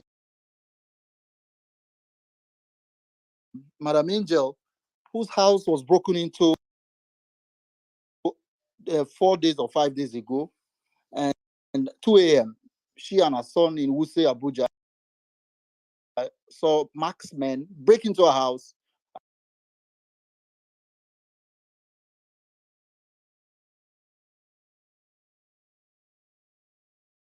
And for some reason, she's among the many people that they are just detaining without trial, violating any rule on the book. So this fight is on. Of course,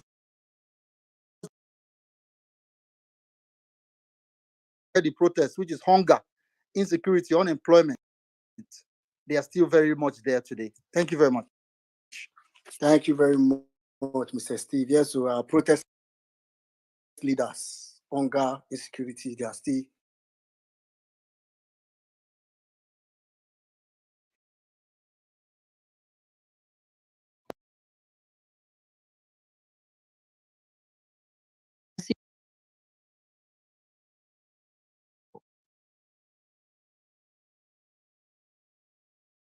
Let's put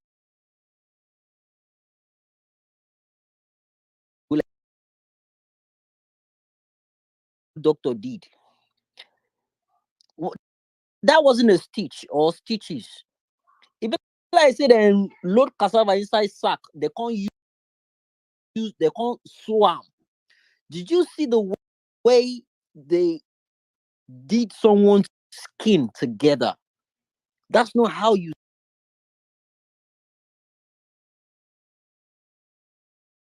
stitch a bullet wound. That's to show you. That sent a message. Did to that guy's back. Man, back to you. all right. Thank you very much, Jimmy. Just to add to this, the president mentioned to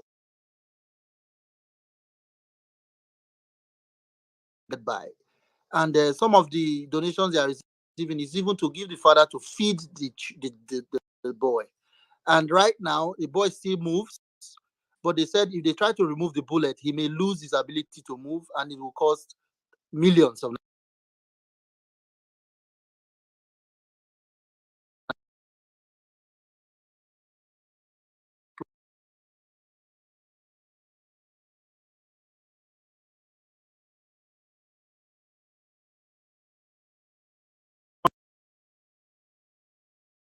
Yeah, yeah. Thank you very much, Mr. Steve. All right, I'm just going to end with Yusuf. Kindly, in about 2 minutes, just chip in. Go ahead, Yusuf. Yeah. Good evening, Ms. Saddam, Mommy B, Wellmanin, Uncle Jimmy, everyone on the space. Good evening. I love you all and thank you for all you guys doing.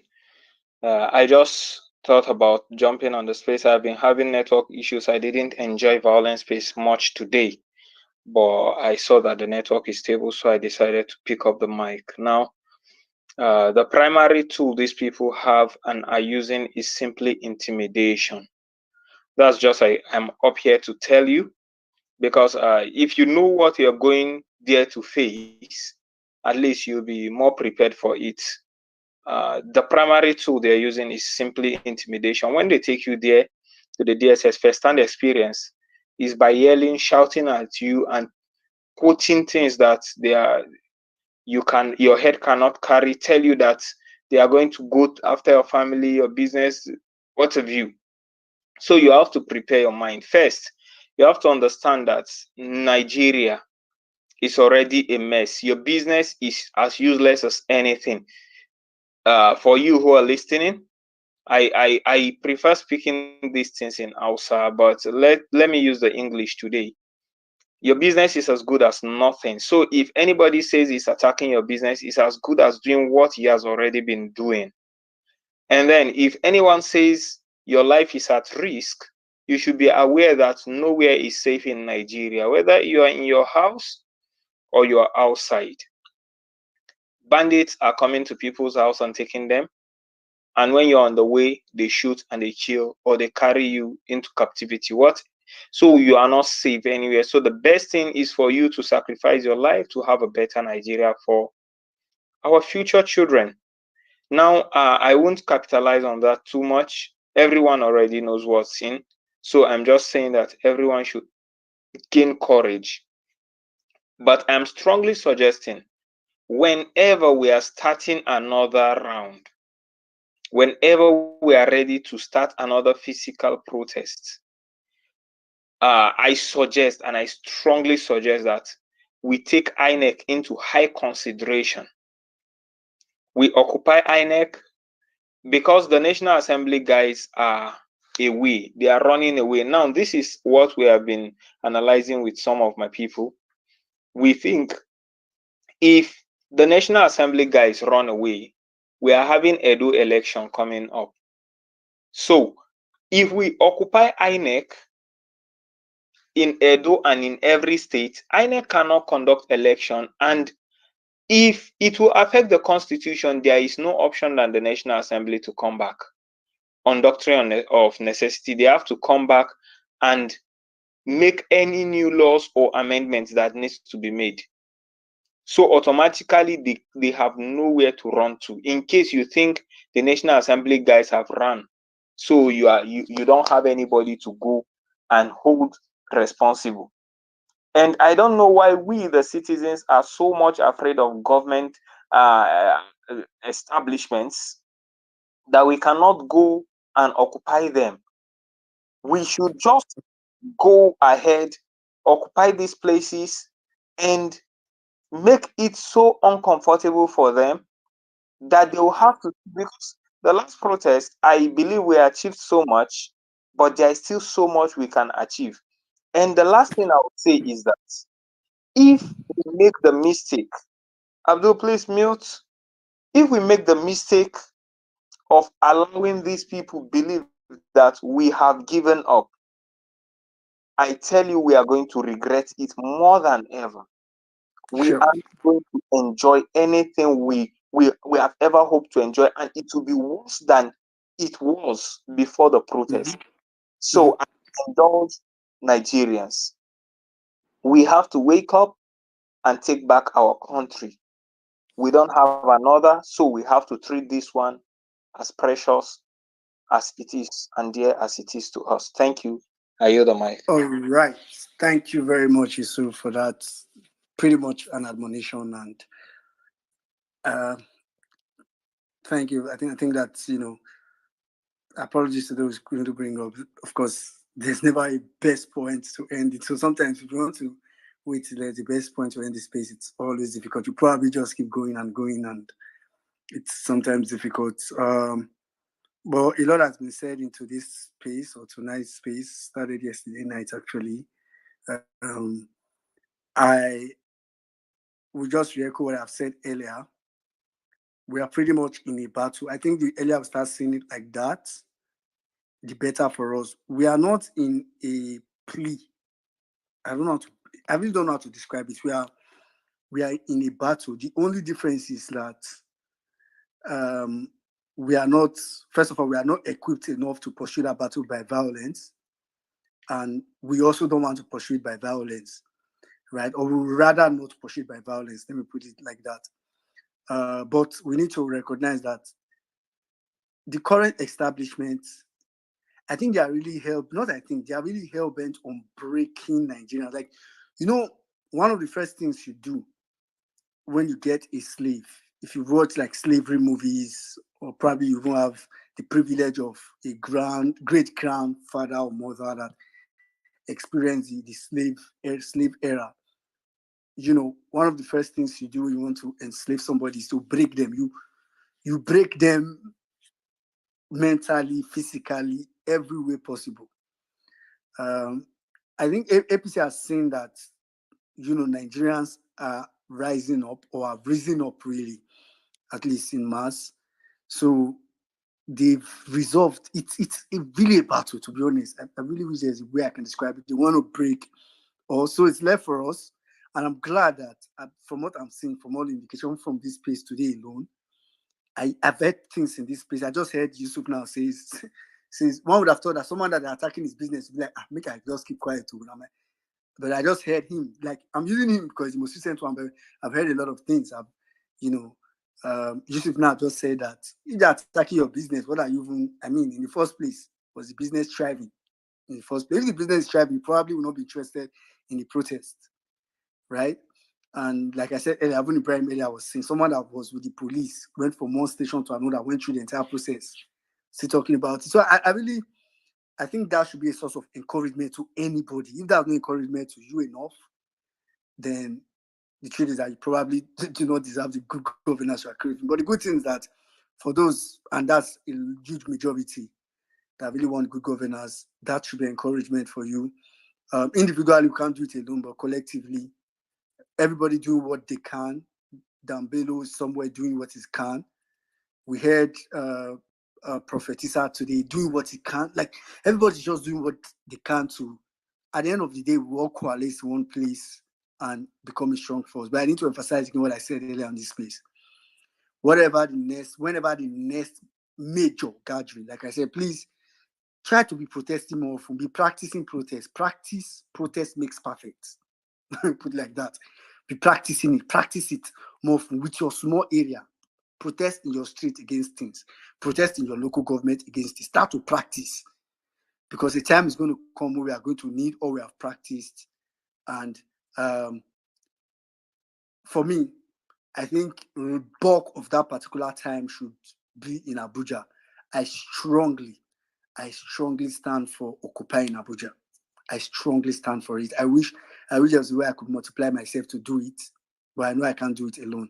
And but I know together we can do it. So please, let's keep doing what we can. Don't forget this conversation about this bill. We know it's very wrong to put people's phone number and contact details in public spaces. It's very wrong. That, if you notice on the Jumbotron, Spell is advising you people not to put it. So if you notice there's a phone number in the Jumbotron, please do not be putting phone number. Like, listen to Ms. Spell, what she's saying. Don't put the phone number. What is enough for the wise? At least you can see the phone number. But let's not stay quiet on this. Let's not. This is breaking of slavery. Let's not. All right, thanks everybody for coming. Apologies for those that couldn't bring up. Hopefully on Thursday, not hopefully, certainly, most likely on Thursday we'll be here again to continue the conversation. Nigeria matter not the finish, normal level. All right, Saddam, over to you. Thank you very much, my brother. Thank you. Thank you guys. I think we have come to the end of today's space again. I think we also treat some things I said earlier on. Also because I think when I made my submission, we're very few in the house. And I advise many of us, please, if you go restart the space again, you hear, I think I see some very meaningful things there. I can't say everything, but I just say the little that what we are in for is a project. It's a marathon and not a sprint. Many people want it to be done now. Just in the natural nature of humans is that we want things to be done now. We want everything now. I wish Nigeria can change now, but unfortunately, it's not possible. It's going to be a process. Phases, a process that entails different phases, and we have passed the first phase. It's just like building a house. We start from the foundation. We have built the foundation whereby we have proven to the whole world that Nigerians can actually come out and fight for their rights. I don't care what you might say, whether it had to take hunger, it had to take bad governance, whatever it had to take. We can all agree that Nigerians have tasted blood. We now understand what it means to come out and fight for our rights. And we now understand that even though we have many people that paid the supreme price, their death will not be in vain. Those that have been incarcerated, we are doing everything possible to get them out. Supporting all those that have been hospitalized. And as Prophet Isa said, it's like a warfare. He that runs and fights is not a coward. He lives to fight another day. Nigerians will come back stronger because this is consistent. Their masters are being consistent in stealing, consistent in creating hardship, consistent in milking the system, in turning things around for themselves. We also that are striving for a better country, we have to be consistent also in our messaging, in our push, in our drive, in everything we do as a people. So, and I say this because I know I have always followed this trend. Whenever there's like we anticipate something in the country that doesn't come forth, Nigerians, especially online, we take a deep dive, boom, and you see many people just lose hope and everything. Please, you cannot fight these people and you lose hope. You cannot fight these people. We cannot fight these people and we take a blow to the face and we say, no, we have to take that blow, fall down, stand up, rise again. Tinubu and his gang of criminals are stubborn thieves. Shebi they said they won't pass bill, make you know they cost them, make you know they insult them, let you see the level these criminals are ready to go. They will do everything to consolidate power. We are also meant to be ready to do everything to make sure they don't consolidate power. And that's why we're on this platform. We will keep coming out here every single Tuesday and Thursday as God will have it, every 8 p.m. Just to make sure that we keep this conversation going on, because honestly, many people are Nigerians, we know ourselves, we are quick to move on. We are quick to move on, we are quick to just give in, we are quick to just give. And that's why we are in this shithole for the past 60 years. Every circle, you start and we quit. We start and we quit. And these criminals will never quit. And every time we quit, every circle we quit, they use that circle to re-empower themselves, reinforce themselves, get stronger. And you that quit 4 years ago, you don't want to come back in 2027 to fight the people that have groomed themselves and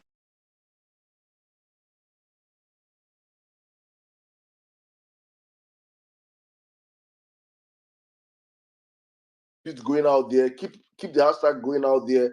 We're talking about this, but I think tomorrow, all those everyone, please go on this speaker Abbas page, pay him visit, tweet at him, use the hashtag, the stop subversion bill. What's the hashtag? Let me even check the hashtag again, please. Stop counter subversion bill, please. Everybody, let's jump on this hashtag. Let's get it trending.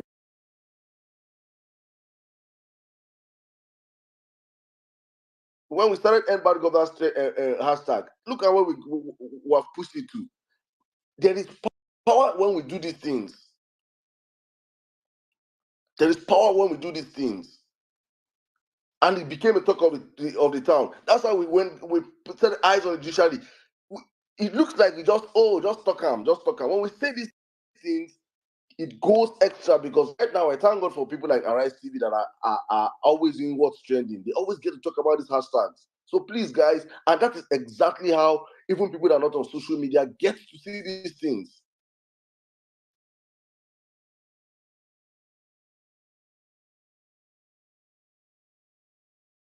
I think this particular one won't be what we might even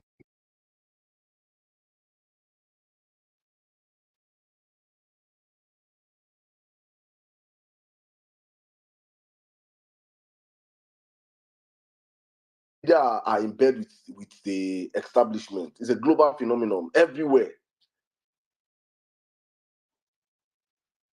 Look at how they try to frame this news now. If you read beyond, they know that Nigerians don't read beyond the headlines.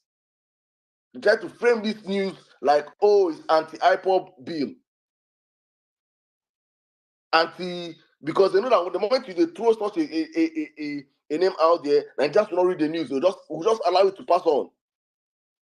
Until you now read into the bill and see that these demons, what they're masking as anti-IPOB bill is actually to take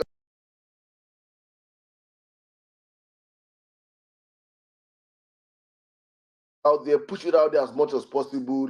Let's call this crooked speaker.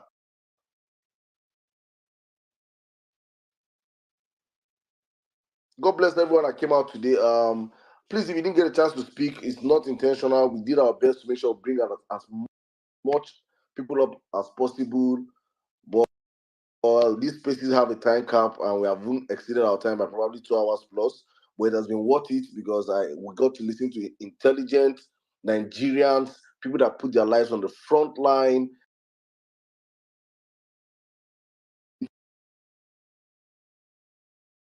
To making sure this country gets better. This time is ours. If we choose to run away from it, our children will one day wake up to fight this struggle. Because one thing I am certain is that these criminals in power will never stop until we stop them. Nobody's coming from anywhere to save us. It is Nigeria. Take back our country and save ourselves. If not, 30 years time from now, we'll be back probably on the metaverse, on Mars or somewhere. Maybe space. I will not, God forbid, me I'm going to do space beyond. I can't do this space beyond this season.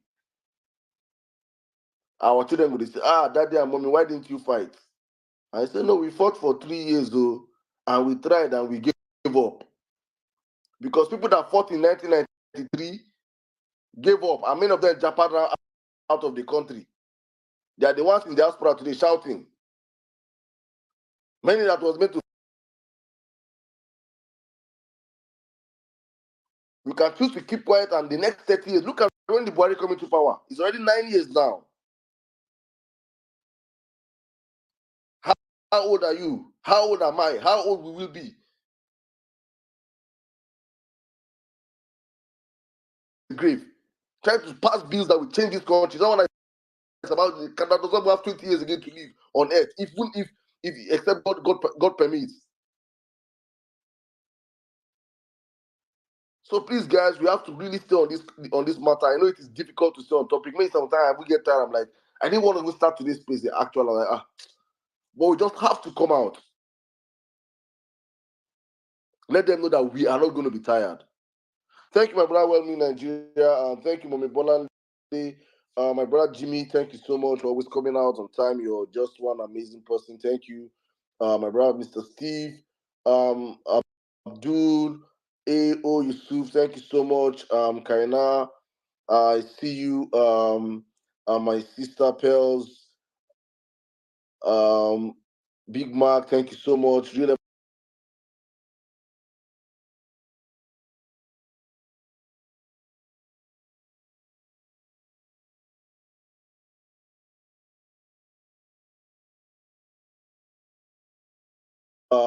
Same time, 8 p.m. My brother Omega XZ, thank you. John V, thank you so much. Mommy Anka Didi, thank you so much. Abukinage Kolade Fuga, my brother, thank you so much.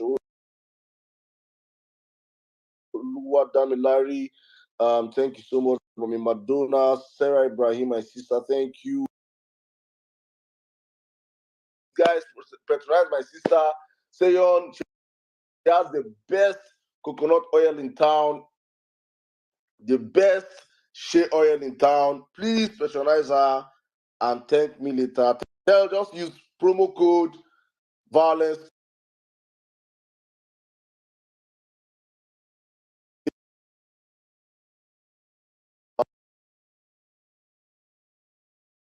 Our sister Godswill lost her mom. It's a trying time for her. Please, if we all know her, I call her my English sister. Please reach out to her, show her love. Be with her in these moments that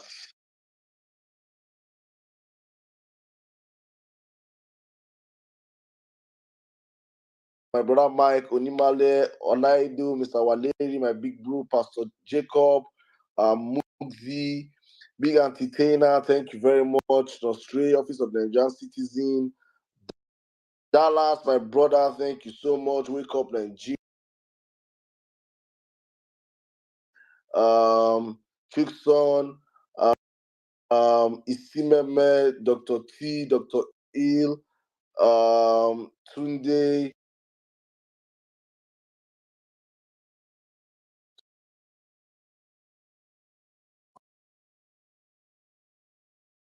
sign out through this night with the Stop